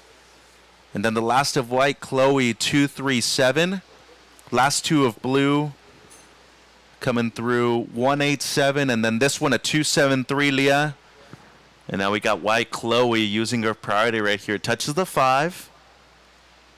Trying to make it around this section, and as you said, the tide now low enough to see much quicker waves out there on the outside, Jeff. So 8 minutes 20, green with priority, and you are momentarily in the lead, Story. 467, 3.47. White, who's still up and riding, in second place. Low score at 3.33. Blue, you're needing a 3.41, not considering white's last. And red, you're needing a 4.06. And it seems like somebody was up on the outside, Jeff. There was. Quick up and down there for Story. So 8 minutes. Judges definitely earning their money in this heat. It's kind of like those high tide U.S. Open sessions where people get 30 waves each. Well, this is a good wave, though, from Liv. And, I mean, the one thing that we haven't seen in this heat is a big separating score, Jeff, and we could be seeing it right here from red. 7 minutes 30. And counter to what we were saying, the reform, she beached that one, made it all the way through, finding a really nice finish. That could be it. Needing not a big score by her standards, the 4.06. There's been a flurry of 2s and 1s. And looking at the replay here of Coleman. This is her last one, still to get scored. Last of red, Liv, 4.77. It's the best of the heat. Currently up in second, but we're waiting on a score for white. So green, you're in the lead, 4.67, 3.47. Red, you have a 4.77 and a 3.17. Currently in second. The last of white, not enough, Chloe. It's a 2.7. You are in third. Your top two, 3.9, 3.33. Needing a 4.05. And blue, Leah, you're needing a 4.12 in fourth. 6 minutes 30. As we're looking at Green's story. She's going to kick out. That is her ninth ride, excuse me. So once again, Green first. Let's see if she increases her lead with this last ride. But red, you're in second. 4.77, 3.17, your top two, Liv. White in third. You're needing a 4.05, Chloe. And blue, Diaz, you're needing a 4.12. 6 minutes, Jeff. Well, that was the score, like you said, and we watched Liv. And this one in the second. For Story, her last. This is wave number 9, Jeffrey. Yeah, and we've heard, in the post-heat interviews that both you and Carla have been doing, the surfers, although they look like they're so under control and look like they know what's happening, they're saying we're just paddling for everything because it's hard to read out there. So for us, it's easy. For them in the lineup, definitely challenging. Well, everything looks similar, too. Who was it? Cole Robbins saying he paddled for like 40 waves. Mm-hmm. And I watched the heat. I didn't see him paddle for 40 waves, but in his mind, he paddled for 40. So down to 5 minutes 20, surfers, 5 minutes 20. Next heat, you can paddle out, but stay next to the pier or under it, please. Last of Green, 3.6. That's your second best now, Green. Red in second. Low score's a 3.17. White, you're in third, needing a 4.05, and blue up and riding here. She's needing a 4.12, Jeff. Man, well, you'd say the 4s are out there, but there's only been 2 so far in this heat. Chloe with that priority needing a 4.05, and we see Red finishing up on the inside, and is that Green on the pier bowl? Yeah. I was seeing if it was blue. Leah Diaz needing a 4.12. So just over 4 minutes. Waiting on a score for green, red, blue. And for everybody watching at home, we are doing a simulcast. So for both the surfers and for everybody watching at home, our top priority is always going to be the people in the water. So will this play out like the last heat where Colin McPhillips held priority for ages, which is what Chloe's been doing? Well, and look at Get Blue. the wave at the end and Blue score coming through and stand by. Jumps. Well, she moves from fourth to first. 4.9 Blue, 4.9. You're in first. Low score Leah, 3.83. Green, you're down to second. Low score 3.6. Red, Stokes now in third, needing a 3.5. And White Coleman in fourth with priority, needing a 4.38.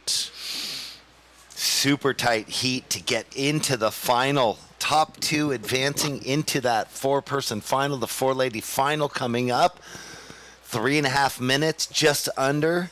Chloe still holding that priority. And what a job done by Leah Diaz to find that wave and get that more than enough of a score to go all the way to first from fourth. Tight heat. Yeah, a point and a half separating. A smattering of threes and fours. But look at this, the last of red. The one that we just saw, 5.37, so she's in first now. Blue down to second. Low score for Blue, 3.83. Green, you're now needing a 4.07. And White up and riding, she needs a 4.84. And all that time with priority, The wave fades away on her. Unfortunately, 2.5 minutes. It's a quick paddle out. Possibly able to sneak away and find something off the grid. Story now with that priority, the high priority. And Leah Diaz in second priority. Story, you need a 4.07. There have been 30 waves ridden in this heat. Like when we were yarning on for a little bit earlier. Yeah. Every minute there was a wave being ridden. 2 minutes. 2 minutes. Red first. Low score red 477. Blue second. Low score Leah 383. Green in third. You need a 407. You do have priority. And white in fourth. Last score just a 173. Chloe, you're needing a 4.84. 1 minute 40, surfers. I get nervous up here too. For the surfers, Yeah. There's a lot on the line. Vying to get on the World Championship Tour, the World Longboard Tour. You're sharing the emotion is what you're saying? I'm a fan. I'm not favoring, but I'm a fan. Yep. You like good surfing. And I feel the emotion for all the athletes. I mean, even when I'd watch... 1 minute white, 1 minute. Chloe, you are in fourth priority, needing a 4.84. Green needs a 407. Blue in second. Low score 383. And red, the leader, 477, your low score. And they're all bunched up, too, Well, here goes blue. Green on the corner, Jeffrey, using priority. Story. Oh, long. Held that for quite a while. You just wonder because it was sort of angled straight towards the beach as opposed to down the line. 40 seconds. Story needing a 4.07. And blue outside, Jeffrey. Safeguarding, using her higher priority, knowing that Chloe Lethal was sitting on the inside. 20 seconds. Red having a dig on the outside now as blue still riding here. Now white having a look. We're counting down. This wave counts, Jeffrey. Yeah. I got the clock. 10 seconds. She's got the opportunity. A little left, but doesn't open up enough. 4, 3, 2, 1. Okay. So the story is about story. If that wave of greens is going to be the 4.07 needed. Semi 2, we're on hold. Semi 2, hold your positions. We're on hold. Last to blue, 3.6. It doesn't improve. Last of green, not enough, 2.3. Now, just waiting on white's last. She needs close to a 5, a 4.84. Red, you're safe in first. So just waiting on white, watching the replay here, Jeff. Got a 5 right there by Chloe. And then it fell down on her, just didn't open back up. But they're still going to really scrutinize this against previous waves of the heat. That wave of stories that came in at the 2.3, like I was kind of thinking, she got the 5, but she was headed straight towards the beach, not angling down the line. And it's under, Jeff. It's a 3.73, so it'll be red first, blue second, green third, white fourth. Semi 2 counting down. We're going to take a quick break on the broadcast side. Count Semi 2 down. 5.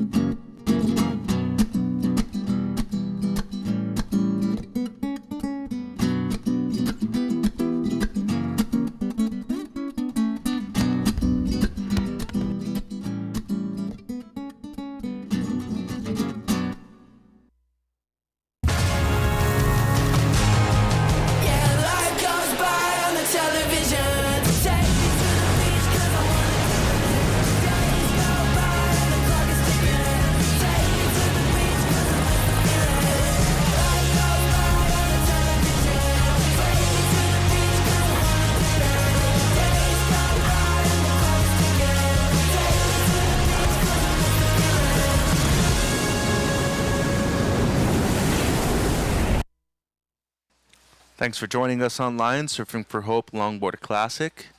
First event of the regional tour on the Longboard QS here in North America. Mitch and Carla with you. We have Semi 2 out there in the water right now. Cash Hoover in red, Summer Romero in the blue, Luana Suarez in the white, and Caitlin Mickelson in green. Welcome back, Carla. Hello, hello, hello. Here we are in the second semifinal for the ladies. Exciting stuff. Cash Hoover, Summer, Luana, Caitlin. This is going to be a fun heat as long as these waves provide. It seems like maybe a look already here. Nope, they're going to let it go. So, yeah, a lot of waves ridden in Semi 1. Semi 2 right here, you have a couple of very experienced surfers, two newer names, Cash Hoover, Luana Suarez, despite them doing well in the regional tours. Luana's been on tour once as well, but relatively speaking, against Mickelson and Romero, we're talking about 15 plus years, if not more than that, at this level. Yeah, it's definitely the new school versus the old school. And here we go, first wave of the heat, Carla. Caitlin. No surprise, Caitlin getting her campaign off and started quickly. Unfortunately, that wave not materializing for her. Looks like second to give it a go there. That's blue. Summer. Romero, former world champ.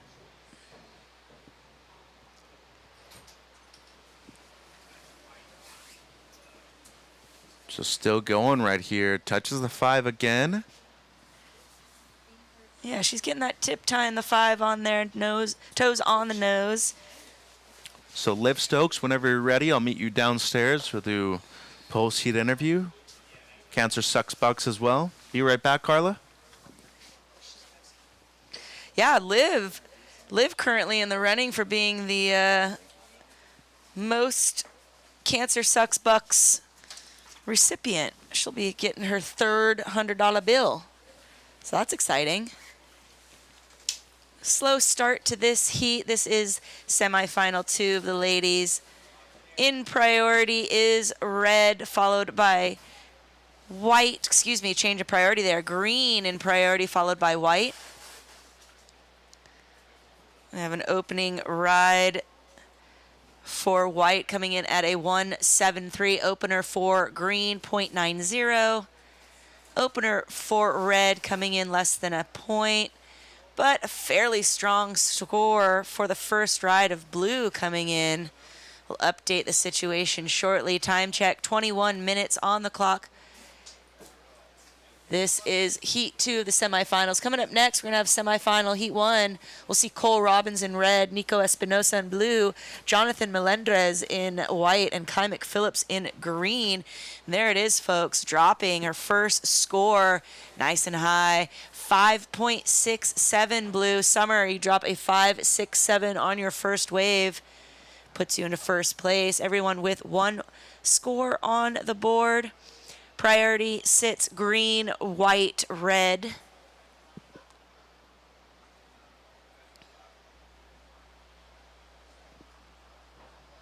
Up and riding, we've got white from Brazil, Luana Suarez.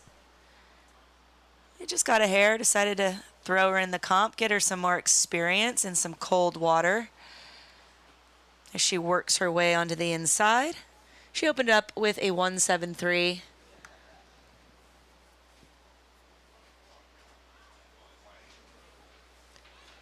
Minutes, ladies, 20 minutes on the clock.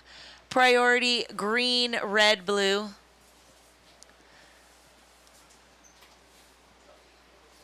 Up and riding. Live action. We've got green.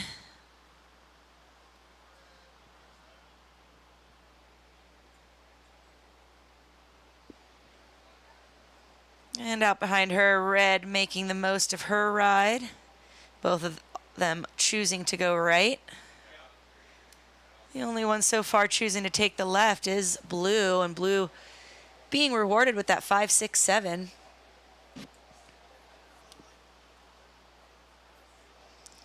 Top 2 from this heat will move on into the final to meet up with Liv and Leah.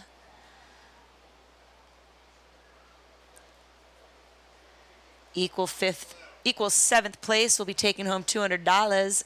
Equal 5th, $300. Not to mention the Cancer Sucks bucks you may have taken home throughout the weekend. Time check, 18 minutes, 45 seconds. Waiting for scores to drop for green and red.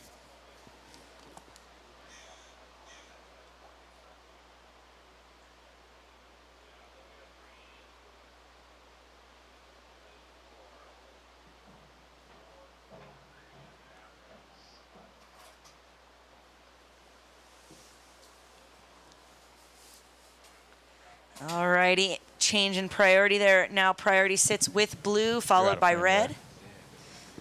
Well, we got a little lull in the action here. We'll take it down to Mitch for our heat winner interview.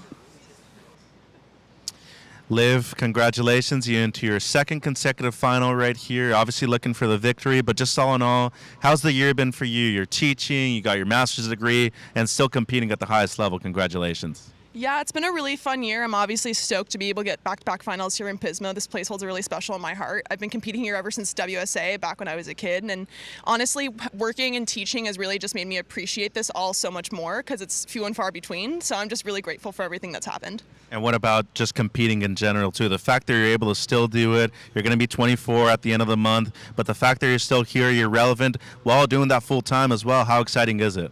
Yeah, honestly, it's really helped me. I'm also a JV tennis coach, and something I tell my girls is that it's not over till it's over. There's always another point. And when I was out in that heat, like in 4th place losing, I just remembered it's not over till it's over. There's still 17 minutes left, so get the job done. So I was happy I was able to do that. Cancer Sucks bucks, another $100. Any shout outs? I know Joey texted me earlier from IC too. Yeah, of course, shout out to Joey, my family. Shout out Surfing for Hope for putting on a great event. You guys have been killing it all weekend, and this $100 has been fantastic. Hurley, Brett Simpson, Michael Toyakiyama, just everyone, thank you so much. Best of luck in the final, Liv. Thanks. Thanks, Mitch. Carla? Right on, Liv. What a great spokeswoman for women's surfing. Not just as a good surfer, but a role model. Somebody that, as we've mentioned, just received her credential, and she's been successful in her education trajectory. So great to see a well-rounded person that is Liv. She's in the final. Time check for this heat. Heat number 2 of the semifinals for the ladies. 16 minutes, 20 seconds on the clock. Just had a ride from red. I'll give you an update on the situation. Priority sits blue, green, white. Got a score dropping for red. So last of red, 2-2-3. Second wave of red, 3-6-3. Currently puts her into 1st place. In 2nd place and with priority with an opening ride of a 5-6-7. That's Summer Romero in the blue jersey. Currently in 3rd place and in 2nd priority. She's got 2 rides, a 1.73 and a 3.33. That's Caitlin Mickelson. And in 4th place with a 0.9, excuse me, I read that wrong. Caitlin, 0.90 and a 4.57, Caitlin, on your last ride in 3rd place. And in 4th place, Luana Suarez with a 1.73 and a 3.33. So Luana, you are looking for a 2.35. Caitlin, you're looking for a 1.1. Summer is looking for a very small second wave score with 15 minutes and 15 seconds on the clock. Well, Blue's going to take the lead right here. That was an exceptional wave from Romero. We're going to see the replay, but the score is in immediately, a 6.67. Blue straight to 1st, red in 2nd. Low score for red, 2.23. Green, you now need a 1.29, and white, you're needing a 2.54. 15 minutes, Carla. I was really enjoying this ride. A quick 5 right there. Takes her a little while to make it back to the open face, but right here she truly gets to work. And look at this. Nice nose ride once again. Down carve. And that was sick right there. Fully standing up on the nose. And good scoring too, real quick. Score was in 6.67, so straight to 1st right there for blue. Red 2nd. Green 3rd needs a 1.29, and white, well, she's now needing a 2.54, Carla. Yeah, some strong scores being laid down by blue right off the bat. I think what's keeping her out of that excellent range, there's a little bit of shuffle happening on the return from her nose rides. She needs to just kind of clean up that footwork and get out of the shuffle zone as we see Caitlin here, a formidable competitor. somebody that I never cared to compete against back in my day. She's really strong and tough. Getting it all the way through into the inside here, waiting for that open face. Doesn't look like it's going to happen there for her. She's got a couple scores. Her second score came in at a 4.57. So that is the third highest score, but her highest score of the heat. And here goes blue now. First time going right in this heat. Redirects right there. Cross step into the nose. 13:20 on the clock. And she's going to kick out right here on the shoreline. So Summer, her third ride, looking to improve on a mid-5, 13 minutes. Priority goes white-red. Waiting on the third of green, on the third of blue. And it's going to be more than enough for green for second. 287, your last blue, it doesn't change. And green, you move up into second with a 337, Caitlin. Red down to third, needing a 432. And white now needing a 461 with priority. 12 minutes 40.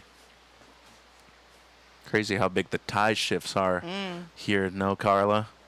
And it hasn't actually even moved that much, but you really feel that sucking out of the tide and the beach growing larger. What's the nice thing about here? You can truly ride your bike on the beach here. You can walk without, any obstruction whatsoever. No, I was thinking that as we were driving up and down the coast and the various beach spots and people, it was really nice yesterday. The sun was out. People were having a nice beach day. Dogs running on the beach. And yeah, it's just a really great location up here. You just got to watch out for the seagulls, though. Yeah. Pirates of the sea. Mine. All right, white up and riding, uses her priority, gets some tip time, but not able to stay glued on as she comes back from it. Was that a Finding Nemo reference, by the way? It was, yeah. Yeah, exactly. That's good. Mine. That's 100% First Point Malibu. Everyone in the lineup is that seagull. Mine. I'm just saying yours. Fine, yours. That's I already gave you like the one tip again. Make your eyes super big. Like, hey, this one's the good one. Like you try to. So the other day, as we watch Red up and riding, Cash has really been showing a lot of talent this last year. She was able to make an appearance at all of the World Tour stops and really kind of putting her name, on the map. Victim to one of my worst interviews in my career. Sorry, Cash. We'll do better next time, I promise. 10 minutes 55, surfers. 10 minutes 55. What were you going to say about First Point, though? Well, actually, the other day when I was out in the lineup, there were some waves. One of my favorite things to do is to, you see kind of a little set coming, and you kind of get everyone. Oh, rather you start moving. Woo! Yeah. Wow! Everyone outside! Or got it! And then start moving, start splashing around a little bit, get them edged out. So they move too far outside and you're in the right spot? Exactly. I got all sorts of secrets up my sleeve. I don't know if I want to surf with you anymore. I'm kind of scared now. 10 minutes, 20 seconds, ladies, on the clock. The good thing about surfing with Sam and Kaipo, like, they're usually on the inside. They need their 3-4 waves. They're stoked with that. Like, that's me. I can be very patient at times, and I can find a left at a right, like we did last week. Dylan O'Donnell and I actually did that quite a bit at Sunsal. Quick one there from Mickelson. She's trying to improve on a low 3. Just under 10 minutes, surfers. But that's the beauty about a beach break, Carla. And that's why I like living where I live right now so much. Pick a peak. Not everybody can surf a good beach break either. No. And they can't do it well. It's a lot of paddling. It's never easy. Here's Suarez now in the white. Choosing to go left here, finds a little corner. She is looking for a 4.61 in order to advance. Priority sits with red, then blue. So waiting on those numbers. 2.77, the last of white. Not enough, still needing the 4.61. Red just a throwaway on your last, but you do have priority needing a 4.3 2. Green, once again, you're in second, Caitlin. Low score's a 3.37. Just for reference, your last green, 2.8, doesn't go into your top 2. And blue, you are still in the lead by a significant margin. Low score's a 5.67, just under 9 minutes. I am already looking forward to just devouring this steak sandwich, too, from Hoagie's. Major shout out to Hoagie's. Here goes Cash now.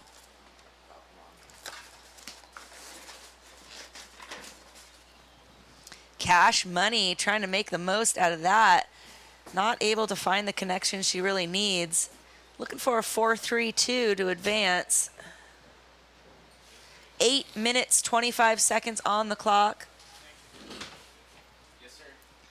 Looks like we have a score to drop for Cash. Looks like she will be throwing away that 2.23.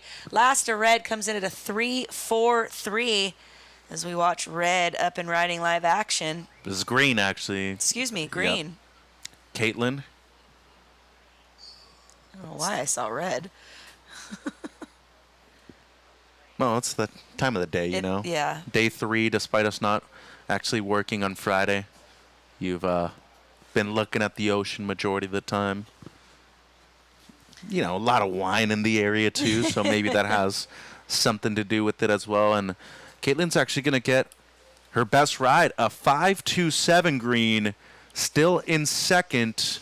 Low scores a 4.57. Red, you now need a 6.21, and White, you're needing a 6.51. Looking at the replay here, Carla, nice nose ride at the beginning. Yeah, and that's really where the work was done. I didn't look my eyes up until I saw the last end of that 10 there, and then she whips it around.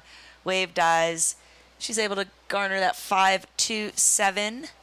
Priority sitting blue, white, red, green. 7 minutes on the clock. Luana in white, you need a 6.51. Cash in red, you need a 6.21. Just under 7 minutes.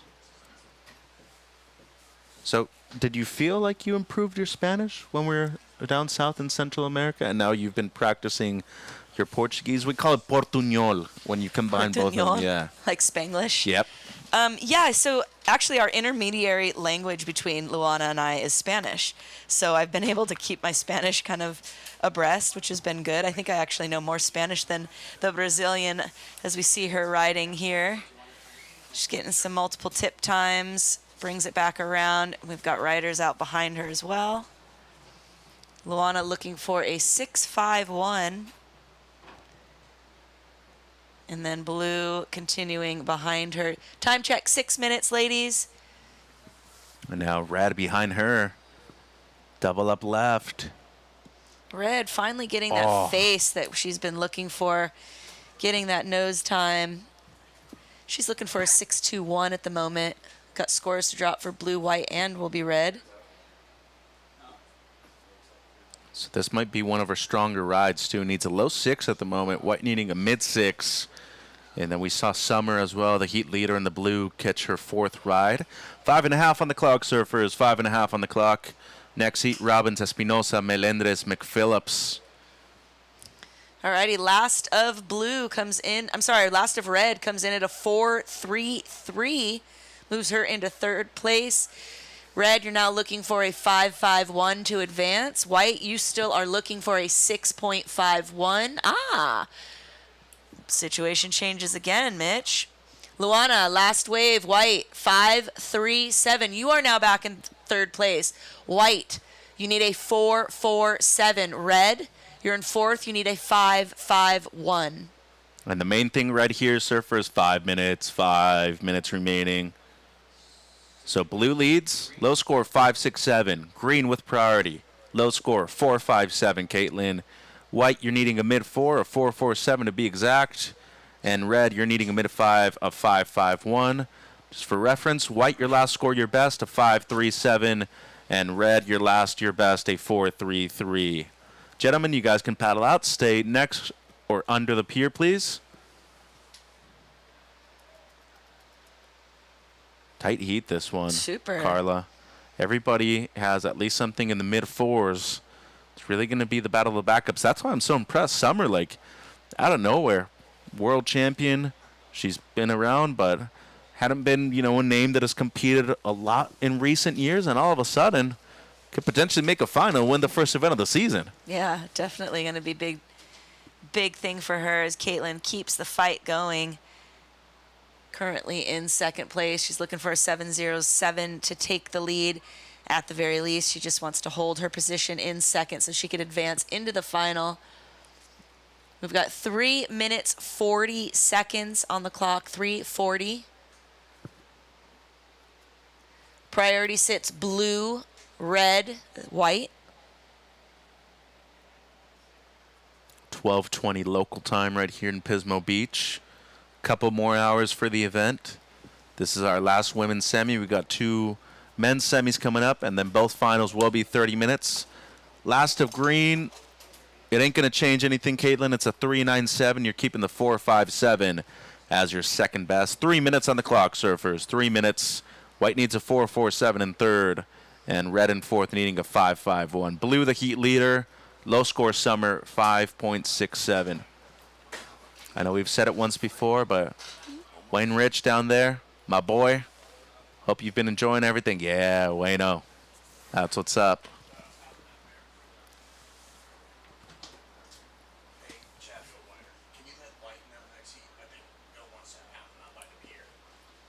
What is it?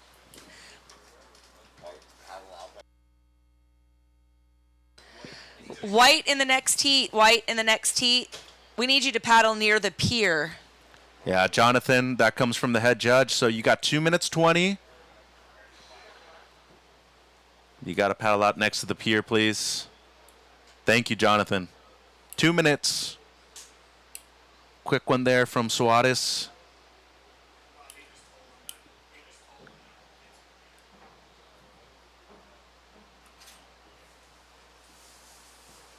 Priority goes blue, red, green, white.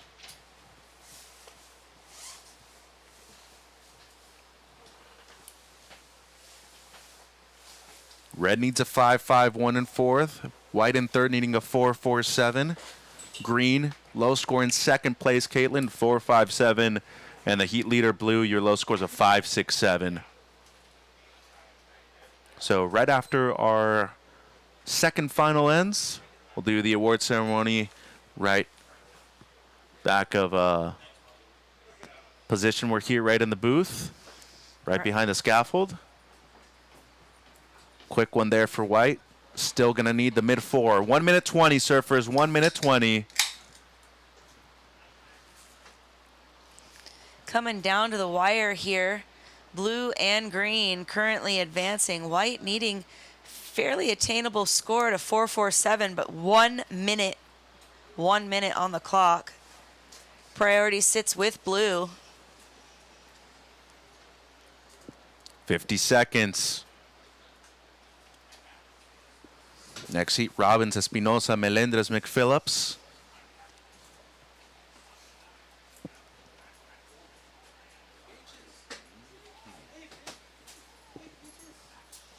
$40 seconds.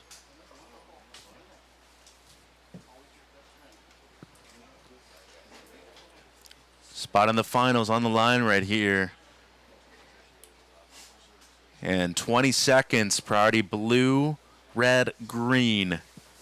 Red needs a 5.51, and she's going to use her second priority right here. Going to end up going left. 10 seconds, and we are counting down. 5, 4, 3, 2, and 1. So this wave, important right here. Cash Hoover. Men's semi number 1, stand by. We're on hold. Men's semi 1, stand by. We are on hold.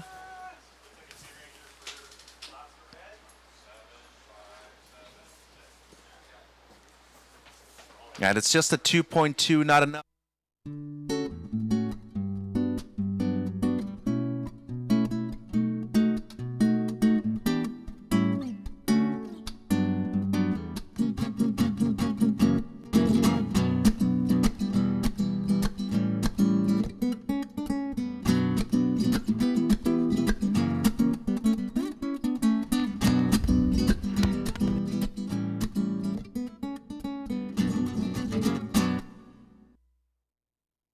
Since 2012, Surfing for Hope has been helping families navigate through cancer using the healing benefits of surfing and the ocean. Each year, we host a number of surfing-related community events to shine a spotlight on the fight against cancer. Visit surfingforhope.org to sign up for one of our free beginner surf camps. And if you'd like to help out, you can donate on the site too. Whiting.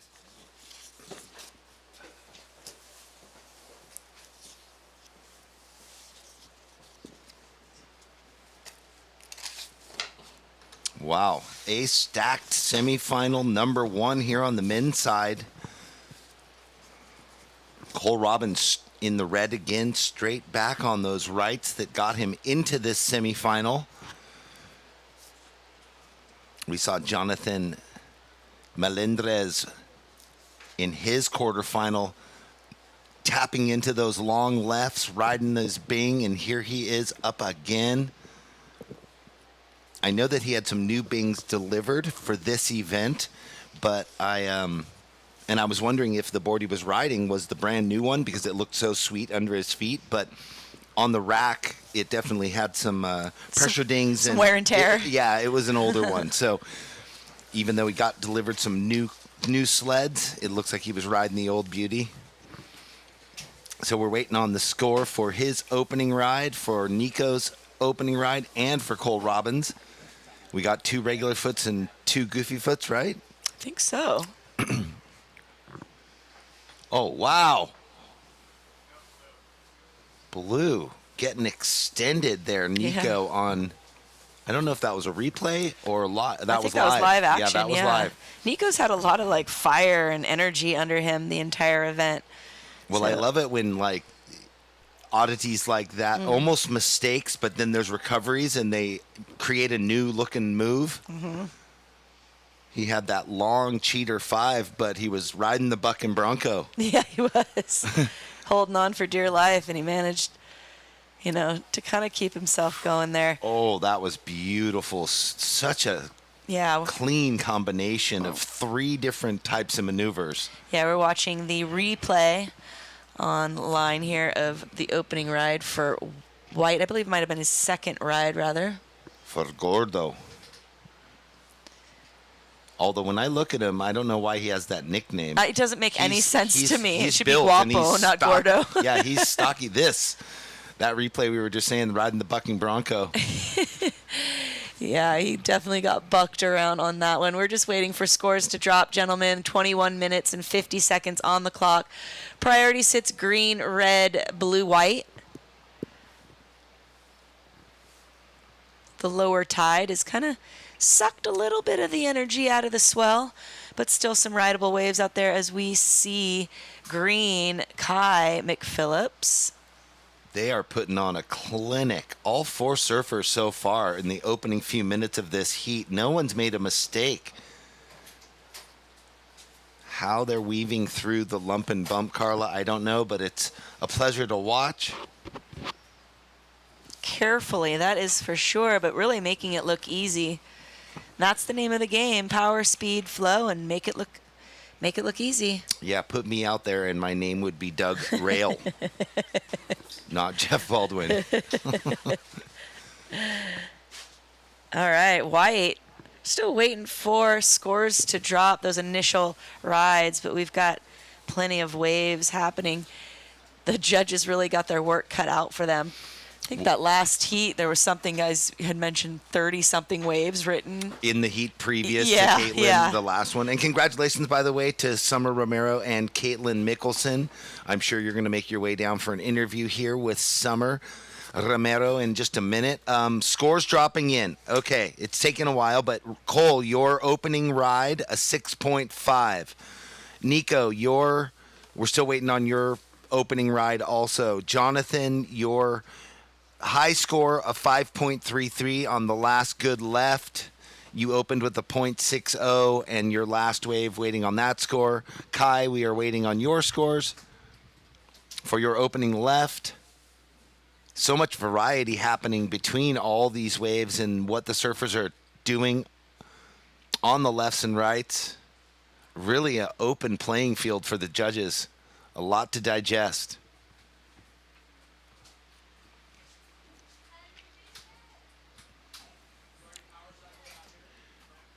Well, we saw in the previous heats,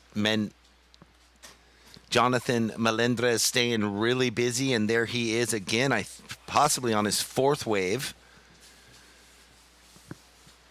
So hold tight, surfers. It's going to take a little bit. The scores will get locked in. Our surfer in blue riding that kind of olive green board. Nico Espinoza.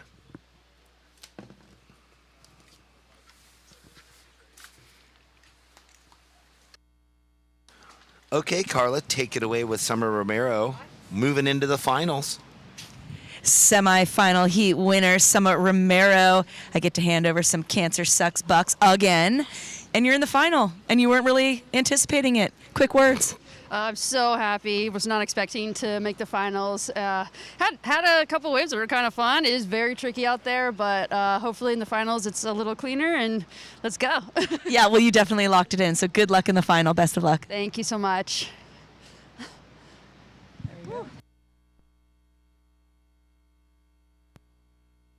All right, great. Thank you, Carla. Congratulations, Summer and Caitlin, moving into that final.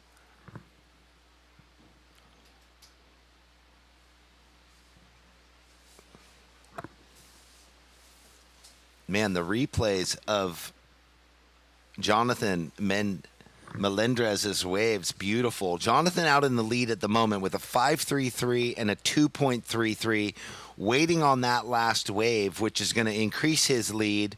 Nico, you're in second with a 4.67 and a 2.93. Kai, your opening ride came in finally at a 4.97. So all scores are in. Jonathan, you have a 5.33 and a 4.1. Surfers up and riding right now. Right it now. Never ends, yeah. Cole Robbins, he's going to get his second score on the board, so things will shuffle again. Woo! Ripping that, got almost busting the fin out, getting so aggressive. Saving it. So he saves it, showing the intent to the judges. And like I was just saying, the scores barely drop in, and Melendrez is up and riding again. He stays very busy in his heats. Yeah, he's been super busy in this heat. Cole kind of playing a little different strategy, being a bit more selective, but opening up with that 6.5.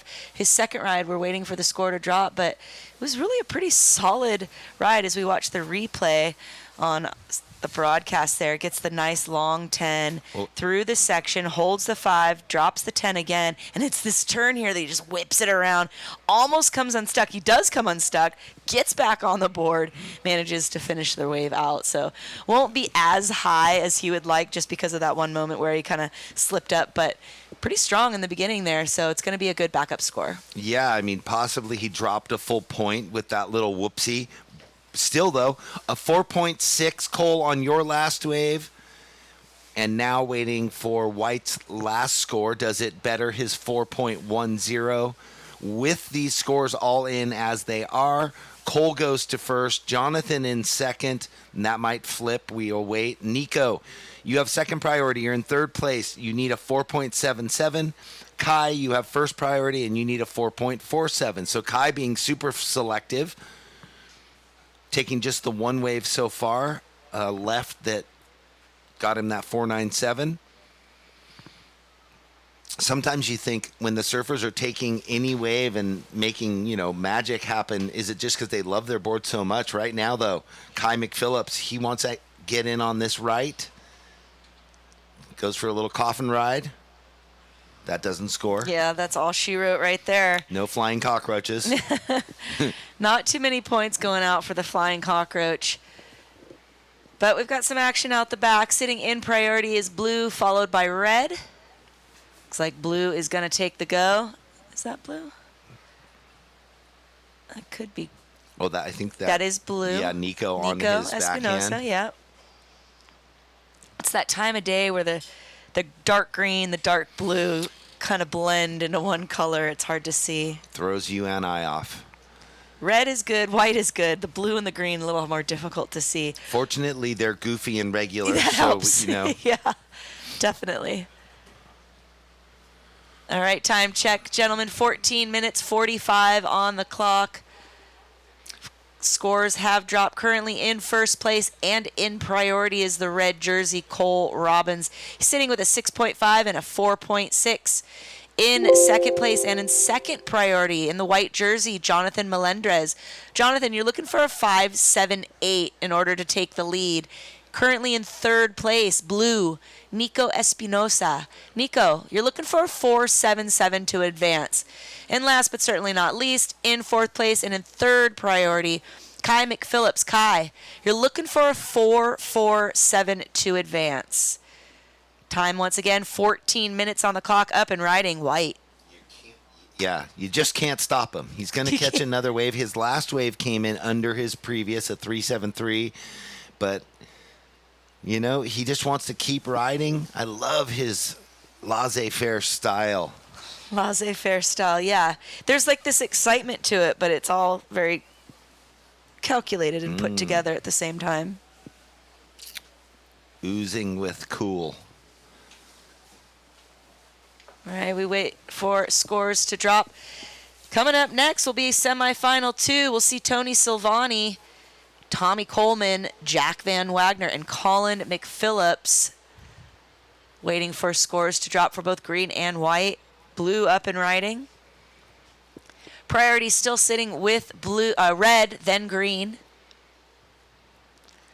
Red taking a look here, up and riding. That's Cole Robbins, opened up with a 6.5, following it up with a 4.6, nailing some maneuvers right here. Gets it around the section. He is feeling the fire and the desire to get to the final. He is last year's champion, so defending his title here. Great read of this wave as he works it all the way to the inside. My, oh my, where will the judges go? He is locked in, and behind him, we got Kai. A shorter section, gets to the nose and floats, and he's out of there. But Cole Robbins is picking the eyes out of this lineup, this heat and the heat previous, regardless of the tide change. He's finding the same waves, finding the steepest sections that he's getting to come from way behind and hold those lines on the nose. I mean, that wave, we'll see. I have my opinions where it's going. Yeah, well, for a guy coming who's, you know, steeped in point breaks, to see him put it out here in a beach break scenario is definitely cool. As we watch the replay here, he comes from way out behind there, throws the 5 to the 10, nails it nice and strong, brings it back around again. He's going to work it back into the inside. Really good read of the wave here as it kind of ribs up and kind of changes as those two bits of swell. But he just calculates it really nicely all the way to the inside, keeping that power, speed, flow, and connectivity between each of those maneuvers. So he opened up with a 6.5. So I know they're going to be looking at the first ride and comparing it, and it's going to come in higher, Jeff. Last a red, 7.0. So Cole really setting himself apart in the lead now with a 7.0 and a 6.5. That requires white in priority. If you wanted to move into the lead, you're going to need an 8.17. But for those guys in third and fourth, Nico, you're currently sitting in second priority. You're in third place. You've got a 4.67 and a 3.37. Nico, you need a 4.87 to advance. Kai, you are sitting in fourth place. You've got a 4.97 and a 1.73. Kai, you need a 4.57 in order to advance. Time check, 10 minutes, 55 seconds. Yeah, so things moving along. Jonathan got another wave and got that 4.2. Then Nico got his last wave, and Nico, your last wave was a 3.37, but still sitting in third, looking for that score you reflected, a 4.87. And we have our surfer from Mexico up again. Just so busy here, White. This is his 8th wave. He's Velcroed to the left. We still have 10 minutes remaining. Is he going to get another 8 waves? Maybe it's because he wants to stay warm. I mean, there's actually truth in that I saw theory. He had a thick Matu sweatsuit on. Yeah.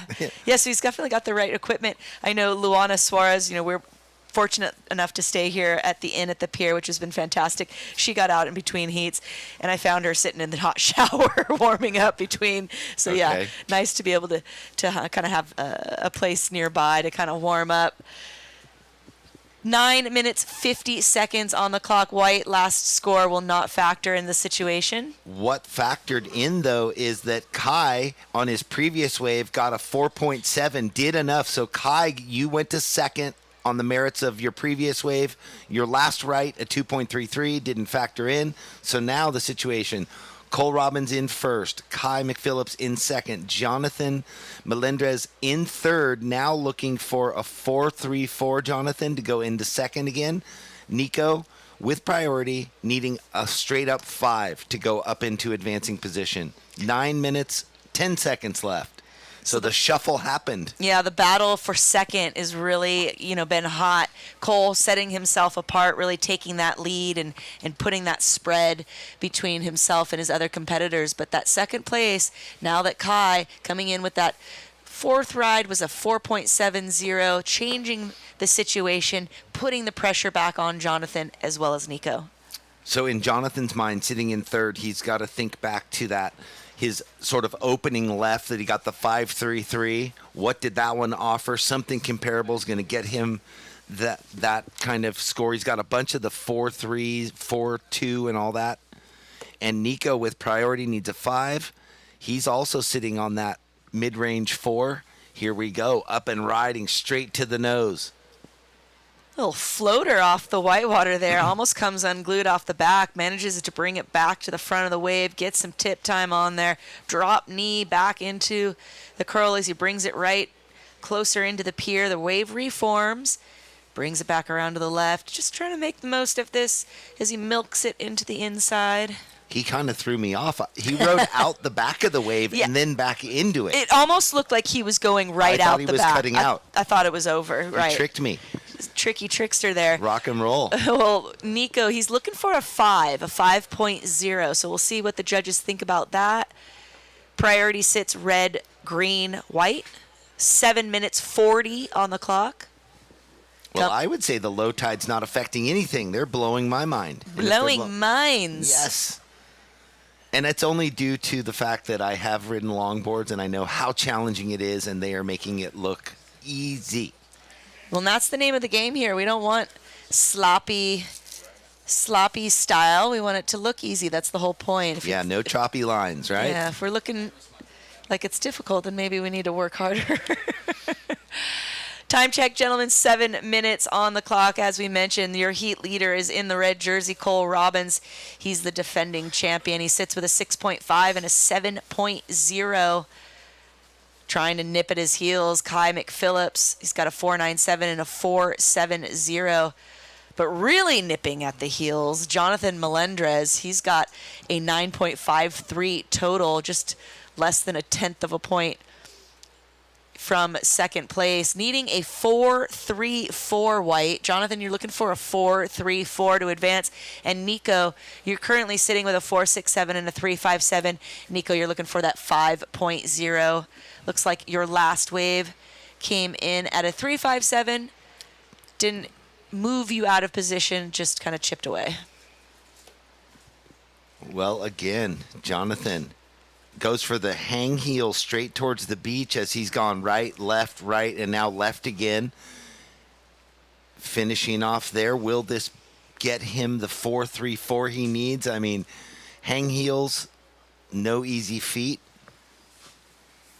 Now we have our other goofy foot redirecting.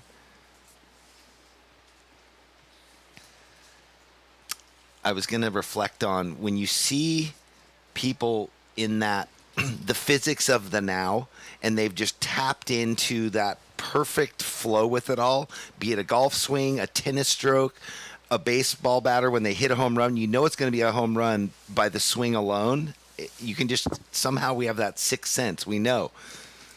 It's all that intuition. That's when the judges' scores just go through the roof, because you can't deny it. You're like, that was flawless. Yeah. They were tapped right in. And having that natural instinct, it's something that it can grow over time, but some people just have that innate connection with the ocean.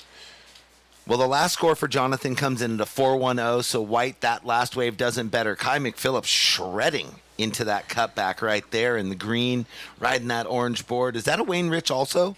I think it might be, absolutely, okay, so yeah. father-son on the Wayne Riches as we see his pops on the sand doing his warm-ups with the rest of the competitors. Time check, 4 minutes, 35 seconds on the clock. And Cole also, does he ride those boards? Cole rides the Wayne Rich. So they, yeah. It's kind of a Cole Robbins harmonic model, I believe. I know Colin was riding the Checkmate. I'm not sure exactly what model Kai is riding. We've got Nico and watching on the replay, and then in live action we've got Cole throwing some 10s out there with a nice rebound. Nico Espinosa is in the blue jersey. He's looking for a 5.0 as we're watching the replay. Well, and then, yeah, so we're doing it live. We've got lots going on here. The replays for what's happening, and then there's live happening in the water. Yeah, whatever Cole, his model. He rode this as far in as he possibly could from the outside. He nailed a 10 right in the beginning and then just worked it all the way to the inside. Time check, gentlemen, 3 minutes, 30 seconds. 3:30. Waiting for scores to drop for red, green, and white. Last of blue comes in at a 3-2-3. Not going to factor into the situation. So waiting on that last wave of Kai's and of Cole's and of Jonathan. Things are going to change a lot, it seems like, with Kai's last wave. Where did it come in? A 5.27. So that keeps his second place, but it increases the margin of what Jonathan is going to need in a 4.91 now. White, you need a little bit higher score, almost a straight 5 to go up into second place. Kai has priority again because everybody's catching waves so fast. Yeah, 2 minutes, 45 seconds on the clock. White, you're looking for a 4.91. Blue, you're looking for a 5.57. Priority sits green, blue, white. Coming up next, we'll have semifinal 2. We'll see Tony Silvani, Tommy Coleman, Jack Van Wagner, and Colin McPhillips. As it stands right now, Kai may be making it into the final. Question will be, will he go to head with his father? We'll see. But still in it right now, blue and white up and riding. White looking for the 4.91. Blue looking for a 5.57. So this party ain't over yet, Jeff. It's not over by any means. Jonathan got a wave and danced a beautiful dance, and he is the event wild card through Surfing for Hope. I was overhearing his interviews, really excited to be, in that position, and he's making the most of it. Can he dig his way into or out of third into second? I mean, if you just want to say making the most of it as far as getting as many waves as he can, he definitely has done that, working on 11 waves in this heat. Next heat, please stay closer to the pier or move back towards the pier. The head judge asking for you to stay close to the pier. There's a minute and a half left in this current heat, and then you guys can scurry on over. Tony, Tommy, Jack, and Colin, could you guys hug the pier a little more, Tony? Hug that pier for me. You love it. Thanks. And up and riding, your heat leader right now. His last wave came in at a 5.47, didn't factor into his situation because he opened up with a 6.5. His third wave was a 7. Waiting for scores to drop for green, white, and blue.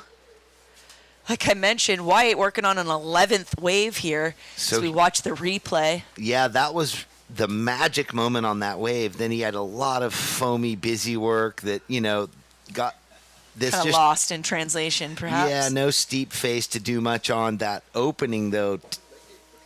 10 was beautiful, the wide 10 with 40 seconds left. Surfer's priority is with White again. And by the look of things, I think he'll catch another wave. Right, last of White comes in at a 4.20, so it's not going to factor into his scorecard. White, you're still looking for a 4.91. Last of Green comes in at a 3.9, also not factoring in. 10, just under 20 seconds. White has priority. He's going to get the shot. Kai has second priority. Will there be two waves? Unfortunate there for White. Gets some quick tip time as we count this one down in 5, 4, 3, 2, 1. Oh, you see the frustration. He had the opportunity, Jonathan Melendrez, but the wave had too many staircases in it right then. Well, ladies and gentlemen, we're going to take a quick break for those viewing at home. We'll come back in a minute, and we'll be straight into semifinal heat number 2. Surfers in the heat.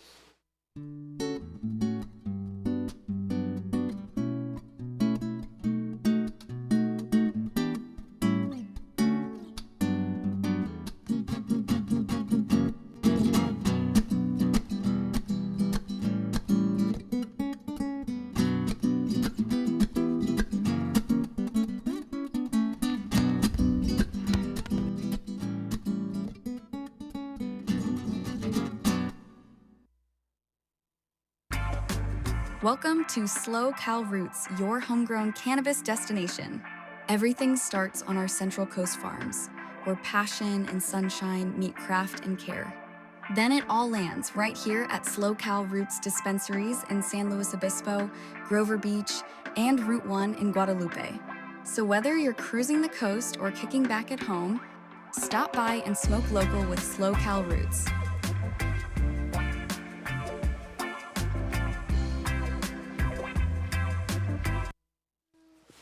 Welcome back, everybody. Thanks for joining us here. Jeff Baldwin and Mitchell Salazar calling semifinal heat number 2. Carla on a quick break. We have Tony Silvani, Tommy Coleman, Jack Van Wagner, and Colin McPhillips in the lineup right now to see who makes it on into the final. We just saw Cole Robbins and Kai McPhillips get their place in the party. So we have the women's, we have the ladies' final determined. Yep. Mitch, and now we've got this heat to go to see who makes it on. Will there be a father-son matchup? That's kind of a cool sub-story, right? Yeah, especially with, the big age gap right there, too. So cool to see. Good performance, though, by Melendrez and Espinosa. Oh, man. They're settling for a semifinal finish. Yeah, he was ripping. He was he was locked in on those lefts. Here we go. Colin McPhillips up on the first wave of this semifinal. Couple pumps right there, Jeff, and getting the vertical lift, kind of tapping that in section, and will it reform on the inside for him? That's what we saw Cole Robbins doing, and Kai McPhillips, his son, riding those rights on through to the pier. And then Tommy Coleman right behind him, too, in the blue. Had a San Clemente. He's got a really nice spray on that board, too. Longtime Caden team rider. Shout out to one of the OG board shorts in the world. Man, you know what happens when you hear the conch shell? It means that Pirate Steve is here on the pier with us. Well, also means that, conditions are getting better. It's glassing off right now. I need to get another sticker from Pirate Steve. So this is the opener of McPhillips right here in the green. 2-turn combo on the outside. It's so crazy. How much pressure and weight he puts on the back part of the board, and that's why it's so easy to move that board around. So pay attention, young kids. Where your feet are positioned does matter on a surfboard, especially on a log like this. Would you ever take your boards, ones that confounded you a little, and just put them against the wall and stare at them? Well, let me get the scores in first, and then I'll give you the answer. 5 points green. 3:17 blue, 22 minutes. Yes, I did, Jeffrey, and I'm going to tell you why. We were talking about fins earlier. A lot of it has to do with the way the tail is set up. Mm-hmm. If it's a more broad-end tail, I know that it's going to be way more responsive, but much looser, though. So myself, a larger dude, push too hard, it's going to slide out unless I have the right fins in it. But if it is a wider tail, tends to be one that you want to have a longer, more drawn-out turn, as we see Van Wagner right here. I know you're the same, though. I mean, most surfers, we tend to think about things maybe a bit too much. And then you have people like Alan Cleland who are just like, just give me the wave. I'll try to make the most of it regardless of what I'm riding. He's like, whatever. I let Timmy Patterson do all the work for me. I know it's going to rip. Well, he's got the Al Cleland file now, too, with Timmy. One of the most underrated shapers worldwide, I'd have to say. I have some magic Timmy Pattersons. Good friend of yours, by the way, Timmy. I know he's been Look at this. Ripper long time. Red lets that wave go, but that's going to shift priority, though. So you're talking about the fin. Sometimes I would have a board, and I'm like, the board looks, what is it about this board? And I'd have to stare at it for a while, and then I would sink in with it, and I'd go, that's where I have to be on this board, positioned an inch further back or forward, like micro measurements, but a big difference. Well, I usually have, like, we call them pressure dings, but they're really more like because of you stepping there. I have those after the first session. I'm too big, and my boards are like pretty layered up already, and that already happens. So I kind of get a reasoning of why I'm standing there, or why I'm moving my feet up more and down the board. Depends on if it's a groveler, if it's a regular shortboard, or a step up. Usually a step up, I don't even need a traction pad. I don't even like them. I'm a foot shuffler. I move around. Well, but that's because I think, I'm aging myself because I grew up on round board single fins and then went through every phase. You should start longboarding again, Jeffrey. I mean, it kind of sounds like that's your realm, too. 4.43 white, 4.43, waiting on the second of blue, Tommy, watching the replay right now. Somehow, even though the waves are so choppy and they're getting stuck at the top of the wave, they're dropping back down in, and look at this, posted on the nose, Tommy Coleman. That is the replay of the score that will be locked in shortly. So I'll be right back. I'm going to go talk to the 805's best realtor, Cole Robbins. That's right. It's me and you, Mitch. When I win that lottery, we're getting a castle. Castle on the hill. 3.5 is where that comes in for Tommy Coleman on that second ride in the blue. So Tommy out in the lead. Colin McPhillips with priority has the high score of the heat, a 5 so far. Jack Von Wagner in third with a 4.43, needing a 0.58. Tony Silvani waiting to get on the board right now with his first wave.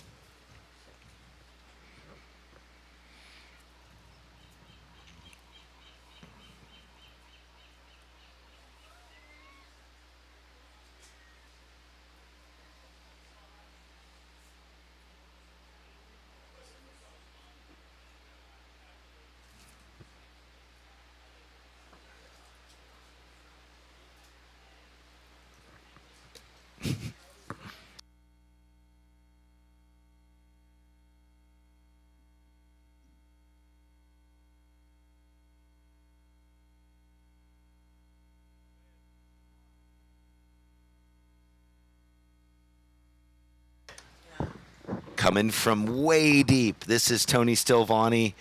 Oh, no. Sorry. That was Tony right there. It was me and Kai, right? Yeah. Well, we've got Tony Silvani Close one, on his opening ride. Won a good score, and then he just never. No, that's found Tommy a Coleman. backup that was similar to it, but yeah. Dark light. Excuse me. Yeah, there was one really good wave. Hey, Mitch, we are ready for the interview with you. Just finishing this wave with Tommy Coleman. The ones that like bowling, you know? Yeah. All right, here with defending champion Cole Robbins. Congratulations to another final. Really, I want to talk about the youth more than anything. You see it through your events. You see it right here on the Longboard QS side. What's it like competing against people that have been relevant for years and then new kids on the block too?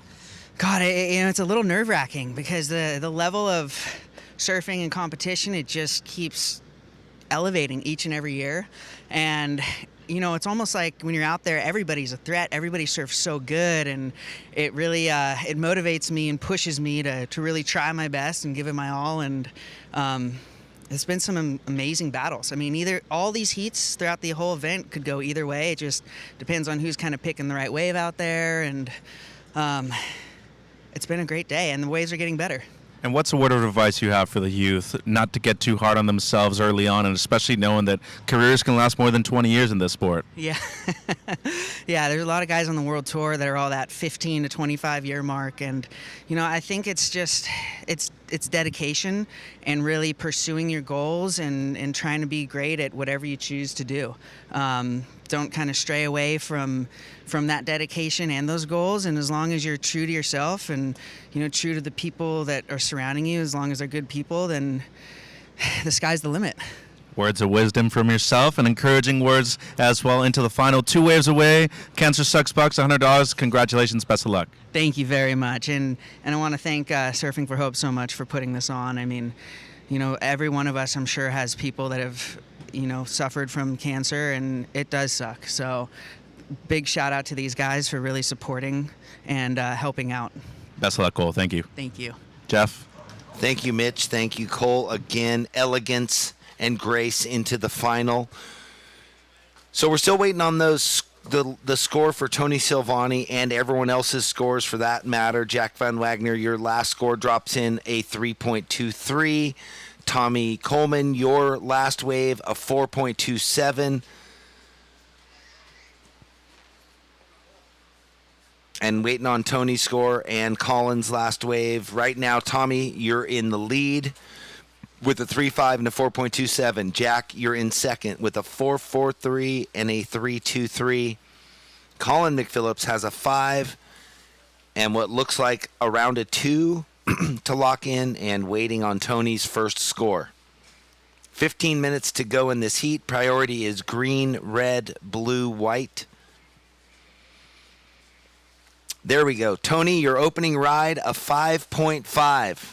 So a healthy score for Tony, now only needing a 2.16, and here he is up and riding, not wasting any time, so getting another good wave under his belt. Took this one kind of farther out, so a backup wave for Tony Silvani. And that was a split peak. Tommy Coleman, who was out in the lead, the front runner at the moment, took the left and then finishes on the inside right. Well, he's caught 4 waves, or 5, excuse me, Jeff. So waiting on the 5th one right here, 14 minutes. Checking in our women's final, Liv Stokes, Leah Diaz, Summer Romero, Caitlin Mickelson. We'll be having a new champion on the women's side right here. Last of red, Silvani, 4.23.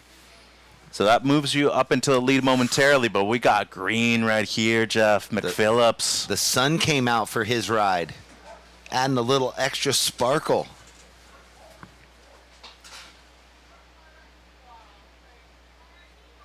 So well, I like those interviews with Cole. Humble dude.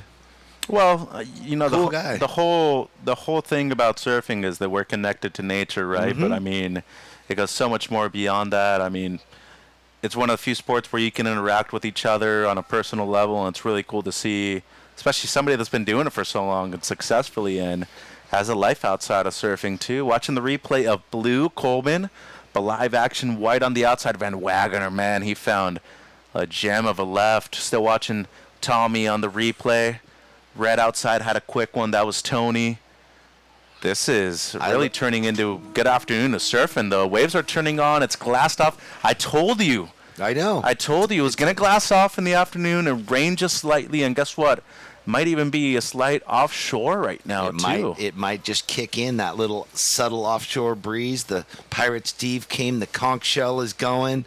Cole Robbins even noted, hey, it's gotten better. So it went through that weird moment in the tide mid-drawing out, and now looking good. The replay of Colin McPhillips getting vertical again.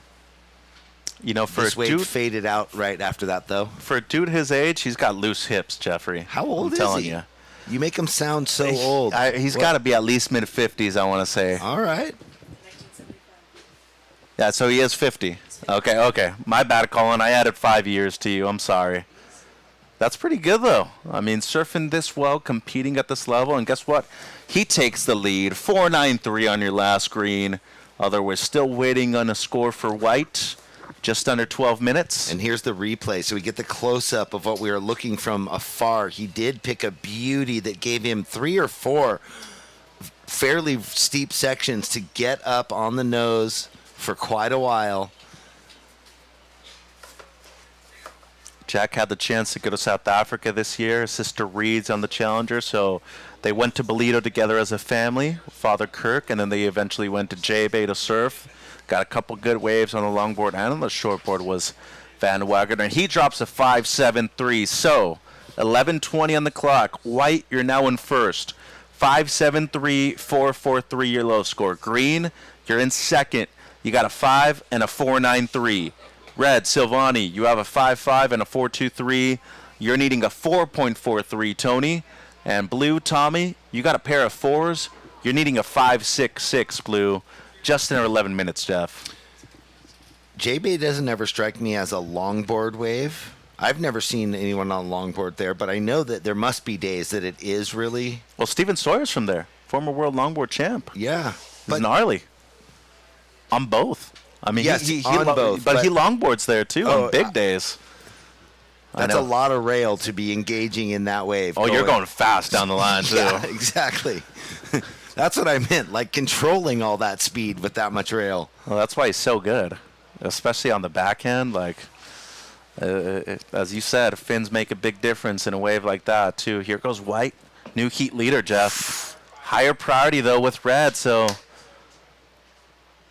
White was able to get some work done, but here's Silvani on the corner, Jeff. Man, that was critical. That was the first real bit of gamesmanship we've seen the whole event, where a higher priority took off, you know, using that with the other rider, locked in a 10. That's pretty rad. Could make a big difference. Had to cut Tony's wave, or Jack's wave, short. Yep. Well, unconditional right away when you have higher priority than somebody. Is that unconditional love? Unconditional right of way? Well, I mean, friends on land, but not in the water. 9 minutes 30, surfers. 9 minutes 30. So waiting on multiple scores. Just a small one for Blue. White potentially improving on the mid-4 that he has, and we'll see what Red is able to get. Red here, he needs a mid-4 to be able to move into second. Just over 9 minutes. Priority is green, blue, white.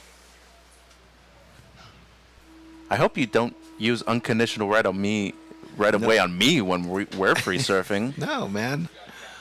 I get more pleasure in watching everyone else rip. I know I'm going to get my waves. Especially now you're foiling a ton too. Looking at the replay of Silvani. Got a great nose ride. Then the strong hit right there on the forehand. And we did see Tommy Coleman live action get another left. Still watching the replay though of Tony. So waiting for this score. And this is what happened with Coleman. And once again, the replay of Red here, Jeff. Yeah, holding the line. These rides offering quite a bit of opportunity in that short space and then reform. Longtime Stewart team rider.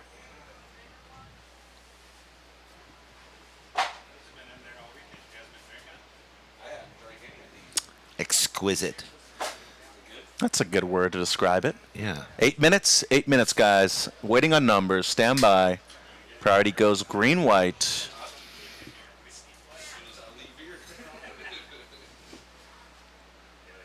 Next heat, Stokes, Diaz, Romero, Mikkelsen. That'll be our women's final. We'll be having a new women's champion here. So we're watching a replay of what we were talking about, Mitch, where White had to bow down because Tony had the higher priority. I don't know why they were replaying. Maybe the judges were re-looking at it for some reason. Yeah, well, they still got to score that wave, too. Yeah. So, which he got a 6.33 Yep. Jack, even though that wave was cut short for you because you were so locked up on the nose, a 6.33, which put him in the lead effectively. And Tony's last wave comes in at a 5.6. So it just shows what they're looking for. The fact that he could run up and hang on the nose for the distance before he had to cut out or finish the wave behind Tony. Well, it was a pretty nasty combo there from Van Wagener. So, Jack, you extend your lead, 6.33. You got a 5.73 before that. That's your low score. Red, Silvani, you're now in second. 5.6 on your last. Your second best is a 5.5. Green, McPhillips, you're now in third, needing a 6.1 Colin. And Tommy in fourth. You just dropped another 4.27, Blue. You're still needing a 6.83, basically a 7, Tommy. And there's plenty of time. 6 minutes and 20. Blue needs a 6.83. Green needs a 6.1. Red second. Your low score, 5.5. And White in first, low score 5.73, Jack. Here he goes again, Baldy. Something about those arches, just so good looking. The way they post on the nose, the cool arch, which is actually a functional move because it helps the board push forward. Well, he's on a tear for sure. And next heat, women's final. We're 45 seconds away from you being able to paddle out, but please stay under the pier or right next to it, please. Live action, Jeff. Masters of nose riding. That's where we are at this point in the event, right? In the semis and the finals, every one of these surfers finding the magic on the nose of their board, which is where the big scores come from in a longboard event. Tommy Coleman, Sano local. He knows what needs to be done to be able to get a good score, a big score on a log. Outside, red, second place currently, Tony. Owns a surf school back home on the East Coast. Plenty of work in the summertime. Dodging his competitor there. So small but fluid. I can't wait to see the slow-mo of both these rides heating up with under 5 minutes to go. Tommy Coleman with a beautiful post up on the nose, and then Tony behind him, a little wider 10 where the feet weren't touching, so to speak. The toes were over the nose, but they were separated a little bit. 4.5 on the clock, surfers. 4.5. Last of White doesn't go into your top two, Jack. It's a 3.97. Red waiting on a score for you. Let's see if it improves on the 5.5. That's a cool scene. We see Summer Romero and Caitlin Mickelson. They've competed 1,000 times against each other over the many, many years, right? Yep. Walking out for a final together again here in 2025. Congratulations to you both. Yeah, so different final. Since we weren't able to run on Friday, we had to go to four-person quarters onwards. So points will be a bit different this year in comparison to previous years, but still just as valuable and makes things more exciting if we do only have the two events, this one in Virginia later on in the season. Last of blue, 4.1, Tommy. Last of red doesn't improve. It's a 4.57. Now waiting on one for green and one for white. 3 minutes 30. 3 minutes 30. Jack Van Wagner on a tear, spraying the seagulls out of his way even under the pier. JV dub. He's looking for a dub here, Jeff. Well, I was looking at the finals, the way it works out, not the money side of it, the point side, though. Incentive to win, 1,000 points, obviously, 800 points for second, then 650 for third, and 600 for fourth. Well, speaking of points, Jeff, 7-6-7, White. You extend your lead. You're up to the 14-point heat. Total low score 6.33. Red in second still. Tony, your last, a 4.57. Nothing has changed. Green, you just dropped a 4.3. Not enough, Colin. You need a 6.1. And blue, Coleman, you're basically still needing a 7, Tommy. 6.83 or better. 2.5 on the clock, surfers. Priority goes red, blue, white, green. Well, while we have a brief moment of nobody riding a wave, I'd like to thank Surfing for Hope Foundation for all they've done for bringing this event together. Thank you to the city of Pismo Beach for once again embracing us all with open arms. Thank you to our official hotel sponsors, Vespara Resort, Inn at the Pier, Sea Venture Beach Hotel, and the Sandcastle. We appreciate you putting us all in rooms in your beautiful hotels. Thank you to our supporting cast of sponsors. We do have a surfer up and riding, though, Mitch. Our heat leader. Yeah, Jack Van Wagner just can't stop having fun out there. That was a mean nose right there in the pocket. Once again, holds the 10. Is it due to the fact that he just loves his board so much he wants to catch another wave? I don't know, but he's ripping. And then blue on the outside, Coleman behind him. Great nose ride. He needs a 6.83. And McPhillips now, he's got a quick in and out. 1 minute 20. 1 minute 20. Ooh. So heels right there from Tommy. He's putting his hands up, asking the question, is that enough for a 6.83? And he's not done. It's a great end to the heat right here. 1 minute, surfers, 1 minute. And women's final, right where you are is perfect. Thank you. So it's really up, and now, well, Green, we were yep. watching a replay, but live, Green is up and out. That wave of Jack Van Wagner's could increase his lead. Who knows? If he betters the 6.33, which he quite possibly could, it's really about Tommy's last wave. Does that get the 6.83? Well, White for darn sure. I mean, that was world class right there from Jack Van Wagner. It doesn't get much better than that. 30 seconds, guys. Red with first priority. Waiting on a score, an important score for blue. And White, 20 seconds. You're pretty far out in front. Paddle up the beach. This is White. Coming in. I got the countdown, Jeff. Well, we're just going to watch him glide with pride to the shore. That's our heat winner. And here we go. 5, 4, 3, 2, 1. Well, we did have blue next to the pier stand up and green. This wave counts on the outside. So women's final, we're going to be on hold. Women's final, we will be on hold. Well, you got to say Collins' wave will not factor. He needed a 6.10, and that one faded out on him. I wasn't paying attention to the surfer over by the pier. Tommy's previous wave is the one. And by the way, Jack, your last long left, an 8.17. So the high score of the heat, just increasing that confidence going into the final. And the previous Coleman, not enough, Tommy. Good effort, 5.37. But you're going to remain in fourth. McPhillips in the green will be in third. And Silvani in the red will hold on to second. And Jack Van Wagner with the performance of the event so far, 15.84. We're going to take a break on the broadcast. Be right back with our first final, the women's final.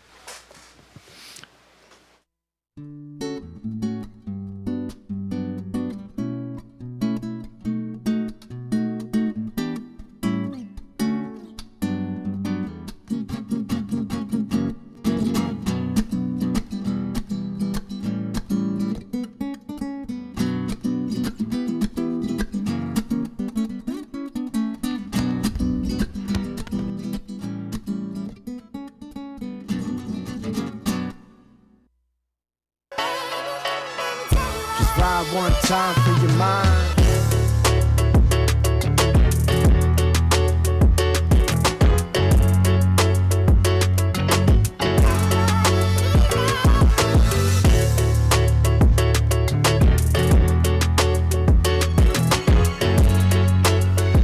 Just ride one time for your mind.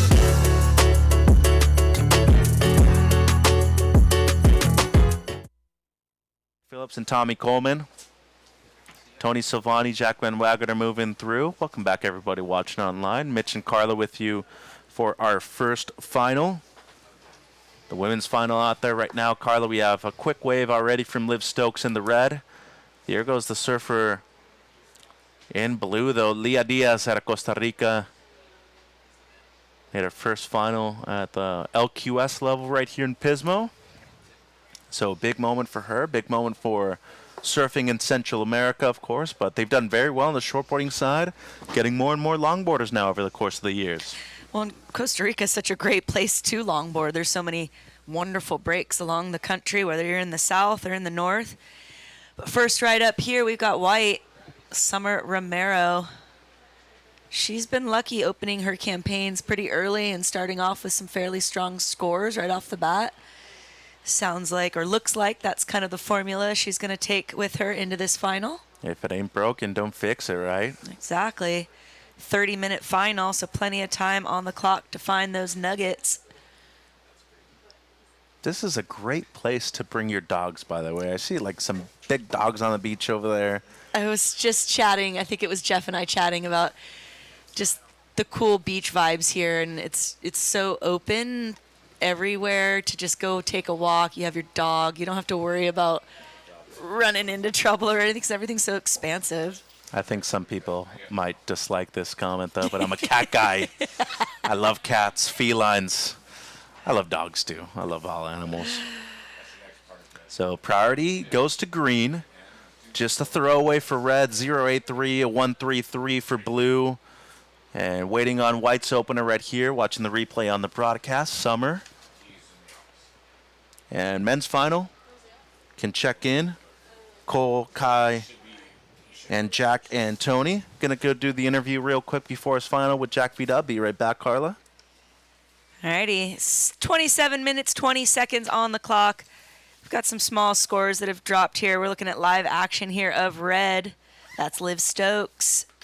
Fairly certain she was in the final last year, at least pretty close to it. And out behind her as red works it all the way into the inside. Behind her is blue, Leah Diaz. A career highlight for her in this QS event, the Surfing for Hope Longboard Classic.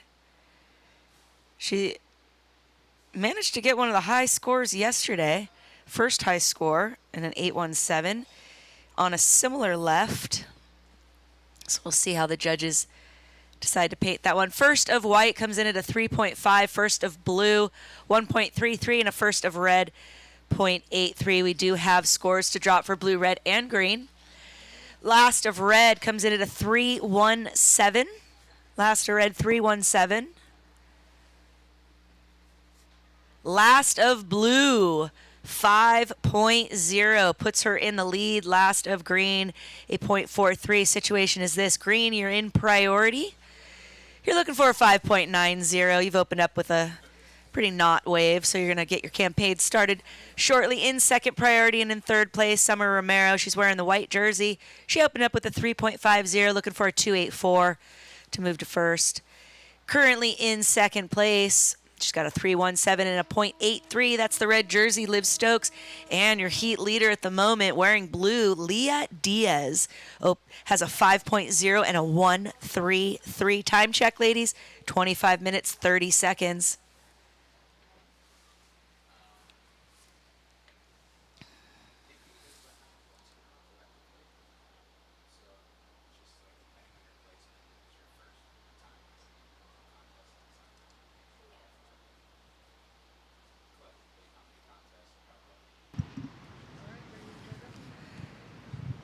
Alrighty, just a little lull in the action here. We've got green has just made a ride onto the inside. Priority sitting with white. White up and riding. She found some success on the lefts in her previous heat. Trying to find the magic here.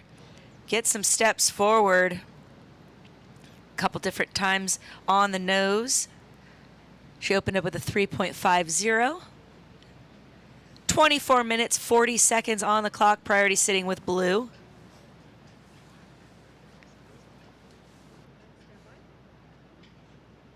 Alrighty, and that is the end for that ride for white. We'll wait for those scores to drop, but we'll take it down to Mitch with the interview. All right, thank you, Carla. Here with Jack Van Wagner, the performance of the event so far. First things first, another $100. Cancer Sucks Box, congratulations. But really just the 8, especially after leading. How satisfying did it feel to get an excellent score out there? Yeah, I mean, in those conditions, to get an 8, I was super stoked. Just kind of found that left right off the pier, and then it had a little like rib in it that just kept it like clean, and it was ended up being a good wave, so I was stoked.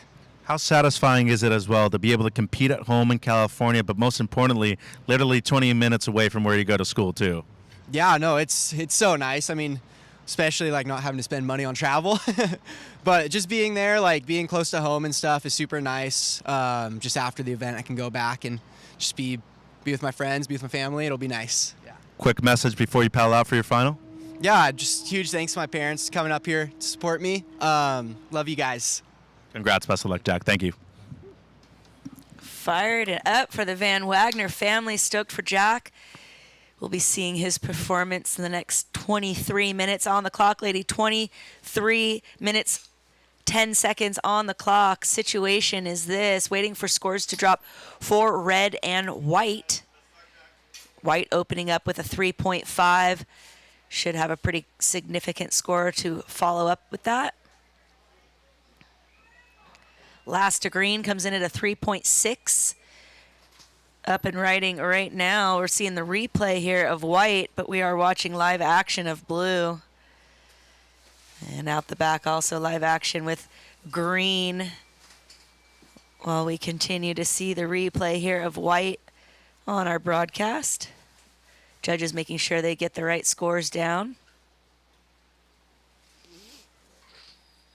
Bit funky out there, but as Jack said, he was stoked. He found that right lined up left, had just the right rib in it, opened it up, gave him an excellent scoring wave.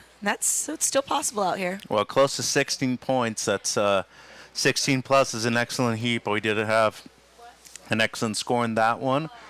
So as Carla was saying, waiting on a couple numbers for blue and green. 22-minute surfers. Both finals are 30 minutes. Watching the replay here, blue, Diaz. Your previous one, Leah, was a 5. So waiting on this one. And remember, surfers, in the final, everything is for the lead. And last of red comes in at a 3.70, pushes her into second place, but we do have scores to drop, as Mitch mentioned, for blue and green, so that very likely could change the situation. Last of white comes in at a 4.5. So white still sitting in the lead with a 4.5 and a 3.5. She's also in priority, currently in second place. That's Liv Stokes, 3.7 and 3.17, but we are waiting for scores to drop for blue and green. Last of blue was a 5.0. Her opening ride was a 1.33. She's looking for a 3.0 to take the lead. And as I mentioned, we're waiting for another score to drop for green. Green looking for a 4.41 as we see live action happening here. This is Liv in the red. So Stokes, runner-up last year at this event. Back-to-back finals for her. Obviously knows how to compete very well at a beach break like this. Shallow out there right now. I mean, she's set up way on the inside, so... Luckily, the sandy bottom. Yep. Exactly. But we do have the last wave to come in for blue. Blue, your last ride came in at a 4.2. That pops you into the lead, holding on to a 5.0 and a 4.2 in second place, and sitting with priority. That's Summer Romero in the white jersey. Summer, you're looking for a 4.71. Red, Liv Stokes, you're currently in third place. We're waiting for a score to drop. You're looking for a 5.5. Caitlin, we also got another score to drop for you. Yeah, it's just a throwaway, though, for green. Yeah. She's got 2 back-to-back. And the last of red, not enough. It's a 4.1, but it is your best red. That keeps you in third. White still in second. You're needing a 4.71. And blue, the heat leader, 4.2, your low score, Leah. Just under 20 minutes. Mickelson in fourth in the green. You're needing a 5.6, Caitlin. Blue first, white second. White needs a 4.71. Red needing a 5.1 in third. And green needs a 5.6 in fourth. Everything for the lead, surfers. This is our first final. Major thank you to Surfing for Hope, of course, City of Pismo Beach, Carla. Want to say a big thank you and, congratulations to everything they've always done here in the Central Coast. Ben Schutzer, Annie McKay, Laura DeMille, the entire crew right here for Surfing for Hope. Bob, of course. He's going to be handing out the awards later. And just want to say thank you so much for always treating us with open arms, receiving us with a ton of hospitality, and more than anything, a lot of love. Thank you guys so much. Such a great place to be. Such a great place to be here in Pismo. Better not start crying, Carla. I know I have that effect, but... No hankies for me. No tears coming from me. Wow, not even crocodile tears, huh? I was No. hoping for, one. I'm hard. Tough. Can't break me. Actually, City everyone can't hold everyone us. that knows me knows that I break pretty easily, though. So that's the joke. Oh. Time check, ladies. 18:20. Here we go. Look at this. So higher priority with white. Green's up, though. And white paddle, she couldn't get into it, though. And green, unfortunately. Just not able to keep it together. A little bit of a bump in there. I think it just wasn't able to, she wasn't able to negotiate that, stay stable on the board. She goes down. Was a good-looking left, too. So 18 minutes. Priority red, then blue. And seems like Stokes right here She's looking at the right, Carla. Yeah, and it's looking nice. She gets the 4 steps up to the nose for the 5, brings it back around into the curl there, keeping control, getting a little high on the face there, manages to get the nose ride, though, to bring it back down, rebounds the white water there for the finish as she waits to see if the inside will give her any more scoring potential. She decides to pull out. Liv is looking for a 5.10 to take the win. Currently in priority, blue then white. And we did have a couple quick rides right there, too. Priority with white, 17 minutes. Here we go. This is the left that we're talking about. Caitlin, unfortunately, just lost her footing right there coming out of the nose ride.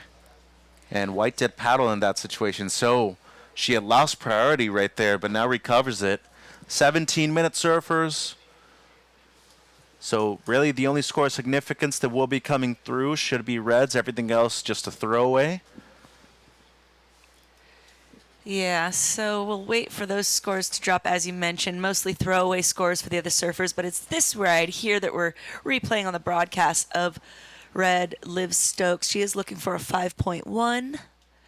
It's looking like she might come into that realm. Mitch, red, dropping a 6.17 on her last ride, moves her into first place.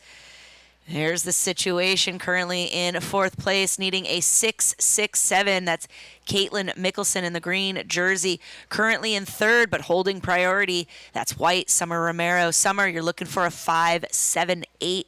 Currently in 2nd place, sitting with 2nd priority. That's the blue jersey, Leah Diaz. She's looking for a 5.28 to take the lead, and as I just mentioned, dropping a 6.17 on her last wave, coupling it up with a 4.1. That's the red jersey, Liv Stokes. She is your heat leader. 15 minutes, 45 seconds on the clock. Next heat, check in. Men's final. Cole, Kai. We got Jack and Tony as well. And live action, green, Mickelson. So it does make a difference whether you finish 4th to 3rd, though. It goes 600 points for 4th, 650. And in the long run for 3rd, that could be a major difference when it comes to potentially winning the event over there in Virginia. All of a sudden you are in contention to qualify. And also for the wild cards, too. You're closer to the top of the rankings. You also typically get a better chance of eventually surfing at the Open or one of the other 2 events potentially on tour. 15-minute surfers. 4.2, the last of green. It is your best. Now needing a 6.08, Caitlin. White, you're needing a 5.78. Blue in 2nd, you're needing a 5.28, and the heat leader in red. Low score 4.1, Liv. Just under 15 minutes, Carla.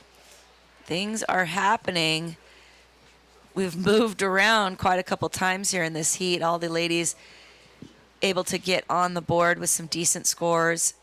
Liv just an edge above with that last ride with a 6.17. Fairly similar scores requirements for our ladies in the 2nd, 3rd, and 4th positions. A 6.08 needed for green. White, you need a 5.78. Blue, you're looking for a 5.28. Do you ever want to put the jersey back on at events like this? Just train of thought right now? No. Okay. The last event I did, I wasn't very stoked. The whole a lot of the events I do are not with priority. Right. So you're dealing with middle-aged women that are still trying to seek a glory, an ego boost that I'm not looking for no longer. But White, up and going. She's got some good rides there. Got a good left while we watch Blue also making things happen. Leah from Costa Rica making a great showing this weekend, really putting her name on the map. Yeah, needs a low 5 right here. Carried a lot of speed through a certain section. We're going to see the replay and see whether or not she gets the score, at least comes close to it. Priority with red, 13 minutes to go. The 2 very different rides right here, one going left. Looking at Summers first in the white jersey, Carla. Yeah, gets a couple steps forward. She kind of negotiates that bump there carefully, gets her 2nd steps up for the 5, grows to the 5 again. The wave starts to kind of flatten out, but stands up just enough for her to get more tip time, a little bit of a shuffle back. She brings it back around, kind of floats that white water to finish it off as she parallel stances it into the inside, just milking it. And then here's that replay of Blue. Looking at live action, though, Stokes right here, the current heat leader. And the sole Canadian in the event, too.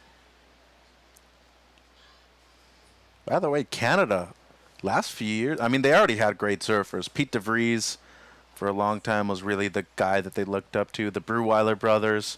Now there's second, third generation surfers out of that area in Tofino over there in beautiful British Columbia. But as of late, they've gotten a lot more support from the government, travel-wise, and of course, they got the talent too. But a lot of people forget, just because it's cold, they got some exceptional waves up there too. Well, pretty consistent as well. I'm going a little bit against my own theories here as we watch the replay of Blue. She got that turn to the tip time, kind of keeping her arms up above there, rebounds that whitewater. This is a strong wave for Blue. She's looking for a mid-range 5. Speaking to Canada, though, we talk a lot about the west coast of Canada. Very little people know the magic that's happening on the east coast in Nova Scotia. Yeah. That's about all I'm going to say, but it is a magic Well, the issue destination. is it's already cold on the west coast. It's colder on the east coast. It is colder on the east coast. There's a window in August, September where you can kind of have more mild conditions. But I've surfed there one day, surfing in a 3.2, and the next day in my 5.43, and was the coldest I've ever been. So they've got that Scottish current that runs along there that brings really cold water in a day, in a 12-hour time span, and then sweep through and change it up. Well, we've got some high scores that have dropped, Mitch. Why don't you lay them out? So, previous of Blue, 7.5. Last of Red, 5.13. Now waiting on 1 for White, 1 for Green, but at the moment, Blue, that puts you up in a first. Low score now is a 5. Red, you're down to second. Low score is a 5.13 to retake first. You need a 6.34. Green, your last is a 2.5. You're needing an 8.3 in fourth for the lead. And with 10 minutes and 25, waiting on a score for White, but at the moment, a straight 8 would put you up in a first, Summer. Once again, Blue leads, low score 5. Red second, needing a 6.34. White, you need an 8. And Green, you need an 8.3 as we're looking at the new heat leader, Diaz. She's looking to replace a 5. Wow, new school versus old school, and the young generation is just tapping in and laying it down, putting their stamp and their mark on it. 10 minutes remaining, surfers watching the replay here of White. White working it all the way into the inside. She's been super lucky, smart, intelligent with the lefts this weekend. Definitely favors her style and her stance. Well, she's definitely done her job well this weekend. Score coming through, White. It's not going to be the 8, but looks like she might throw away the 3.5. Yeah. If she does improve on the 4.5, it's barely just there. 9 minutes. Outside, though, White. And then we did have Green on the inside, and now Blue right behind her on the right. So 3 surfers up at the same time. 9 minutes remaining, surfers. Big shout out to our judges who've been doing great all weekend. Not an easy feat. We've had so many waves surfed in a number of these heats. I think you were counting back earlier. There was something like 30 waves ridden in one of those men's semifinals. So that's not easy. You mentioned earlier too, I've done a little bit of everything when it comes to contests. I started my career in judging and tabulating and quickly discovered how hard that job is. So major kudos to our judges that are dedicated their eyes to the lineup this weekend. Not an easy feat. Outside, somebody had a look right there. I think it was Liv, but she's going to let that one go, the left. I think it was women's semi 1, actually. 30 waves in 25 minutes. Little too many waves. That's not that 2.10s versus 10.2s. But here goes Liv, though, outside Red. Oh, quick in and out, though. Yeah, she decides to pull out of there quickly there, realizing that she wasn't going to have enough speed to project herself into an open face. Probably also recognizing that the other 2 surfers or inside. She wanted to go back out, try to kind of be in line with that priority. Leah is sitting with priority in blue. Yeah, and by the way, Summer in the white paddling back out. Previous was a 4-3. You're going to keep the 4-5 as your best. And your last was a 3-3, so it doesn't change anything. You're still in third. A straight 8 is what you need for the lead, White. Green, your last two, 2.5, 3.03. Before that, you dropped a 4.2. That's your best. Still needing an 8.3. Red in second with priority. You're needing a 6.34 live. And the heat leader, Leah, your low score's a 5. 7 minutes to go, surfers. And by the way, the person that's taking a bath right there in the shore break, we are running a professional surfing competition, so we do have boundary flags. You need to move north or to the south side of the pier, past the boundary flags. Thank you.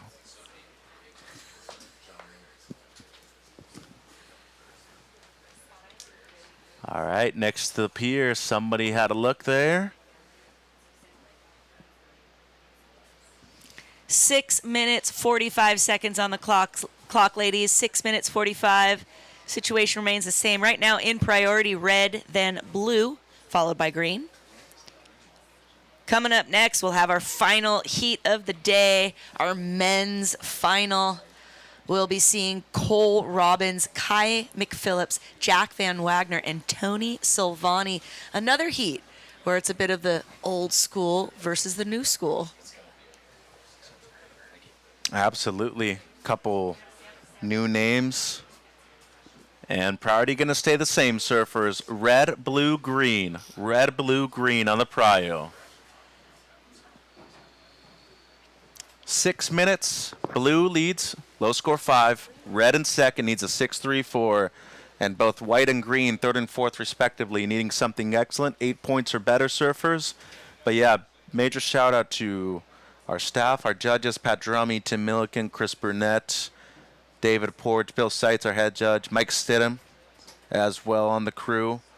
Major thank you to you guys working their tails off this weekend, getting the results right. 5.5 on the clock, surfers, 5:30 on the clock. And just talking about how fun it's been all weekend here, Northside Pismo Pier. I mean, can't complain about how many waves we've had, how many different opportunities we've had, Carla.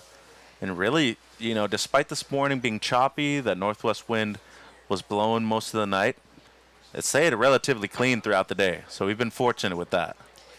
Yeah, I've definitely seen it worse. So this was not too bad. And we had a great day yesterday to run the preliminary rounds, which I think was really important. And while it would have been great to have those conditions, you know, continue on in today, we've talked about yesterday, adaptability and having the capability to adapt quickly and surf in all sorts of conditions. And that's what we're seeing here. So green right there, Mickelson. She's needing something in the low excellent to be able to take the lead.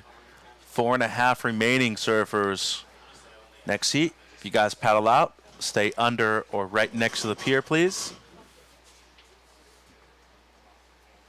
And waiting on a score for green. She's making her way back out. Outside, we got white. Summer.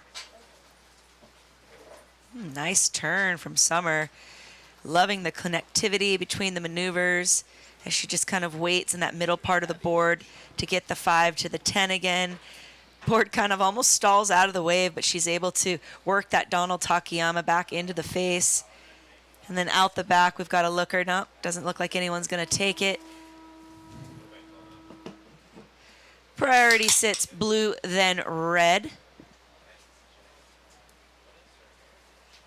Just under 4 minutes. Last of green, 3.3. Doesn't change anything, Caitlin. You're still searching for an 8.3 or better. White, waiting on your last. Replay coming soon of that right here for Summer. Former World Longboard Champion. Liv in the red. You're needing a 6.34 and priority with the heat leader. Your low score is a 5, Leah. And on the broadcast, we watched the replay here of White's last ride. She opened up with a pretty strong nose ride. Does a shuffle mid part of the board in order to set up for a second nose ride. Then brings it back down onto the inside. So She's looking to better a 4.5 and a 4.3. White, last wave comes in at a 5.2. So you do chip away at your situation, Summer. Summer, you're now looking for a 7.30 to win. Red, you're looking for a 6.34. And as Mitch mentioned earlier, Caitlin in the green jersey, you're looking for an 8.30. Time check, ladies, 2 minutes, 35 seconds, 2:35. All right, so getting to the pointy end of the heat right here. Next heat, stay close to the pier or underneath it, please. We got a paddle from somebody. This is Red, in and out for Liv. So she wants to win the event this year. She was close last year as the runner-up. No stranger to competing here in Pismo. She said way before making it to the pros, WSAs and whatnot. She's going to be 24 at the end of the month, so still, I mean, talk about youth. She's been doing this for a good amount of time. She's been on tour a couple times. Surfed as a wild card this year, actually at the Open, beat Honolulu Bloomfield in the elimination round and had a good result over there, but decided not to, accept the wild cards due to a teaching job in Irvine. What an accomplishment. All of the things she's accomplished, and she's only 24 years old. You would think that she would be older with all of the things that she has completed, getting a credential, going through school, competing on an international level, professional level. So kudos to her. 24, that was a formidable year for me. I learned a lot at 24. So, yeah, cool to see these girls excelling. 1 minute 15, surfers. Blue leads. Red needing a 6.34. White, you're needing a 7.31 now, and up and riding green. Caitlin. Well, she's looking for something in the low excellent range. Well-surfed wave here, pretty small though. Makes it to a final this weekend here in Pismo. Excellent result for her, especially with her family on the beach. On the pier, outside White, 45 seconds. Priority blue, red. And Summer needs something in the mid-good range, a 7.31 or better. And outside, priority will go to red. 30 seconds. So waiting on 2 scores. They have to be really high, though, to be able to get those scores that they require. 3.97, the last of green, 20 seconds. And the last of white coming through. Stand by. 10 seconds, though. Red, you're needing a 6.34, Liv. And white way on the inside. As it's going to be a ride in. Counting down. 3, 2, 1. So, official results. Out of Costa Rica, your champion of the Surfing for Hope Longboard Classic on the women's side, Leah Diaz in the blue jersey, Carla, out of Costa Rica. So Central America, well represented here. Congratulations. Congratulations to the Costa Rican and to the new name.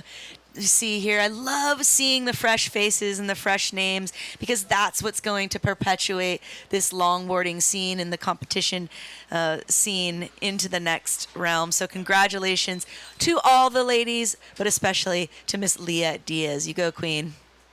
So that is the end of our first final. We'll take a quick break on the broadcast side. Be right back with our men's final. And gentlemen, stand by.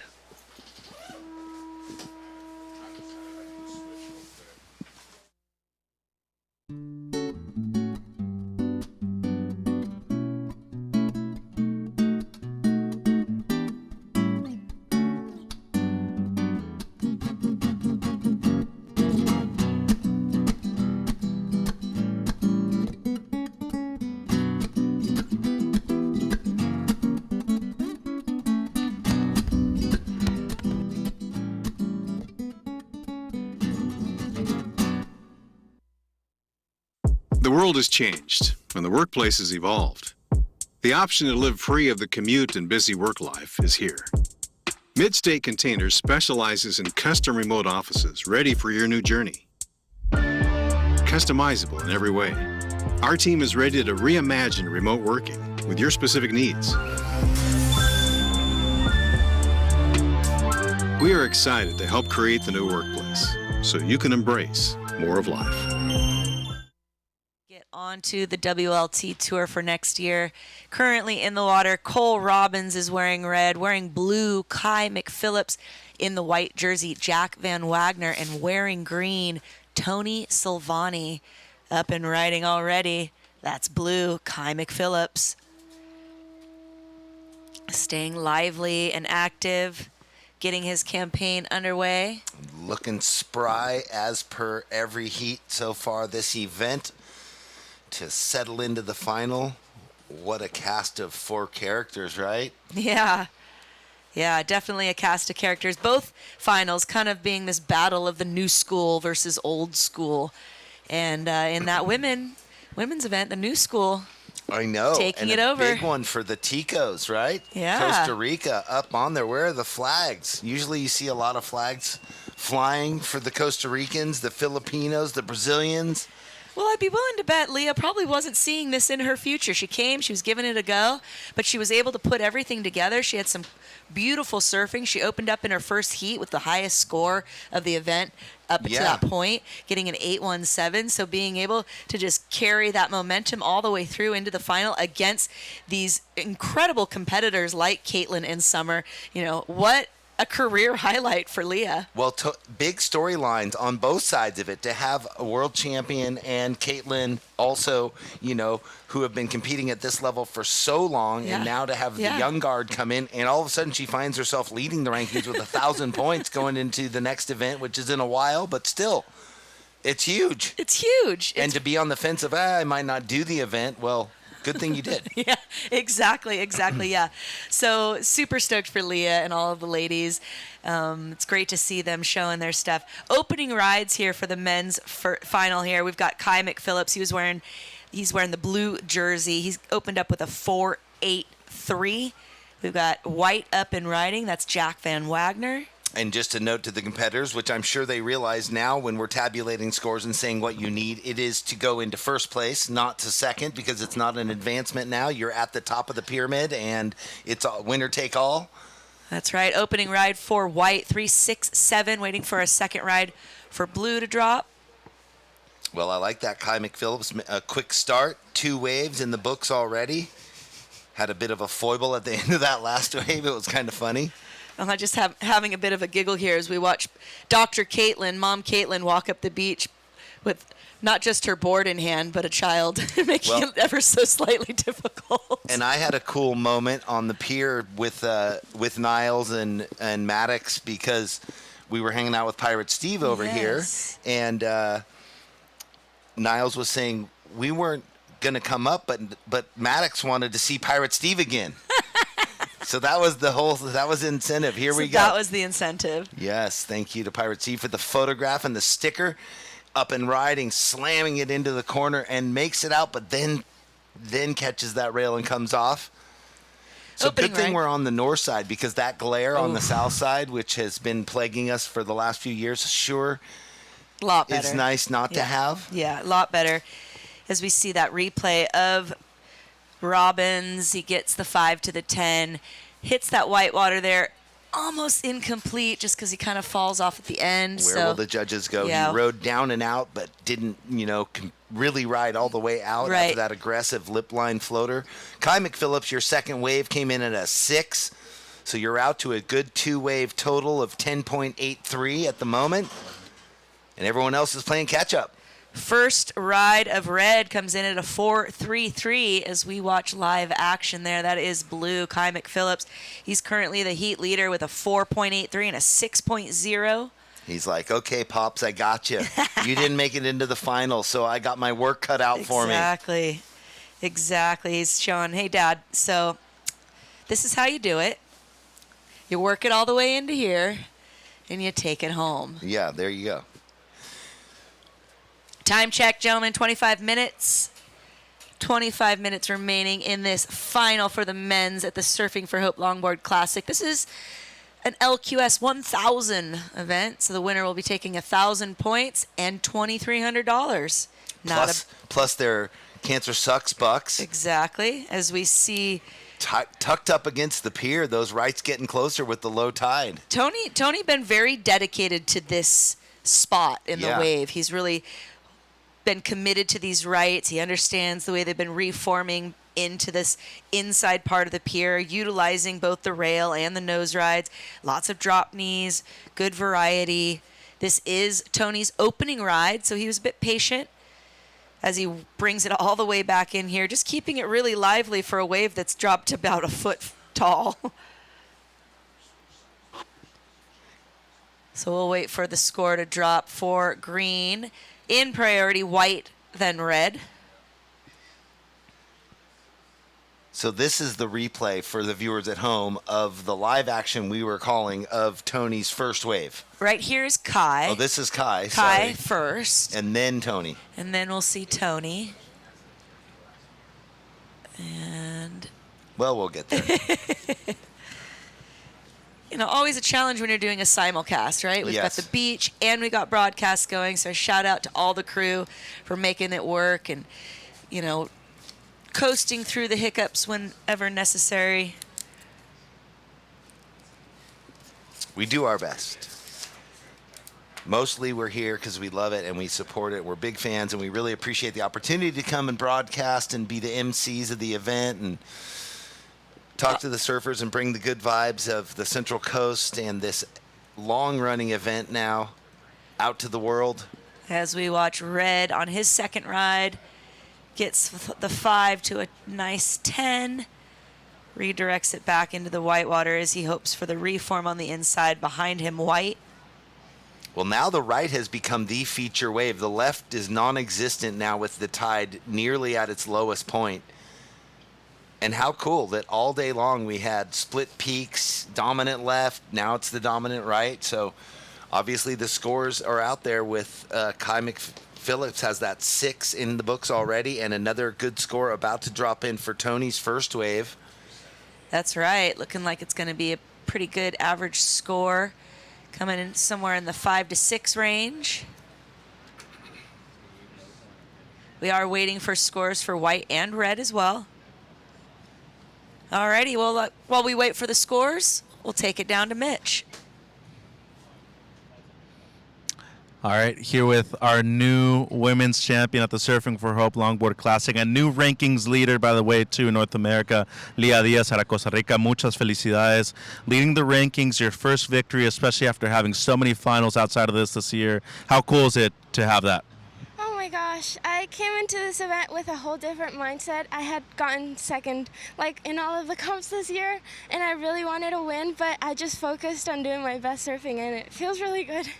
Satisfying, obviously, but most importantly, doing it right here in tough conditions. You adjusted, you adapted. How did it feel competing at Pismo? Oh, it was definitely hard. Like, I'm not used to surfing on a wetsuit or just waves like this cold, but I feel like I adjusted really well, and yeah. Thousands of people messaging online. Let's give you the Cancer Sucks Bucks first. Another extra $100. Anything you want to say? Un mensaje para la gente de Costa Rica. Pues solo un mensaje gigante a todos los que me apoyan, más que todo Surf Simply, porque gracias a ellos puedo hacer estas competencias, a mi coach Kat Stalinsky por estar detrás de cámaras ayudándome y con todo, a mi novio, a mi mamá, a mis hermanos, a todos los ticos, lo hago por todos ustedes por allá. Muchas felicidades. New rankings leader in North America, Lia Diaz out of Costa Rica. Mucho felicidades for Lia Diaz. And a shout out to her coach, Kat Slatinsky from my era. Good job, Kat. You did good with this one. Keeping the mental fortitude focused, right? Super good, super important, and you heard her talk about just coming in with a little bit different attitude, different approach, and it served her right. So hopefully she'll kind of keep that in her tool chest and bring that out when necessary. But right now we are in the men's final. We've got 20 minutes on the clock. Situation has changed a bit. Currently in priority, we got blue, green, then red. With a 3-6-7 white, we're waiting for a score to drop. You're looking for a 7-1-6. Currently in third place, red. You've got a 4-3-3, but you're also waiting for a score to drop. Currently in second place is green, Tony Silvani, and then heat leader at the moment, also sitting in priority, is blue, Kai McPhillips. We're watching a replay here of White's last ride, waiting for this score to drop. It's looking strong, Jeff. Yeah, looking like a statue, posted up on the nose at the beginning part of that ride and the finish. So Jack Van Wagner bringing the heat. Yeah. So all regular foots in the final here. All regular foots for this male final. Yeah. Jack looking for a 7.16 to jump into the lead. It looks like he may come in close. So at the very least, chip away at that requirement. Robbins in the red jersey sitting with a 4.33 and a 5.0. Blue currently in the lead with a 4.83 and a 6.0. And then Jack White coming in with an 8.0 on that ride. So he has got on his second wave a 6.5, third wave an 8.0. That jumps him into the lead, making the requirement for the other gentleman quite grand. So now second place surfer Kai McPhillips, who was in the lead until that point with priority, needing an 8.5 to take back first. What a dominant performance on that last wave. I mean, obviously the rotation worked out with where and when he had priority, and the waves had come through before and just kind of tightened the sheet, cleaned up, and made that face vertical in that opening section for quite a while. Stood up there like a statue on the hood ornament of a car. The full hood ornament 10 there, just perfectly perched. Yeah, the judges definitely were awarding that and acknowledging that. And then to bookend it at the finish after he did the busy Did it work. again. Yeah. Yeah. So super excellent surfing. Jack throwing down a couple knot scores since then. Last of blue came in at a 4.0, not going to factor into a situation. Tony's still looking for his second ride. Green opened up with a 5.53. Green, you're looking for an 8.97 to take the lead. Red, you're in third place and in third priority. You're looking for a 9.5 to win the heat. And in priority in the blue jersey and currently in second place with a 6.0 and a 4.83, Kai McPhillips. Kai, you're looking for an 8.5. Time check, 17 minutes, 15 seconds.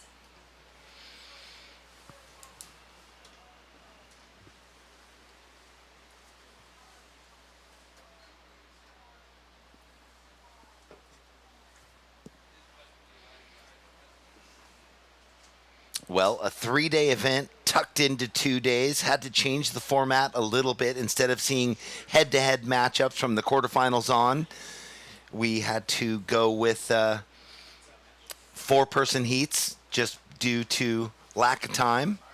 The wave's extra large on Friday, and we couldn't run the first day of the event, but that's okay. It seems like the consistency of the swell, giving everyone the opportunity to get plenty of good scores.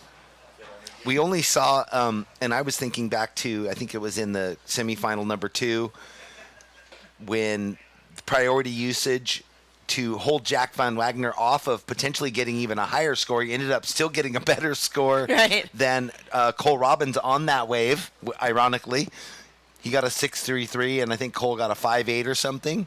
But that was the most aggressive use of priority I'd seen the entire event. Yeah, definitely there's been some priority situations that have changed things up as we watch Green, Tony on his second ride, looking for an excellent score, an 8.97 to jump into the lead. Not something that Tony is a stranger to. He is known for coming in those last biting moments to get the score needed. Not sure this one's going to provide that. However, we see our heat leader, White, behind him. How was that? White went in and around. He did a cutback around the piling. So the low tide tucking that right really close to the pier.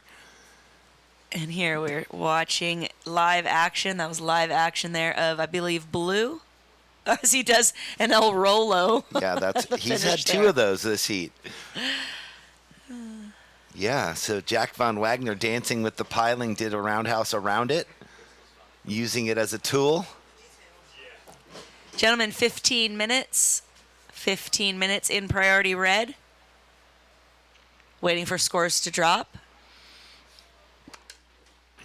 How sparkly is Leah Diaz? No one brought her a flag to drape around her.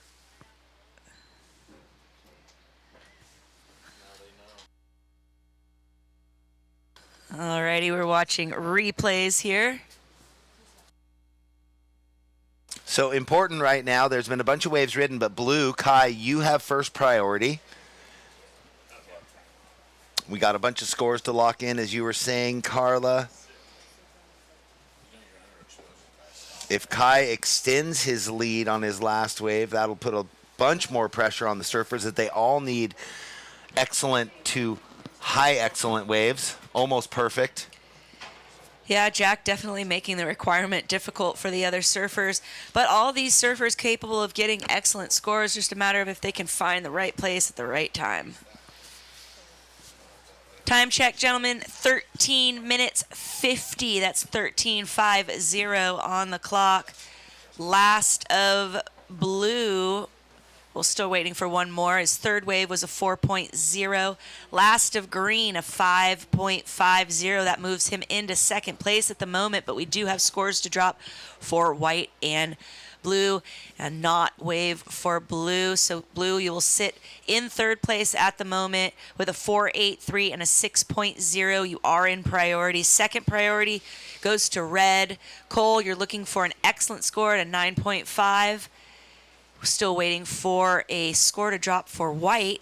Currently your heat leader with a 6.5 and an 8.0. We'll see if he's able to drop that 6.5. Doesn't look like he'll do so. Last of White comes in at a 5.33, so the situation still sitting the same. Cole Robbins, you need a 9.5 to move into first. Kai McPhillips sitting in priority, you need an 8.5. Tony, you've moved up into second place. You need an 8.97 to take the lead from your heat leader in the white jersey, Jack Van Wagner. He sits pretty with an 8.0 and a 6.5. Time check, 12 minutes 40 on the clock. Well, Kai being very patient with that priority for quite a while now, knowing he still needs that 8.5 based on his 6 in his score line. He's got the highest backup score, so to speak. So he needs to find something similar to that Jack Van Wagner wave, a long posted up nose rider 2. That's what it's going to take to get the 8.5. So I'm kind of prefacing that. That's why he's being so selective with that priority, sitting and waiting, because why surf a bunch of waves that are a 5 when you know all of the surfers know what they need? And maybe in the post-heat interview, you'll know identifying the wave might be tricky, or maybe with this low tide, it's actually easy. They're like, that is a scoreable, that's the wave, yeah.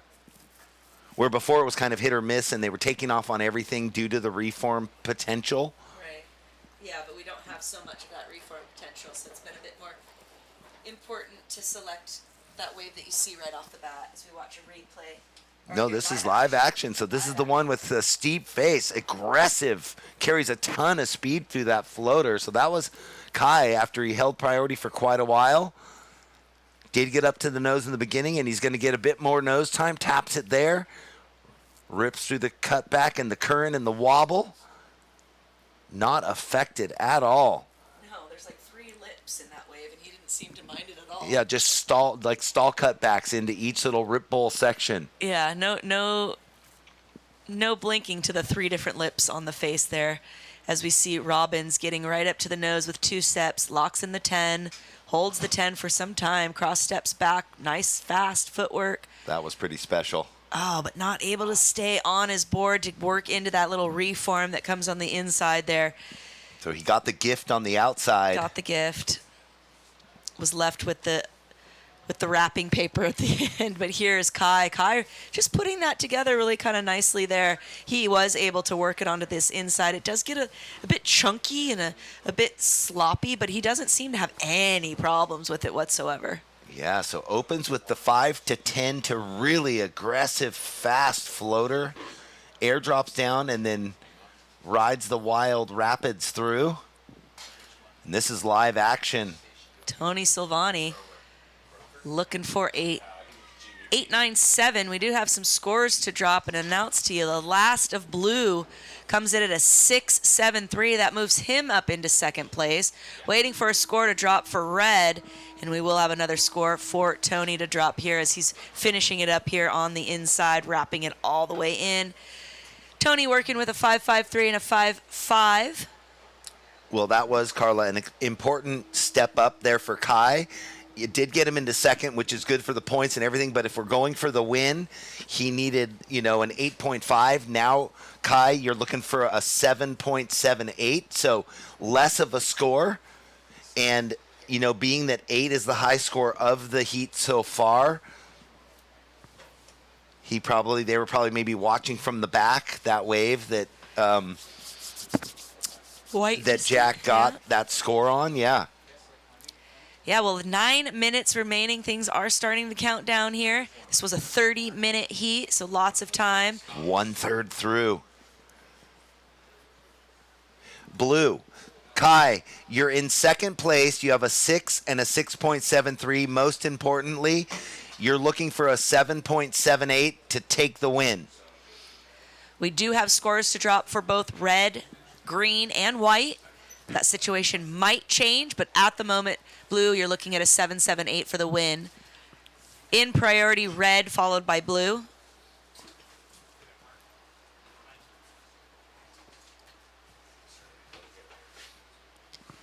As we watch online, we're watching the replay here of red, yes. Right, and he got that opening bit of goodness and then got bucked off, so he didn't get the connection through. Yeah, but it looks like he's going to throw away his lowest score and even better his high score at the moment. He's sitting with a 4.33 and a 5.0. Robbins coming in slightly above. Let's see what it drops in at as we watch also the replay here of Silvani. Everybody trying to lock down the scores, comparing waves. Tony working with a 5.53 and a 5.5. As we continue watching the replay on the broadcast, but we have live action out the back. I believe that's Robbins. Cole on his Wayne Rich. All right, Cole, last of red, comes in at a 6.63. Your requirement now, red, is a 7.88. Waiting for scores to drop for both green and white. Wow, some pretty waves outside. They don't look pretty, but they're surfing them really well. That was super fair. The judges doing a consistent job. That 6.83 that they gave Cole after the 6.73 of Kai's. Cole got a superior nose ride out the back. Yeah, 6.63 was the 6.63. I said 6.83. Just under, just under Kai. A little tough to see on our screens there. That's what I was meaning, yeah, but just under. That's because he came unstuck also. Exactly. So fair. Yeah, but again, we are waiting for scores to drop at 6.5 minutes left on the clock, gentlemen. 6.5 minutes. Priority sits green, then white. Waiting for scores to drop for green, red. Last to green comes in at a 5.87. Tony, last wave, 5.87. Tony, you're looking for an 8.63 to take the win, but we do have some scores to drop that may change the situation, so I'll update you at that time. All right, last wave comes in for white. White, you dropped a 6.70, getting rid of that 6.5 from earlier in the heat. So now you're sitting with an 8 and a 6.7, keeping yourself in the lead. We are waiting for one more score to drop for blue. At the current moment, he's looking for a 7.98 to win this heat. And we're also waiting for Cole Robbins to drop a score.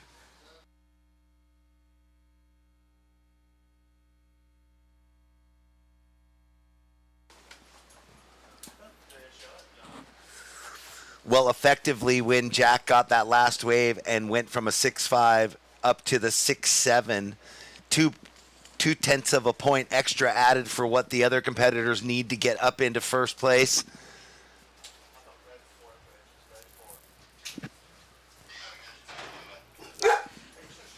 Five minutes on the clock. This is the final 5 minutes of our last heat here at the Surfing for Hope Longboard Classic. beautiful weekend here in Pismo Beach. Special thanks to Surfing for Hope Foundation and, of course, the city of Pismo Beach. And Andy McKay. And Andy. The whole team of volunteers. Thank you guys to his beautiful partner, Laura. And, yeah, everyone that runs all the vending and the booths and the security, to Run Amok and the camera crew, and to our judges for staying so spot on all weekend.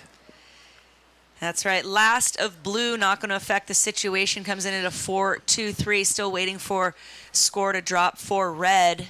Up and riding right now. That looks like that is red. Yeah, so they're all looking for excellence or above to take the win. All right, so we'll be waiting for 2 scores now for red to drop. He's got his 4th wave that they're still reviewing, and then a 6th wave. He had a 5th wave, and up and down, completely insignificant. So red looking for an 8.07 in order to take the win. Looks like in his 4th wave, he may be throwing away his low score. And he does. So 4th wave for Cole, red, you came in at a 6.17, puts you in a 2nd place. You now need an 8.07 red to take the lead. Your 6th wave came in at a 5.0, so it's not going to factor in. 3 minutes, 20 seconds on the clock, gentlemen. So the battle within the battle, because obviously they're all vying for first place and the most money and the 1,000 points, but getting 2nd, 3rd, or 4th makes a difference. So as they're shuffling in the rotation, those points change for 2nd, 3rd, and 4th. I think it's 800, 600, 650, and 600 points as you go down 2nd to 4th. Exactly. Situation who? Jack, in the white, you are in the lead. You are winning the heat at the moment. You have an 8 and a 6.7 on your last wave. And green, Tony, you have priority. You need an 8.83 to go up into first. 2 minutes and 40 seconds left. Priority is green, white, blue, red. Jack in first, Cole in second, Kai in third, Tony in fourth. 2.5 minutes. Well, potentially we will have a new champion to crown. Cole Robbins winning last year, hoping to defend his title, but Jack Van Wagner coming in hot on his 3rd wave, scoring an 8.0, making it difficult for all the boys to catch up to him as we see far from the pack. That looks like that is blue. Kai McPhillips currently in 3rd place and looking for a 7.98. That one's not going to do it. We've got 1 minute 55 on the clock. Yeah, you think he just paddled away from the pack with lower priority going, maybe there's something over here. Might as well risk it. You know, nothing's going to happen sitting with the top 2 above him with priority.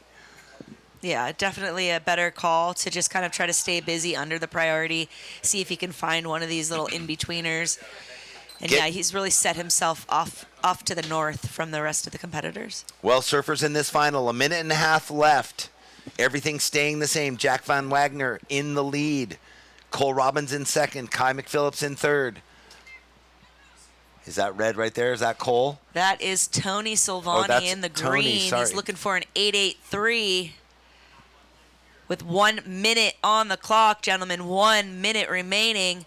Priority sits white, blue, red, green, making it really great all the way into the inside. I mean, if there's somebody that's got the milking it award, I'd say Tony's definitely got it. Got milk? Tony does. Milk it does the body good. Pass it on. I don't even know if half these people even remember that campaign. Hanker for a hunka, slice or slab or chunka. Hanker for a hunk of cheese. You remember that? All righty, time 30 seconds. 30 seconds. Winding it down here. Last of green comes in at a 4.87. Final seconds in this heat. Looks like up to the north, Kai McPhillips. He cuts out, though. Yep, we're down to 10 seconds, Carla. Counting down, 5, 4, 3, 2, 1. Victory lap. There you have After it. the horn goes, the shell goes, and the final concludes. There are some scores to come in for Cole Robbins' last wave. Will it be enough? Will it be the 8.07 he needs to snatch the victory from Jack Van Wagner, who put on an amazing show, getting an 8 and a 6.7? We will see. And it's short 393. So that's it, locked in. Winner of the 2025 Surfing for Hope Longboard Classic Men's Division, Mr. Jack Van Wagner. Well, congratulations to Jack Van Wagner from just down the road, ripping it up all the way through. Here he is, solo, riding in on his own.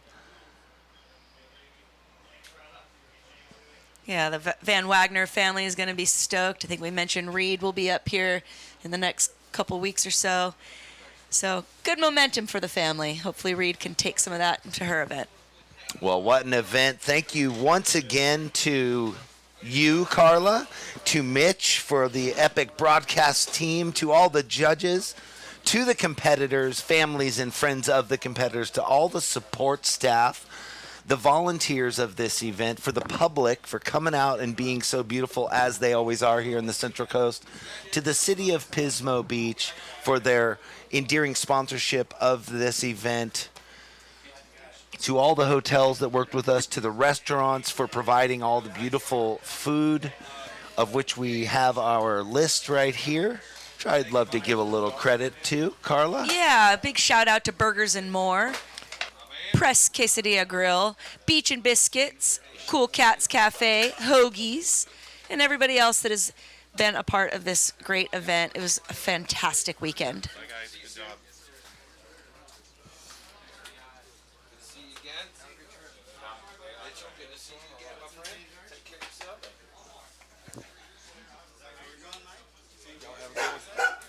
And are they going to do, is Mitch going to interview someone at the booth like normal?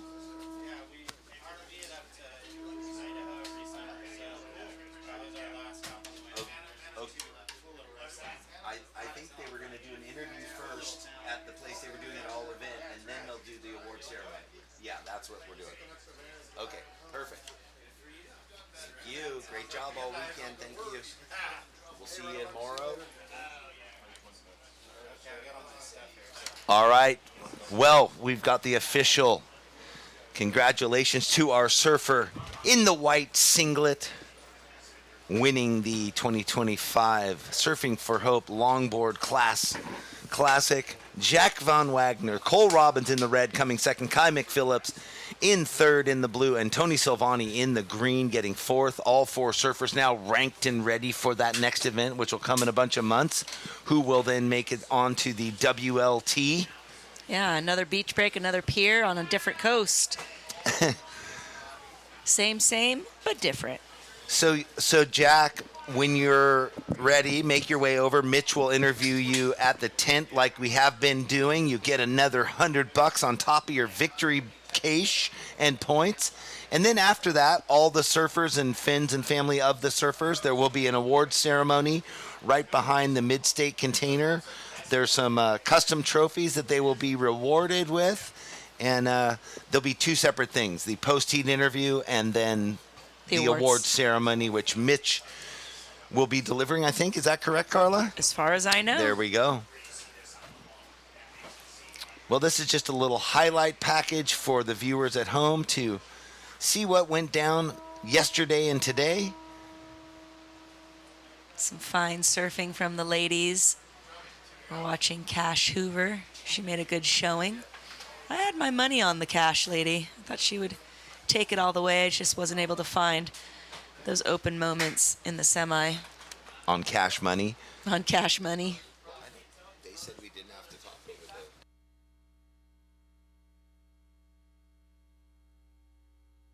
that. So, in conclusion, thank you once again to everybody for coming down. Thank you for allowing us to have these events year after year here on the pier. It was nice to be on the north side again. Thank you, Carla, for a wonderful weekend. And we've already thanked everyone else. Until we see you next time in January, have a good one. Yeah, signing off. Thank you, Jeff. And thank you, everyone else, for tuning in. We'll see you next time.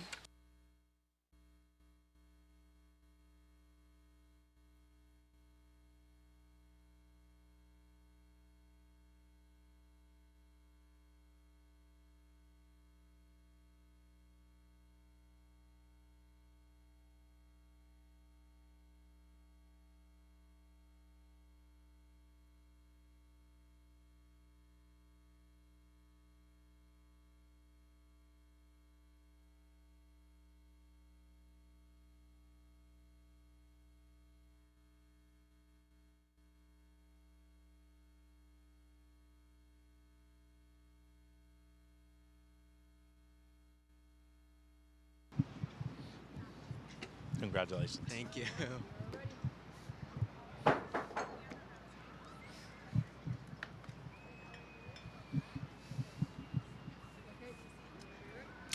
All right, thank you guys very much. Here with the men's champion and first-time champion here in Pismo Beach for the Surfing for Hope Longboard Classic. Now rankings leader, Jack Van Wagoner. First things first, on top of your cash prize, another $100, Cancer Sucks bucks, but you beat a who's who in the final right there. How does it feel to take away your maiden victory right here in Pismo?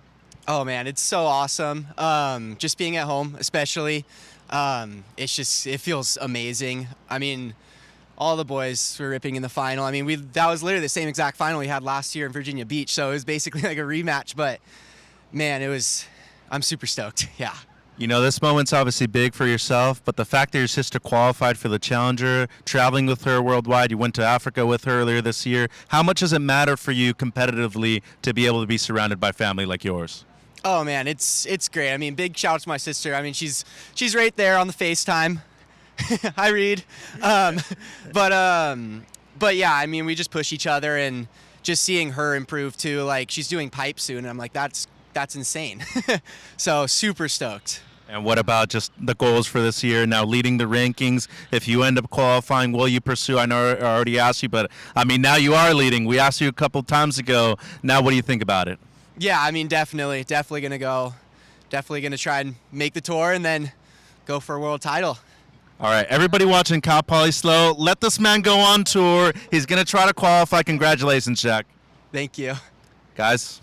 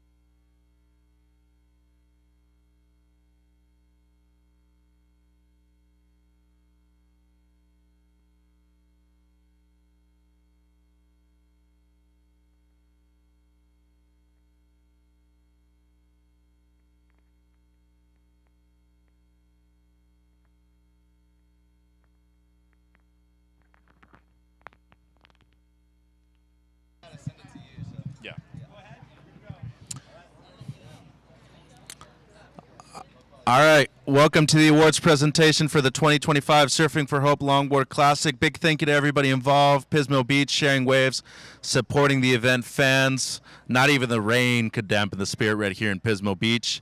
Great performances all weekend long. Big thank you to all the athletes, to all the volunteers, and of course everybody involved in Pismo Beach and Surfing for Hope. Title partner, Surfing for Hope, massive thank you to them. Our event partners, City of Pismo Beach, Vespera Resort, Inn at the Pier, Sandcastle Hotel, Sea Venture Hotel, Mid-State Containers, Cali Squeeze, Peak Wi-Fi, Slow Cow Roots, Cool Cat Cafe, Natural Healing Center, and all the downtown Pismo Beach restaurants that fed us all week. But once again, major support and thank you to the City of Pismo Beach and Surfing for Hope for their continued support. Without them, this event would not be possible, especially Andy McKay, Laura DeMille, Ben Schutzer. Thank you guys so much. A huge round of applause for them. They make this event possible.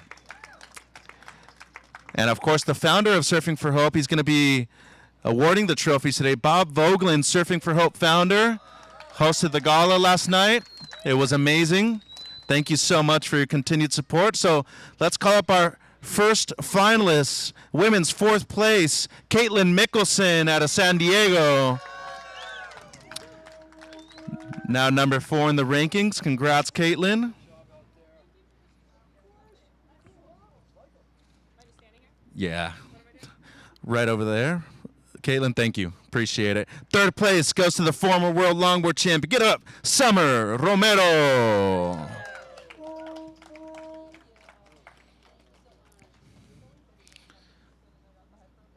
And your runner-up to the event, last year's runner-up, 2 times in a row, Liv Stokes doing things once again. Give it up to Canada's Liv Stokes. And her first final, her first victory, Costa Rica's own. Give it up for your winner, Leah Diaz.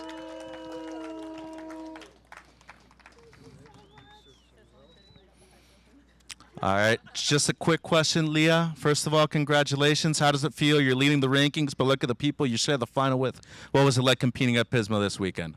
Oh, it was definitely hard. Like, the girls are surfing so good, but it's such an honor to share a final with all of them. Like, they're amazing surfers, and I'm really happy. Un mensaje para Costa Rica. Unas gracias a todos los ticos que me apoyan mi carrera, todo lo que hago, esto es para ustedes, por allá.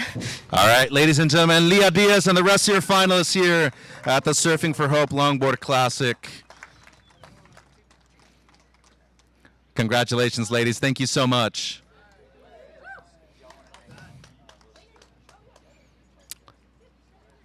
And now your men's finalists.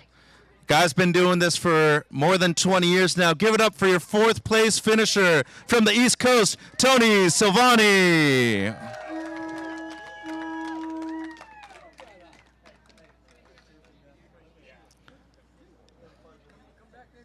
Yeah, come back next year. Congrats, Tony. 3rd place, kid out of San Clemente, California. He rips on a shortboard and on a longboard. Give it up for Kai McPhillips.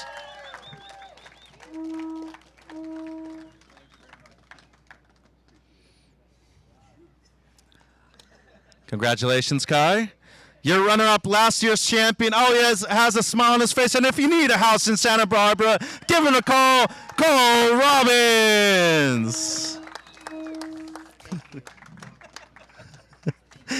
Tony loves that one, by the way, Cole. We got to get a photo of just the 2 of them with their smiles. And now, winning at Morro Bay, winning in Pismo, give it up for your champion, Jack Van Wagener.